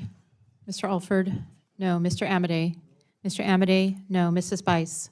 Mrs. Bice, no. Mr. Bishop. Mr. Bishop, aye. Mr. Calvert. Mr. Carter. Mr. Carter, no. Mr. Case. Mr. Case, aye. Mr. Siscomani. Mr. Siscomani, no. Mr. Klein. Mr. Klein, no. Mr. Cloud. Mr. Clyburn. Mr. Clyburn, aye. Mr. Clyde. Mr. Clyde, no. Mr. Cole. No. Mr. Cole, no. Mr. Cuellar. Mr. Cuellar, aye. Ms. Dean. Ms. Dean, aye. Ms. DeLauro. Ms. DeLauro, aye. Mr. Diaz-Balart. Mr. Diaz-Balart, no. Mr. Edwards. Mr. Edwards, no. Mr. Elzey. Mr. Elzey, no. Ms. Escobar. Ms. Escobar, aye. Mr. Espaillat. Mr. Espaillat, aye. Mr. Fleischman. Mr. Fleischman, no. Ms. Frankel. Ms. Frankel, aye. Mr. Franklin. Mr. Franklin, no. Mr. Guest. Mr. Harder. Mr. Harder, aye. Dr. Harris. Dr. Harris, no. Mrs. Henson. Mr. Hoyer. Mr. Hoyer, aye. Mr. Ivy. Mr. Joyce. Mr. Joyce, no. Ms. Kaptur. Ms. Kaptur, aye. Mr. Lalota. Ms. Lee. Ms. Lee, aye. Ms. Letlow. Mr. Levin. Mr. Levin, aye. Ms. Malloy. Ms. Malloy, no. Ms. McCollum. Ms. McCollum, aye. Ms. Meng. Ms. Meng, aye. Mr. Molinar. Mr. Molinar, no. Mr. Moore. Mr. Moore, no. Mr. Morelli. Mr. Morelli, aye. Mr. Mervan. Mr. Mervan, aye. Mr. Newhouse. Mr. Newhouse, no. Ms. Perez. Ms. Pingree. Ms. Pingree, aye. Mr. Pocan. Mr. Pocan, aye. Mr. Quigley. Mr. Quigley, aye. Mr. Reschenthaler. Mr. Rogers. Mr. Rogers, no. Mr. Rutherford. Mr. Rutherford, no. Mr. Shreeve. Mr. Shreeve, no. Mr. Simpson. Mr. Simpson, no. Mr. Strong. Mr. Strong, no. Mrs. Torres. Mrs. Torres, aye. Ms. Underwood. Ms. Underwood, aye. Mr. Valadeo. Mr. Valadeo, no. Ms. Wasserman Schultz. Ms. Wasserman Schultz, aye. Mrs. Watson Coleman. Mrs. Watson Coleman, aye. Mr. Womack.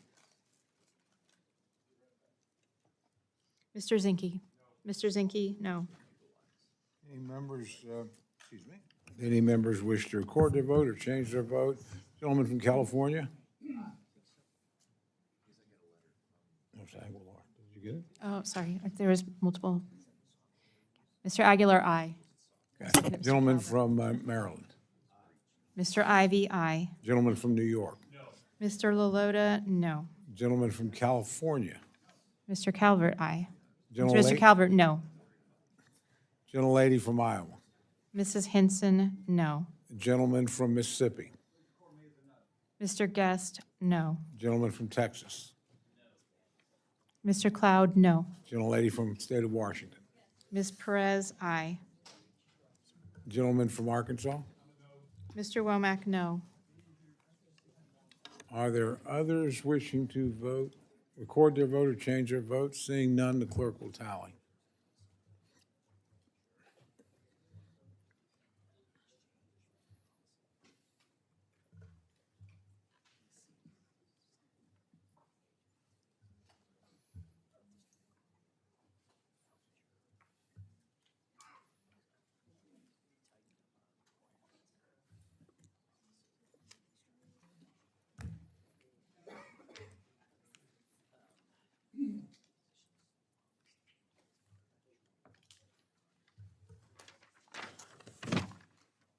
On this vote, the ayes are 28, the noes are 33. The amendment is not adopted.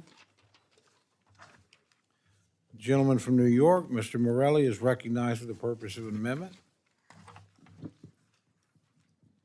Thank you, Mr. Chairman. I have an amendment at the desk and move to dispense with its reading. Without objection, the reading of the amendment is dispensed with. The gentleman from New York is recognized for remarks on his amendment. Thank you, sir. Mr. Chairman, colleagues, this amendment is about one simple thing, transparency. Right now, alcohol, tobacco, and firearms is moving in the wrong direction, and Congress deserves to know how these changes are affecting public safety. The Bureau of Alcohol, Tobacco, Firearms, and Explosives already struggles to meet the required inspection rate for gun dealers. In fact, most gun dealers are only inspected once every decade. Think about that. Businesses selling deadly weapons receive less oversight than products like food, water, or consumer goods. Congress deserves to know why accountability is getting weaker instead of stronger, and it's only getting worse. The Trump administration pushed staffing cuts and early retirements that reduced the number of ATF agents and investigators responsible for enforcing gun laws. At the same time, ATF revoked nearly 70% fewer gun dealer licenses for serious violations in the years 2024 to 2025. And there are reports that agents are being pulled away from gun trafficking investigations and reassigned to immigration enforcement. And ATF recently announced dozens of policy changes at once that could further weaken oversight of the firearms industry and make it harder for law enforcement's ability to combat gun crime. Illegal guns continue to flow into our communities while the agency responsible for stopping it is being weakened. And the consequences are real. More guns end up in the hands of criminals, communities become less safe, law enforcement has a harder job, and more families lose loved ones. Oversight matters, facts matter, public safety matters. This amendment does not stop ATF from doing its job. It simply requires transparency for what they're doing. It directs ATF to provide the United States Congress with detailed information about gun dealer inspections, violations, enforcement actions, and staffing changes that have occurred over the last 2 years. This is our responsibility as members of Congress. You wouldn't think you'd have to make an amendment to ask them to do this, but here we are. I would urge my colleagues to support the amendment and urge a yes vote. With that, Mr. Chair, I yield back, sir. Thank the gentleman. The gentleman from Kentucky, Chairman Rogers, is recognized to address the amendment. Thank you, Mr. Chairman. I rise in opposition to this amendment. The Fiscal 27 bill already facilitates cooperation between the Department of Justice and federal firearms licensees to rectify violations. This language seems to have the same goal, except with a much heavier hand. in regulating licensees. For these reasons, I oppose the amendment and urge my colleagues to do the same. Yield back.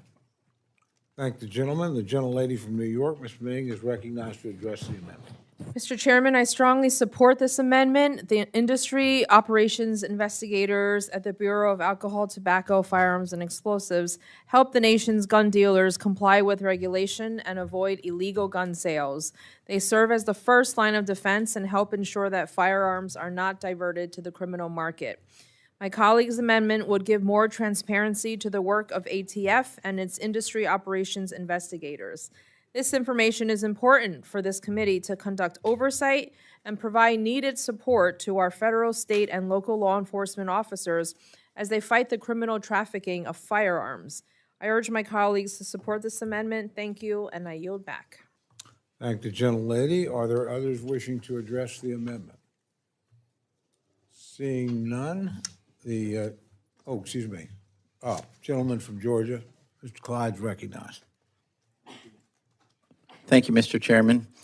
First, I would indeed agree that federal firearms licensees are the first line of defense when it comes to ensuring that firearms stay in the hands of law-abiding people. And therefore, I commend the ATF's most recent announcement on rulemaking. But ATF already reports on their actions regarding federal firearms license inspections. I have seen them and I have read them. So I find this amendment to be unnecessary and additional paperwork burden on the industry operations investigators, and I yield back. Thank the gentleman. Are there others wishing to address the amendment? Seeing none, the gentleman's recognized for 1 minute to close. Thank you, Mr. Chair. I would simply remind people, it's sort of interesting that the Trump administration and others have gone to extraordinary lengths to ultimately cost the local and state governments billions and billions of dollars to track down voter fraud and people who are not U.S. citizens from voting, even though there's no evidence any of that happens, but you'd be willing to spend tens of billions of dollars to change the rules to stop something that's not happening from happening. But we won't even ask ATF to give us a report back on the reductions in staffing and the missed inspections at places where now you could wait a full decade for a gun dealer to have an inspection, and we simply want information. I would urge people, this is common sense. It makes sense. Those reports are not forthcoming, and that's why this amendment is necessary. With that, I'd urge a vote in the affirmative on the amendment, and I will yield back, Mr. Chair. I thank the gentleman for his remarks. The question is now on the amendment offered by the gentleman from New York. All those in favor say aye. Aye. All those opposed say no. No. Opinion of the chair, the noes have it. Roll call has been requested. Sufficient support has been demonstrated. The clerk will call the roll. Mr. Adderholt. No. Mr. Adderholt, no. Mr. Aguilar. Aye. Mr. Aguilar, aye. Mr. Alford. Mr. Alford, no. Mr. Amadei. Mr. Amadei, no. Mrs. Bice. Mrs. Bice, no. Mr. Bishop. Mr. Bishop, aye. Mr. Calvert. Mr. Carter. No. Mr. Carter, no. Mr. Case. Mr. Case, aye. Mr. Siscomani. Mr. Siscomani, no. Mr. Klein. Mr. Klein, no. Mr. Cloud. Mr. Clyburn. No. Mr. Clyburn, aye. Mr. Clyde. Mr. Clyde, no. Mr. Cloud. Mr. Cloud, no. Mr. Cole. No. Mr. Cole, no. Mr. Cuellar. Ms. Dean. Ms. Dean, aye. Ms. DeLauro. Ms. DeLauro, aye. Mr. Diaz-Balart. Mr. Diaz-Balart, no. Mr. Edwards. Mr. Edwards, no. Mr. Elzey. Mr. Elzey, no. Ms. Escobar. Ms. Escobar, aye. Mr. Espaillat. Mr. Espaillat, aye. Mr. Fleischman. Mr. Fleischman, no. Ms. Frankel. Ms. Frankel, aye. Mr. Franklin. Mr. Franklin, no. Mr. Guest. Mr. Harder. Dr. Harris. Dr. Harris, no. Mrs. Hinson. Mr. Hoyer. Mr. Hoyer, aye. Mr. Ivy. Mr. Joyce. Mr. Joyce, no. Ms. Kaptur. Ms. Kaptur, aye. Mr. Lalota. Ms. Lee. Ms. Lee, aye. Ms. Letlow. Mr. Levin. Mr. Levin, aye. Ms. Malloy. Ms. Malloy, no. Ms. McCollum. Ms. McCollum, aye. Ms. Meng. Ms. Meng, aye. Mr. Molinar? Mr. Molinar, no. Mr. Moore? Mr. Morelli? Mr. Morelli, aye. Mr. Mervan? Mr. Mervan, aye. Mr. Newhouse? Mr. Newhouse, no. Ms. Perez? Ms. Perez, aye. Ms. Pingree? Ms. Pingree, aye. Mr. Pocan? Mr. Pocan, aye. Mr. Quigley? Mr. Quigley, aye. Mr. Reschenthaler? Mr. Rogers? Mr. Rogers, no. Mr. Rutherford? Mr. Rutherford, no. Mr. Shreeve? Mr. Shreeve, no. Mr. Simpson? Mr. Simpson, no. Mr. Strong? Mr. Strong, no. Mrs. Torres? Mrs. Torres, aye. Ms. Underwood? Ms. Underwood, aye. Mr. Valadeo? Mr. Valadeo, no. Ms. Wasserman Schultz? Ms. Wasserman Schultz, aye. Mrs. Watson Coleman? Mrs. Watson Coleman, aye. Mr. Womack? Mr. Womack, no. Mr. Zinke? Mr. Zinke, no. Are there any members wishing to vote or change their vote? Gentleman from California? Mr. Calvert, no. Gentleman from New York? Mr. Lalota, no. Gentleman from West Virginia? Mr. Moore, no. Gentleman from California? Mr. Harder, aye. Are there others wishing to cast their vote or change their vote? Seeing none, the clerk will tally. Oh, two late arrivals. A gentleman from Mississippi, Mr. Guest, no. gentlelady from Iowa. Mrs. Henson, no. Oh, gentleman from Maryland. Mr. Ivy, aye. Are there others wishing to cast or change their vote? Yeah, the clerks will tally.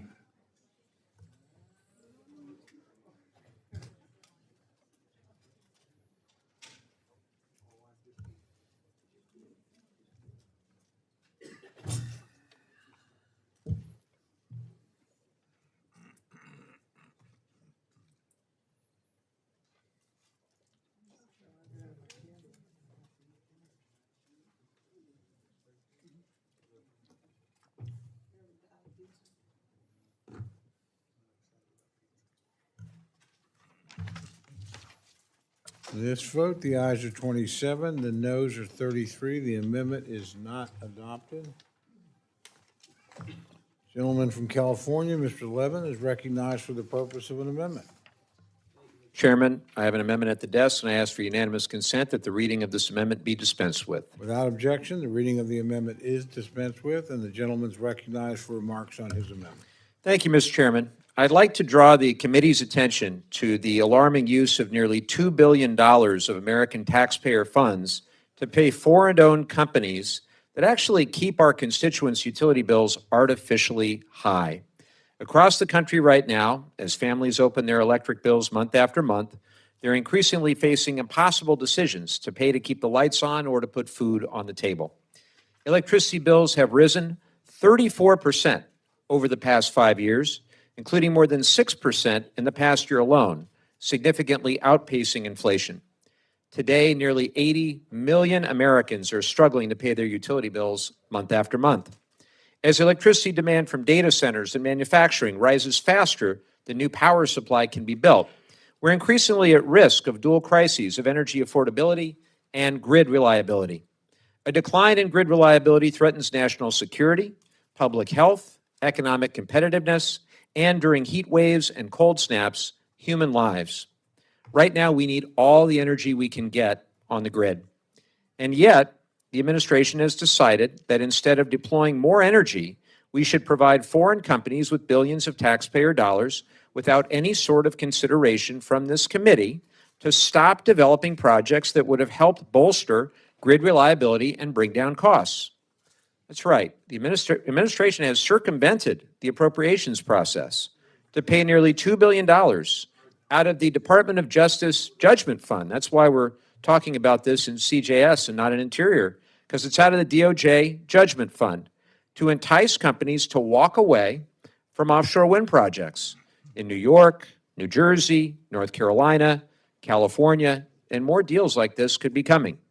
The projects in New York and New Jersey would have powered more than 2 million homes. The one in North Carolina would have powered 300,000 homes.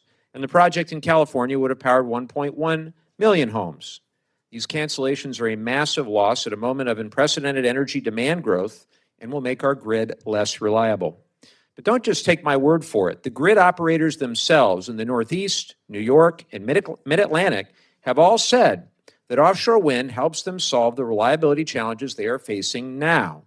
I want to be clear that these cancellations will also hit many of our constituents right in their pocketbook. Since offshore wind has a low operating cost, the wind blows for free after all, it can bid into the electricity market at the low end of the cost curve. So when you have offshore wind on the grid, it pushes out the higher cost resources and lowers the system-wide price of electricity. The result of deploying more offshore wind is lower costs for our constituents. The offshore wind projects that have been canceled won't just hurt those of us from coastal states like New York, North Carolina, New Jersey, and California. When you add offshore wind, for example, to the system in PJM, it lowers the system-wide price, including in Ohio, West Virginia, Kentucky, Pennsylvania, Indiana, and Tennessee. Any future cancellations in PJM will leave these states facing higher costs and a less reliable grid. These project cancellations are a bad deal for our constituents as both taxpayers and as ratepayers, and they're a bad deal for all of us as Americans, since these buyouts were likely unlawful. I am deeply concerned by this new playbook to kill off energy projects using the judgment fund. Regardless of what your preferred energy sources are, we all should be able to agree that no administration should have the ability to negotiate backdoor deals to circumvent this committee with companies to abandon projects that are in the pipeline that our country needs at this moment. And if you stand for, quote, all of the above energy, end quote, you should be as upset about this as I am. So my amendment would block these payouts for the next fiscal year so that we in this committee and the American people can understand the legal authority under which these deals are being struck and the full impact that these cancellations will have on grid reliability and costs for our constituents. Thank you, Mr. Chairman. I yield back. Thank the gentleman for his remarks. The gentleman from Kentucky, Chairman Rogers, is recognized to respond to the amendment. Thank the chairman. This amendment would tie the hands of the administration and limit their discretion, even when it's in the best interest of both parties. I can't support an amendment that hamstrings the administration in ending taxpayer support for projects that were only viable with wasteful and endless government subsidies. For that reason, I oppose the amendment, and I urge my colleagues to do the same. Yield back. Thank the gentleman. The gentlelady from New York, Ms. Meng, is recognized to address the amendment. Mr. Chairman, I rise in support of this amendment. The idea that while gas prices are approaching $5 and more per gallon, the United States government would pay foreign companies not to invest in energy-producing projects here at home and instead shift to a scheme to export LNG would be absurd to most Americans. But that is exactly what's happening. The Trump administration is forcing U.S. taxpayers to pay $1 billion to Total Energies so that Total stops work on 2 large wind energy production facilities that would have put low-cost electricity into the power grids in the Northeast and Mid-Atlantic, and instead builds an LNG export terminal to move American natural gas and send it overseas. The result is that we will lose 4 gigawatts of planned electricity generation from the East Coast, which is enough to power more than 1 million homes. Construction jobs will be lost. Turbine maintenance jobs will be lost. In exchange for this job loss and diminished energy production, we will also spend $1 billion so that this company can sell American natural gas abroad. If the president thinks this is the art of the deal, I have a bridge in a neighboring county that I would like to sell to him.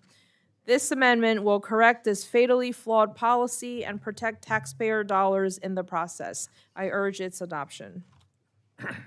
Thank the gentlelady for her remarks. Gentlelady from Connecticut, Ms. DeLauro, is recognized to address the amendment.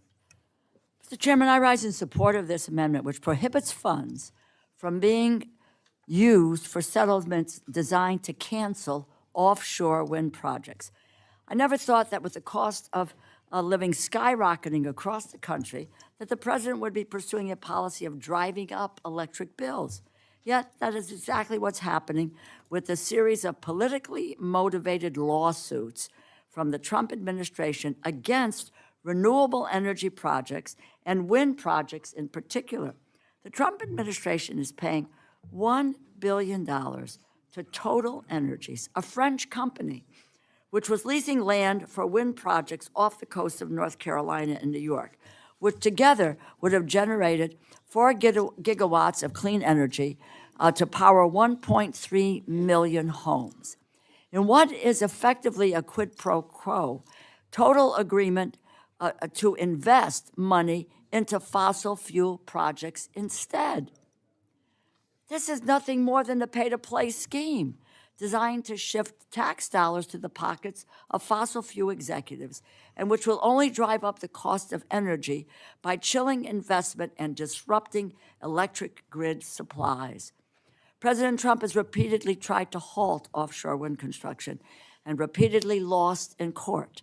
Shortly before Christmas, the Interior Department halted construction on 5 major offshore wind projects on the East Coast, citing vague national security concerns.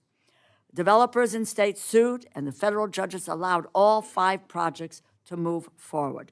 One of those projects was critical in my state, Revolution Wind, a major renewable energy project in New England.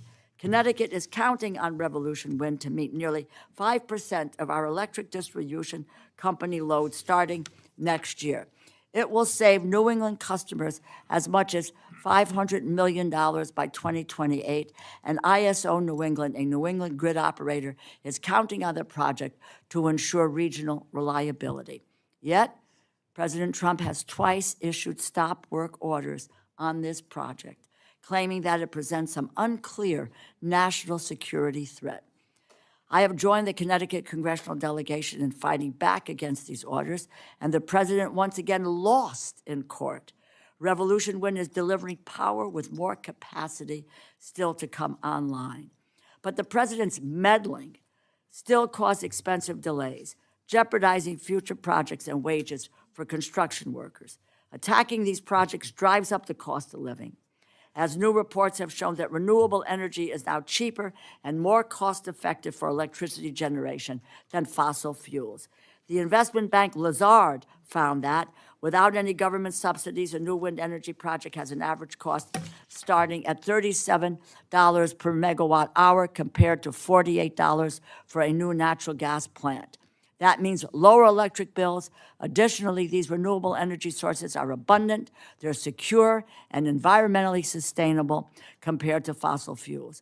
President Trump's war in Iran has shown how fragile the global supply of fossil fuels can be, as nearly 20% of the world's oil has been bottled up in the Strait of Hormuz.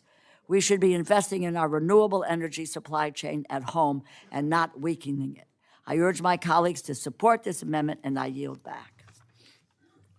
Thanks, the gentlelady, for her remarks. The gentlelady from Maine, Ms. Pingree, is recognized to address the amendment. I want to thank my colleague from California for submitting this amendment. You know, I have to believe in any other time and any other administration, we would all be agreeing on this very simply. This administration has convinced us that these kind of scams are okay to do. And so somehow now we don't speak up and fight back about them anymore. It's pretty simple what we're talking about here. Energy prices are skyrocketing, and everyone knows that. In the state of Maine, it's up 20% just in the last year. So we need more sources of affordable domestic energy to power the grid, and offshore wind is one part of that equation. We used to always say all of the above, and all of the above is always a good idea. And Mr. Levin was talking about how critically important it is to have sources like wind where you don't have to pay for the inputs anymore once you've built the facility. And it can be the lowest priced option on the grid many times, and that will benefit our consumers. But it just so happens that this president hates wind. I don't know why. I don't completely understand it, but we can all go back to the days when he hated having offshore wind in the viewscape of one of his Scotland golf courses, and he just hated it and did everything he could to fight against it. He has some sort of aesthetic disagreement with it. So with all these offshore projects in the pipeline, this administration filed a lawsuit, tried to fight back or decided to no longer allow them. And what happened was, in that lawsuit, you had to go down into a SCIF to look at this national security data, which they said was the important concerns of why they weren't allowed. And it only turned out that the courts could read that, and they said no, and they allowed these windmills to go ahead. So then their next idea was, well, let's just pay everybody off. So as you've heard so many people say, we're paying off foreign companies now to the tune of nearly $2 billion and using the judgment fund to do it. At the same time, we're requiring them to invest in LNG exports that will send American-produced natural gas to other countries. So how does any of this make sense? How is it a good use of the taxpayer dollars? And why are we as the Appropriations Committee going along with it?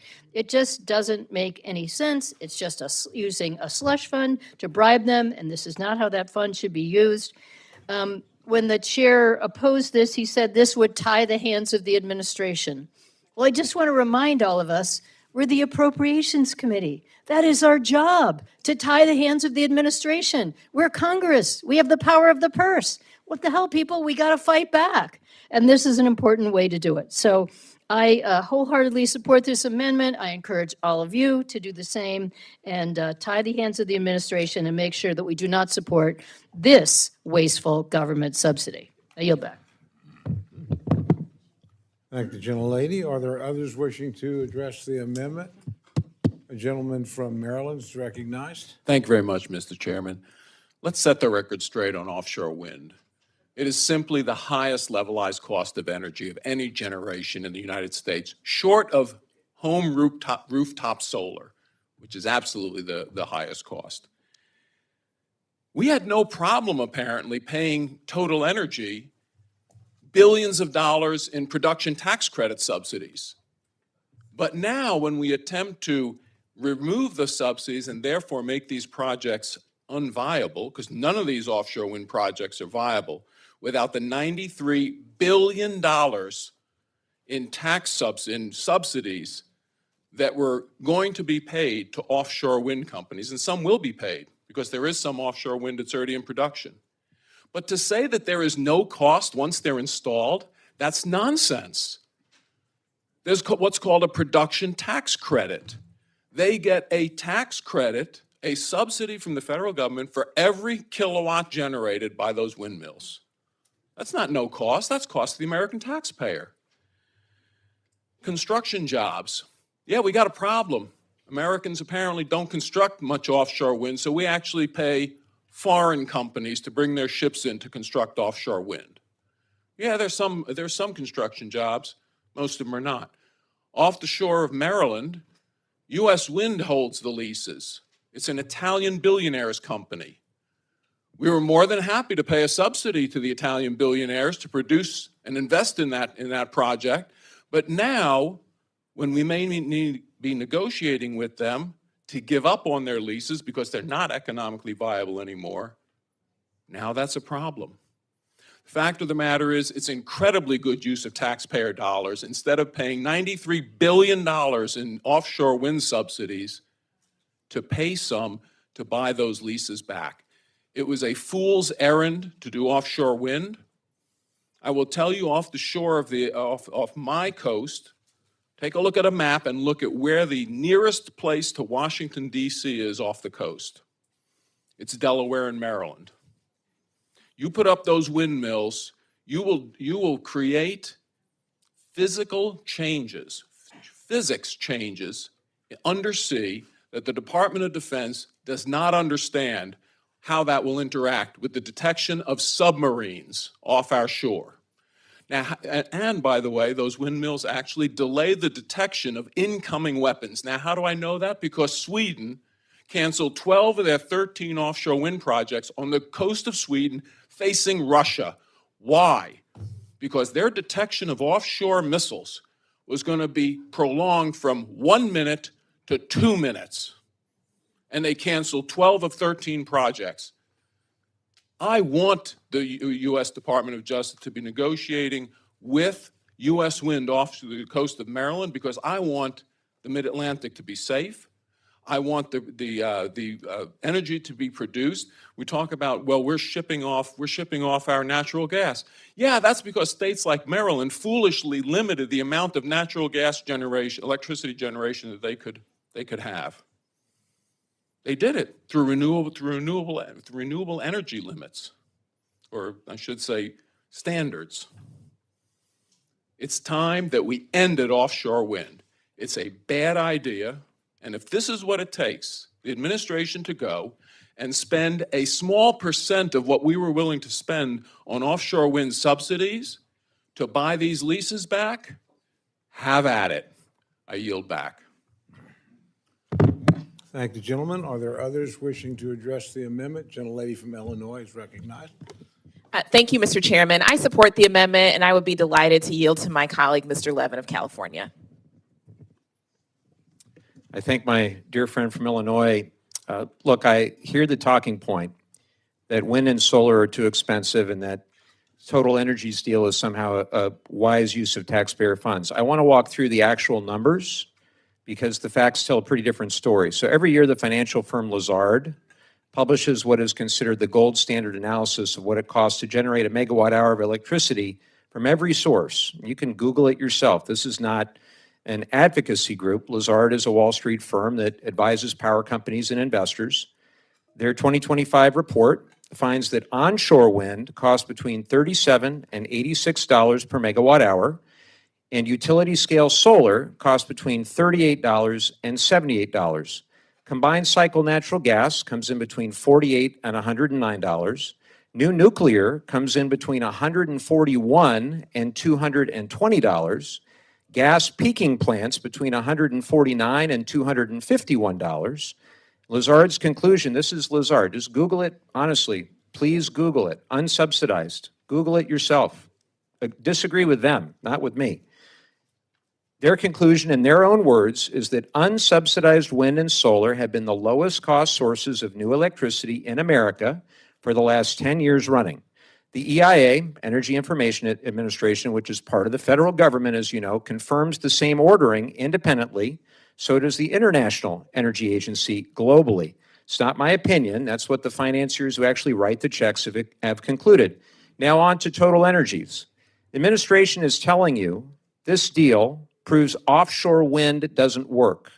And I want you to listen carefully to what actually happened. The Trump administration paid Total Energies roughly $1 billion of your money, our taxpayer dollars, to walk away from 2 offshore wind leases off the coast of New York and North Carolina. That money is going to be reinvested in a liquefied natural gas export terminal in Texas, which exports gas to Europe and Asia. So think about it. Your tax dollars just paid a French oil company to stop building American electricity, and the gas it's being redirected to is being shipped overseas.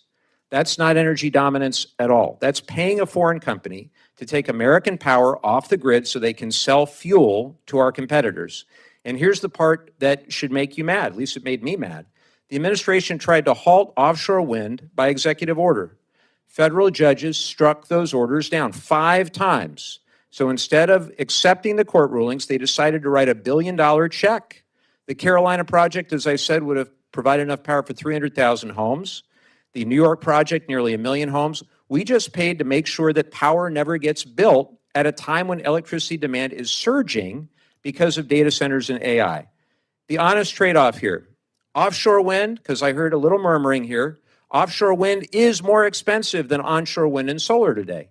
Lazard put it at $72 to $140 per megawatt hour, with Dominion's Virginia project coming in at $91. It's higher than gas, but it's lower than new nuclear. It's the kind of project where costs come down once you build a domestic supply chain, which is exactly what the previous administration was trying to invest in, and what prior Republican administrations supported until this one.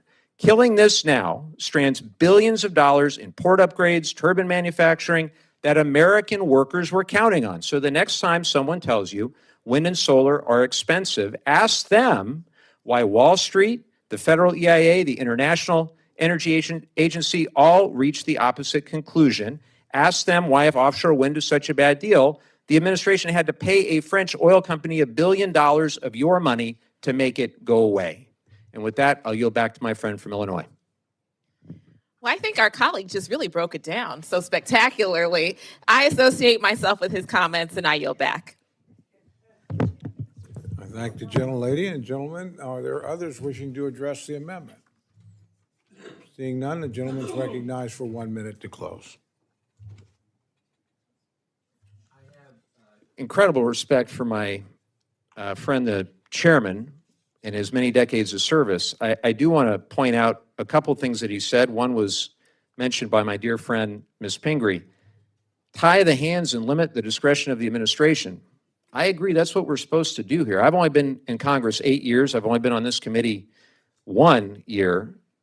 But I think we're not a rubber stamp around here. If we see something that we disagree with, we ought to have the right, and it's our responsibility to stand up and say so, and it shouldn't matter whether you got a Republican or a Democrat in the White House. Number two, I heard the term wasteful and endless government subsidies. As I see it, that's what the administration is doing right now by paying these companies off to kill the wind projects. And I want to address one more thing about this deal. It's even worse in some ways than I mentioned. When you dig into the details of the settlement agreements that Total Energies, the French company, has entered into with the administration, it's clear that Total is not actually required to make any new investments in American infrastructure at all to get their money back. The settlement agreements actually allow them to simply submit receipts for the oil and gas investments that they've already made, including money spent as far back as last November. It's just not a prudent use of taxpayer dollars to use the judgment fund like an ATM, pay foreign companies billions of dollars without getting anything in return for the American people. Thank you, Mr. Chairman. I yield back. Thank the gentleman for his remarks. The question is now on the amendment offered by the gentleman from California. All those in favor say aye. Aye. All those opposed say no. No. And the chair, the noes have it. Roll call has been requested. Sufficient support has been demonstrated. The clerk will call the roll. Mr. Adderholt. No. Mr. Adderholt, no. Mr. Aguilar. Aye. Mr. Aguilar, aye. Mr. Alford. Mr. Alford, no. Mr. Amadei. Mr. Amadei. No. Mr. Amadei, no. Mrs. Bice. Mrs. Bice, no. Mr. Bishop. Aye. Mr. Bishop, aye. Mr. Calvert. No. Mr. Calvert, no. Mr. Carter. No. Mr. Carter, no. Mr. Case. Mr. Case, aye. Mr. Siscomani. Mr. Siscomani, no. Mr. Klein. Mr. Klein, no. Mr. Cloud. Mr. Clyburn. Mr. Clyburn, aye. Mr. Clyde. Mr. Clyde, no. Mr. Cole. No. Mr. Cole, no. Mr. Cuellar. Ms. Dean. Ms. Dean. Ms. Dean, aye. Ms. DeLauro. Mr. DeLauro, aye. Mr. Diaz-Balart. No. Mr. Diaz-Balart, no. Mr. Edwards. Mr. Edwards, no. Mr. Elzey. Mr. Elzey, no. Ms. Escobar. Ms. Escobar, aye. Mr. Espaillat. Mr. Espaillat, aye. Mr. Fleischman. Mr. Fleischman, no. Ms. Frankel. Ms. Frankel, aye. Mr. Franklin. Mr. Franklin, no. Mr. Guest. Mr. Guest, no. Mr. Harder. Mr. Harder, aye. Dr. Harris. Dr. Harris, no. Mrs. Hinson. Mrs. Hinson, no. Mr. Hoyer. Mr. Hoyer, aye. Mr. Ivy. Mr. Ivy, aye. Mr. Joyce. Mr. Joyce, no. Ms. Kaptur. Ms. Kaptur, aye. Mr. Lalota. Mr. Lalota, no. Ms. Lee. Ms. Lee, aye. Ms. Letlow. Mr. Levin. Mr. Levin, aye. Ms. Malloy. Ms. Malloy, no. Ms. McCullum. Ms. McCullum, aye. Ms. Meng. Ms. Meng, aye. Mr. Molinar. Mr. Molinar, no. Mr. Moore. Mr. Moore, no. Mr. Morelli. Mr. Morelli, aye. Mr. Mervan. Mr. Mervan, aye. Mr. Newhouse. Mr. Newhouse, no. Ms. Perez. Ms. Pingree. Ms. Pingree, aye. Mr. Pocan. Mr. Pocan, aye. Mr. Quigley. Mr. Quigley, aye. Mr. Reschenthaler. Mr. Rogers. Mr. Rogers, no. Mr. Rutherford. Mr. Rutherford, no. Mr. Shreeve. Mr. Shreeve, no. Mr. Simpson. Mr. Simpson, no. Mr. Strong. Mr. Strong, no. Mrs. Torres. Mrs. Torres, aye. Ms. Underwood. Ms. Underwood, aye. Mr. Valadeo. Mr. Valadeo, no. Ms. Wasserman Schultz. Ms. Wasserman Schultz. Ms. Wasserman Schultz, aye. Mrs. Watson Coleman. Mrs. Watson Coleman, aye. Mr. Womack. Mr. Womack, no. Mr. Zinke. Mr. Zinke, no. Are there any members wishing to vote, cast a vote or change their vote? Gentleman from California. He's voted. Gentleman from California? He's voted. Oh, he has voted. Okay, Yes. I'm sorry. Gentleman from Mr. Texas? Cloud. Mr. Cloud, no. Has the gentleman from Tennessee voted? Yes. Yes, he has. Yes. Okay, seeing no others, clerk will tally.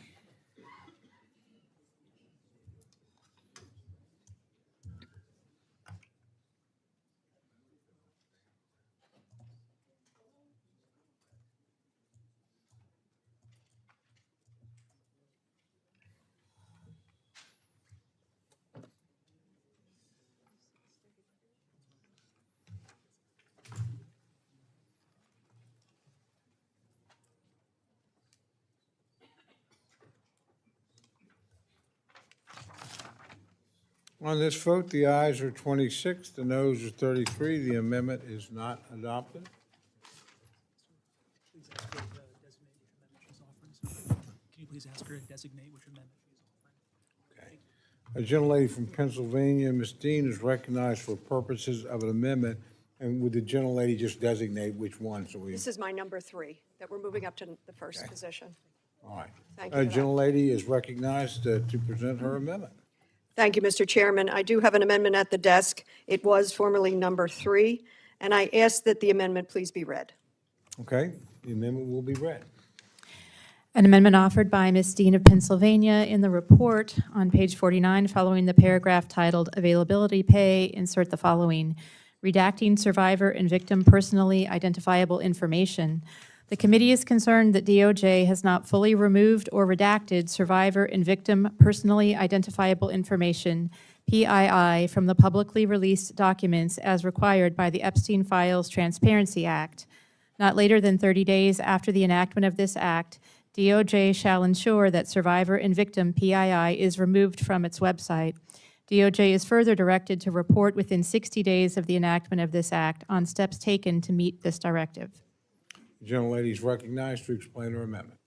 Thank you very much. I rise today in support of my amendment that directs the Department of Justice simply to comply with the law and remove survivors' personally identifiable information from its website as required by the Epstein files.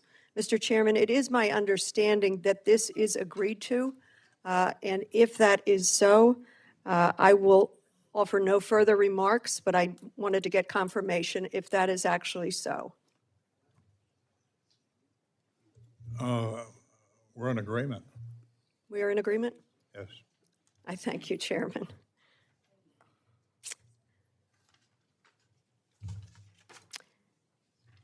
On behalf of the survivors, I'm very, very thankful. And I yield back. The amendment is accepted. Is there any further debate? Any members wishing to address? If not, the gentlelady does have 1 minute to close. I'll close only by saying thank you. All right. Thank you On very behalf of the much. survivors, I thank you. Okay, the question's now on the amendment offered by the gentlelady from Pennsylvania. All those in favor say aye. Aye. All those opposed say no. In opinion of the chair, the ayes have it, and the amendment is adopted.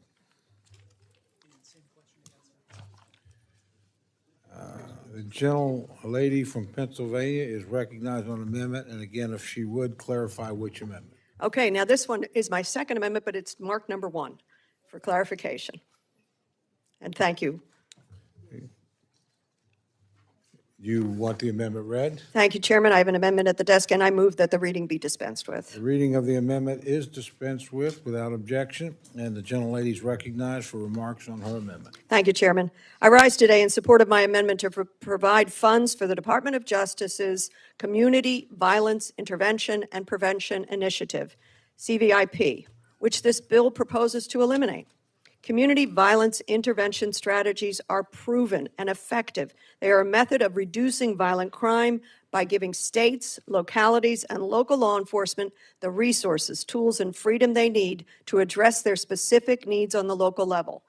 CVIP programs prevent violent crime before it occurs by identifying high-risk individuals and engaging with them in targeted community-centered interventions with people they know and local organizations they trust.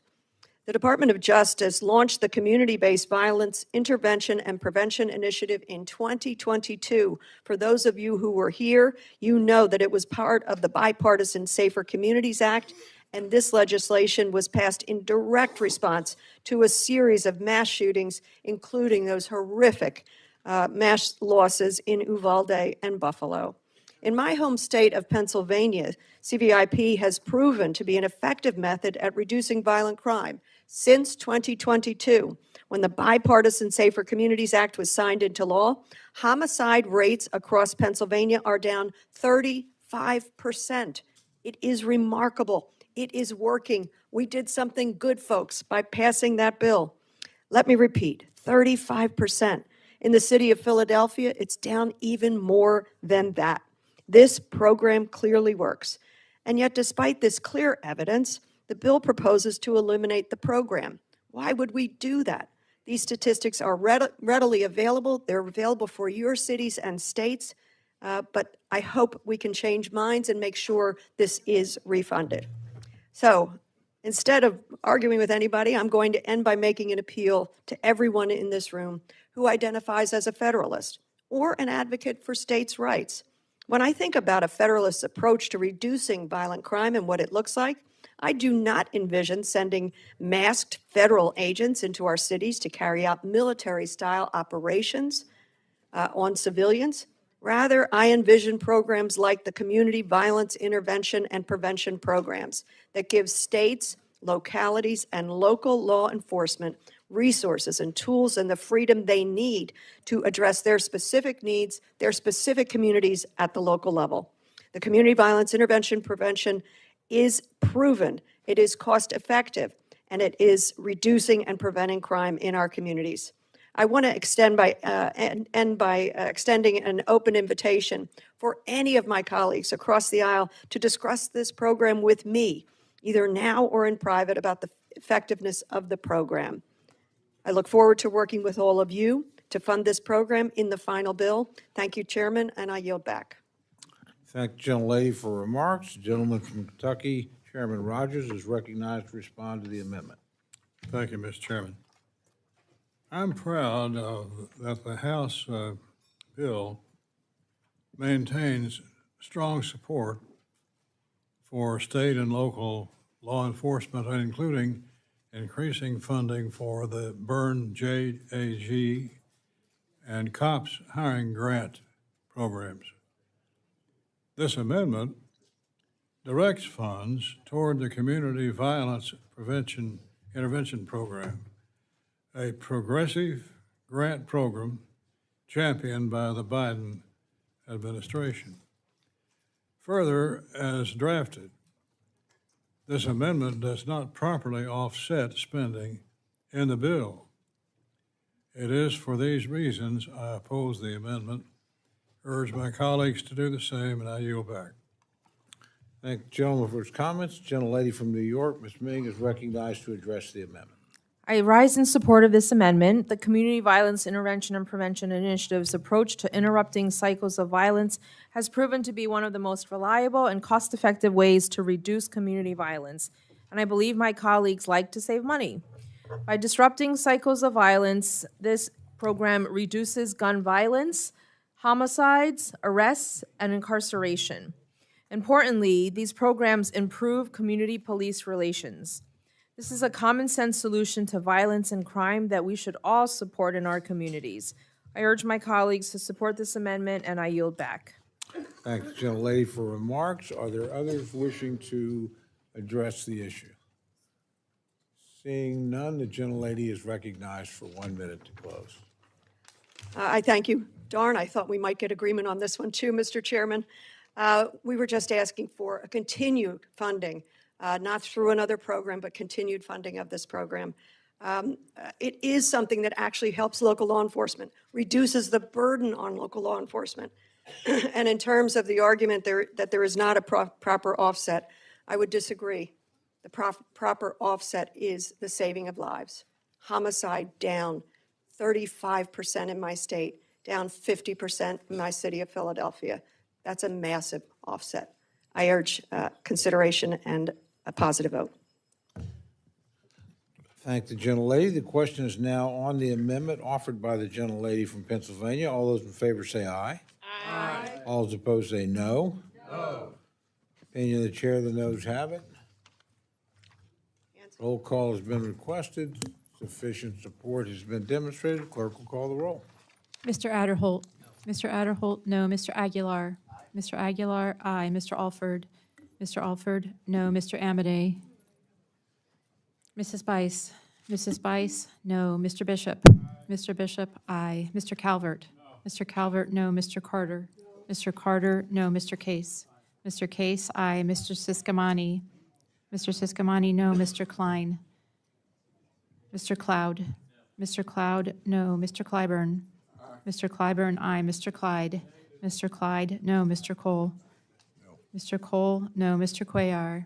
Mr. Cuellar, aye. Ms. Dean. Ms. Dean, aye. Ms. DeLauro. Ms. DeLauro, aye. Mr. Diaz-Balart. Mr. Diaz-Balart, no. Mr. Edwards. Mr. Edwards, no. Mr. Elzey. Mr. Elzey, no. Ms. Escobar. Ms. Escobar, aye. Mr. Espaillat. Mr. Espaillat, aye. Mr. Fleischman. Mr. Fleischman, no. Ms. Frankel. Ms. Frankel, aye. Mr. Franklin. Mr. Franklin, no. Mr. Guest. Mr. Guest, no. Mr. Harder. Mr. Harder, aye. Dr. Harris. Dr. Harris, no. Mrs. Hinson. Mrs. Hinson, no. Mr. Hoyer.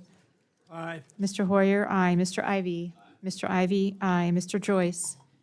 Mr. Joyce, no. Ms. Kaptur. Ms. Kaptur, aye. Mr. Lalota. Mr. Lalota, no. Ms. Lee. Ms. Lee, aye. Ms. Letlow. Mr. Levin. Mr. Levin, aye. Ms. Malloy. Ms. Malloy, no. Ms. McCollum. Ms. McCollum, aye. Ms. Meng. Aye. Ms. Meng, aye. Mr. Molinar. Mr. Molinar, no. Mr. Moore. Mr. Moore, no. Mr. Morelli. Mr. Mervan. Mr. Mervan, aye. Mr. Newhouse.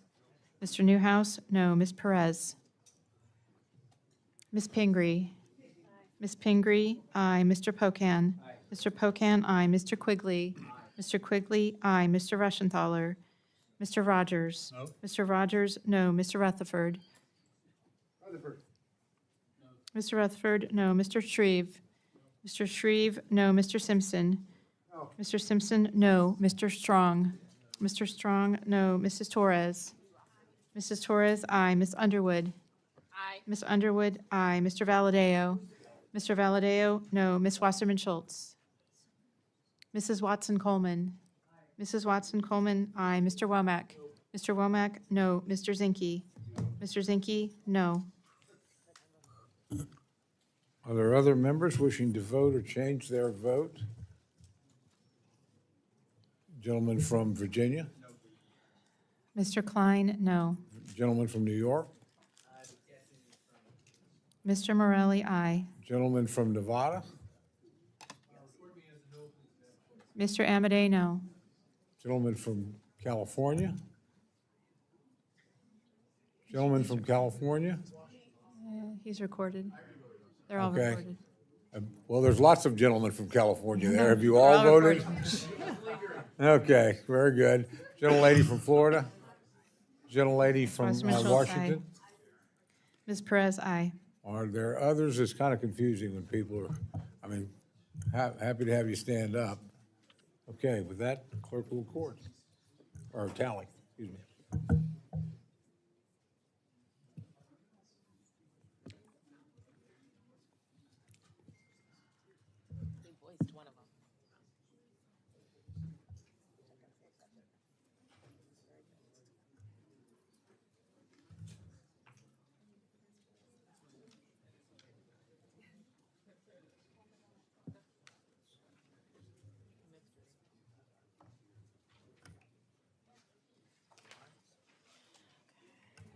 On this vote, the ayes are 28 and the noes are 33. The amendment is not agreed to.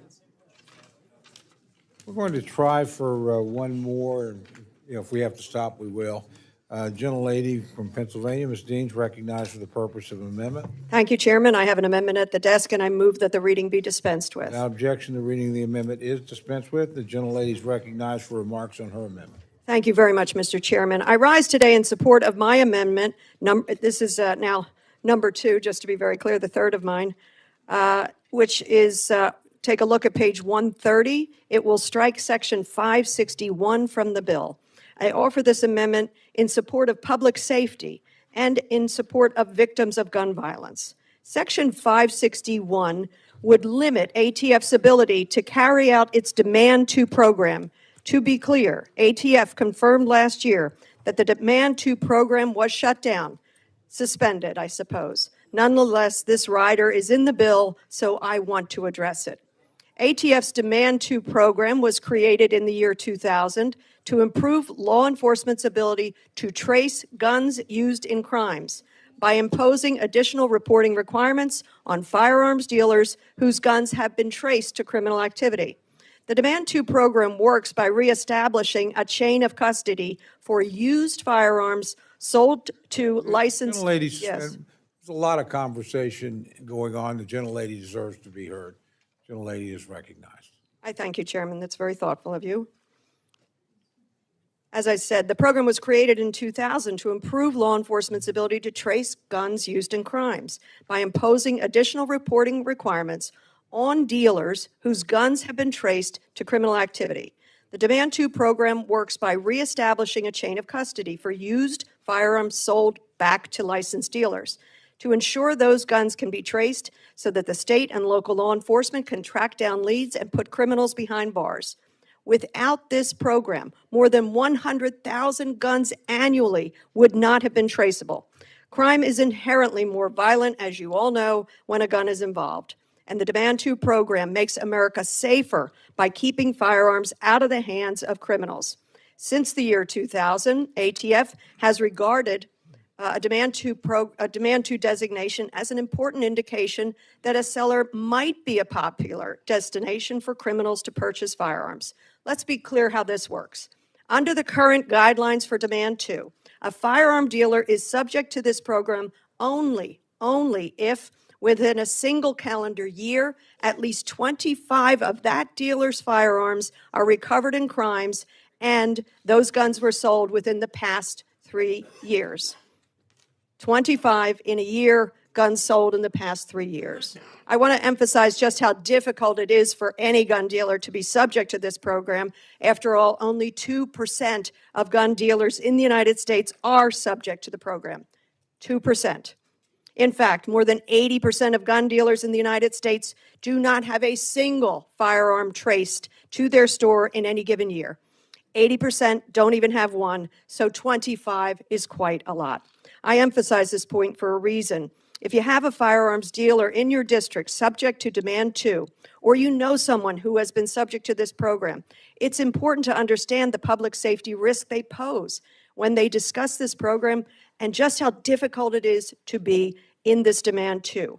The rider would drastically change the perimeters of the Demand 2 program by allowing certain high-volume dealers to get around these numbers, especially those with current government contracts.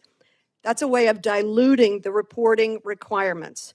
So how does this niche program like Demand 2, that only 2% of firearm dealers are subject to, make its way into this bill? I don't know. Why is there bill language to change the parameters of a program ATF ended last year? I don't know. To me, this reads as if this were written by a firearms dealer, not someone serious about making communities safer. I urge my colleagues, please support this amendment. But more importantly, I want to leave you all with a message. The next time a Demand 2 firearms dealer discusses federal gun policy with you, I hope you now understand the public safety risk that poses, just how hard it is to be among the 2% of gun dealers that are subject to this program because their guns keep showing up in crimes. And this is only a reporting requirement of those dealers. Those dealers, they are not the dealers we should use as models. Speak to the other 98% of gun dealers. Thank you. I yield back. Thank the gentlelady. The gentleman from Kentucky, Chairman Rogers, is recognized to respond to the amendment. Thank you, Mr. Chairman. For far too long, the federal government has pushed the boundaries of law-abiding citizens, especially when it comes to the Second Amendment. I'm proud that the House bill maintains strong Second Amendment protections.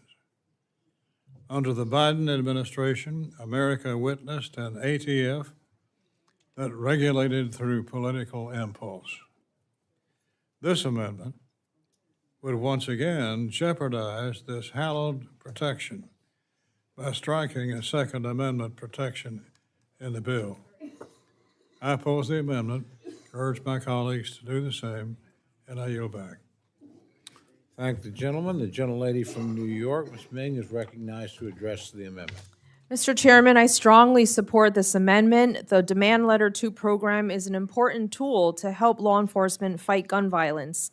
This program has aided ATF's law enforcement efforts by helping identify lax business practices amongst firearms dealers. It has provided us with invaluable data on who is supplying crime guns. Section 561 of this bill weakens what is a key law enforcement tool.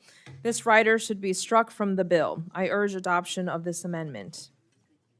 Thank the gentlelady for her remarks. Gentlelady from Connecticut, Ms. DeLauro, is recognized to address the amendment. Thank you, Mr. Chairman. I rise in support of this amendment. Before the Trump administration halted it, ATF's Demand Letter 2, the program put firearm dealers on notice. If a large quantity of firearms sold in their store are recovered by law enforcement in connection with a crime and subjects them to additional reporting requirements from ATF. To receive a DL2, dealers had to have sold at least 25 guns that were recovered in a crime during the past calendar year and have a low, quote, time to crime. Time to crime is the amount of time between the retail sale and recovery by law enforcement. ATF considers a low time to crime as a potential indicator of gun trafficking. In other words, if a lot of guns from the same dealer end up at the crime scenes in a short amount of time, that is reasonable grounds to ask a few questions. This is not a blanket requirement. It doesn't apply to all gun dealers. In a 2024 study of more than 1,500 gun stores, only 2% of America's gun dealers met this threshold. The last time national trace data was available, it showed that about 5% of dealers transferred 90% of recovered crime guns. Those 2 to 5% of dealers are connected to the vast majority of recovered criminal weapons. A Demand 2 finding was an important indication that a seller might be a popular destination for criminals or the target of so-called straw purchases who use surrogates to buy guns. This is exactly where our law enforcement resources should be concentrated, tracking the worst offenders, prioritizing cracking down on straw purchasers who evade the law in order to acquire guns. Demand 2 helped our law enforcement officers focus on the worst offenders and helps law-abiding gun dealers who work hard to comply with the law.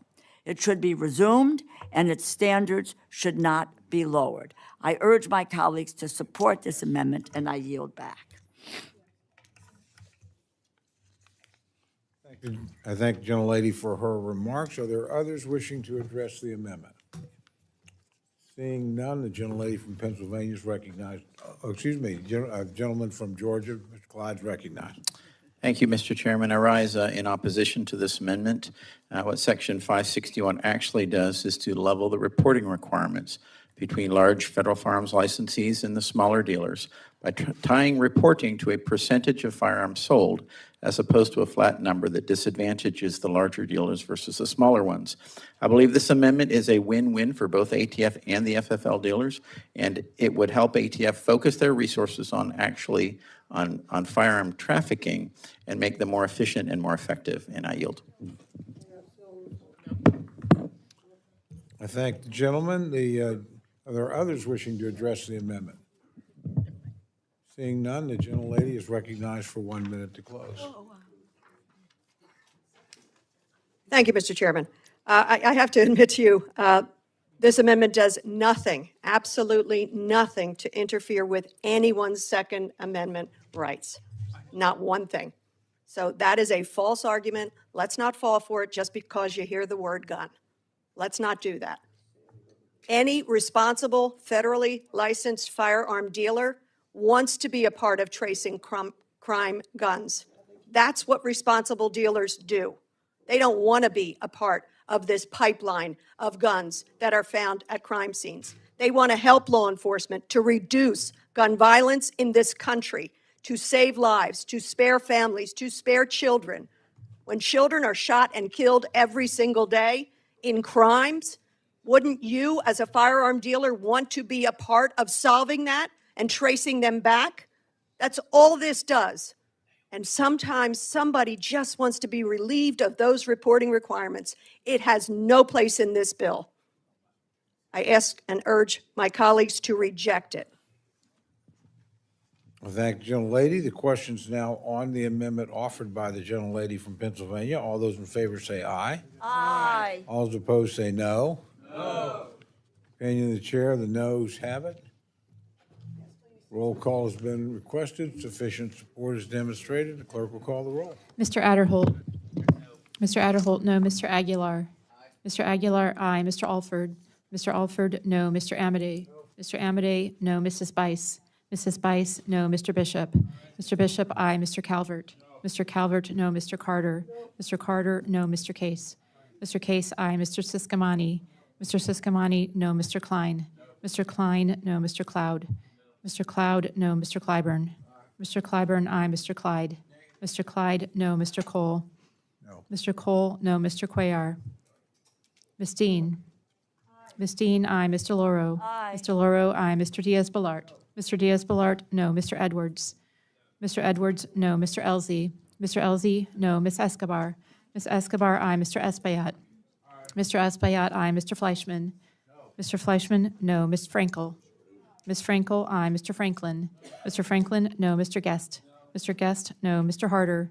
Mr. Harder, aye. Dr. Harris. Dr. Harris, no. Mrs. Hinson. Mrs. Hinson, no. Mr. Hoyer.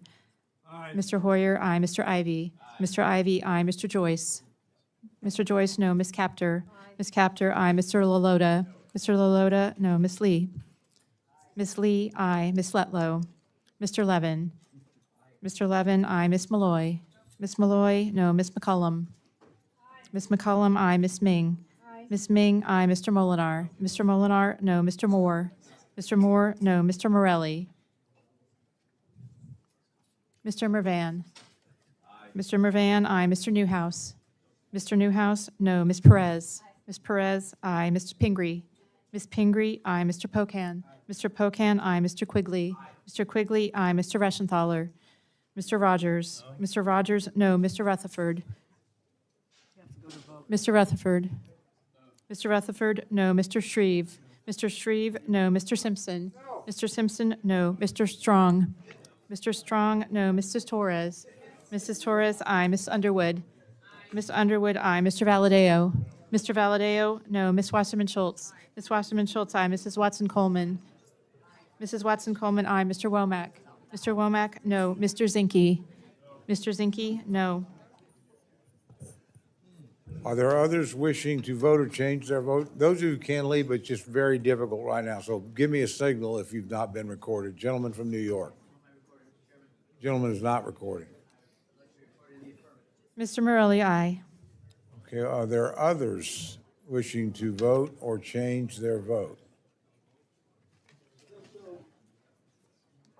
Seeing none, the clerk will tally. No, they're not.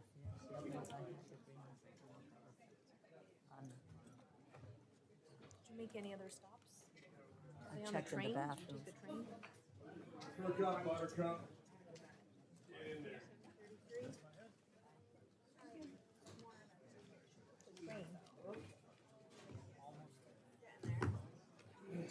They didn't check the train yet. On this vote, the ayes are 27, the noes are 33. The amendment is not adopted. Votes have now been called. The committee will now stand in recess. Please return promptly at the conclusion of the last vote so we can continue consideration of our bill. Pretty close to getting done.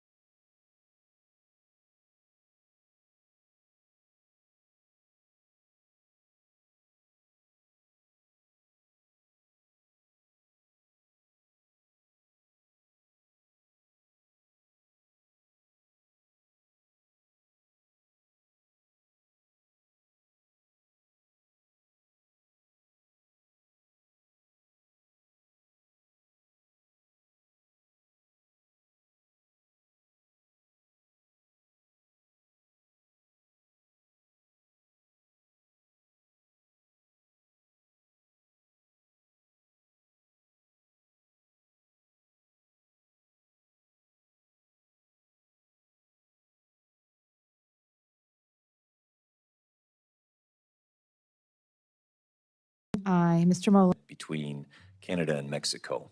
Our adversary, China, is going to be and has consistently tried to figure out how to fill or have overcapacity of steel in our country, which cuts jobs. The ITA are the ones that enforce that, and any trade policy is only as good as the teeth that we have to enforce it.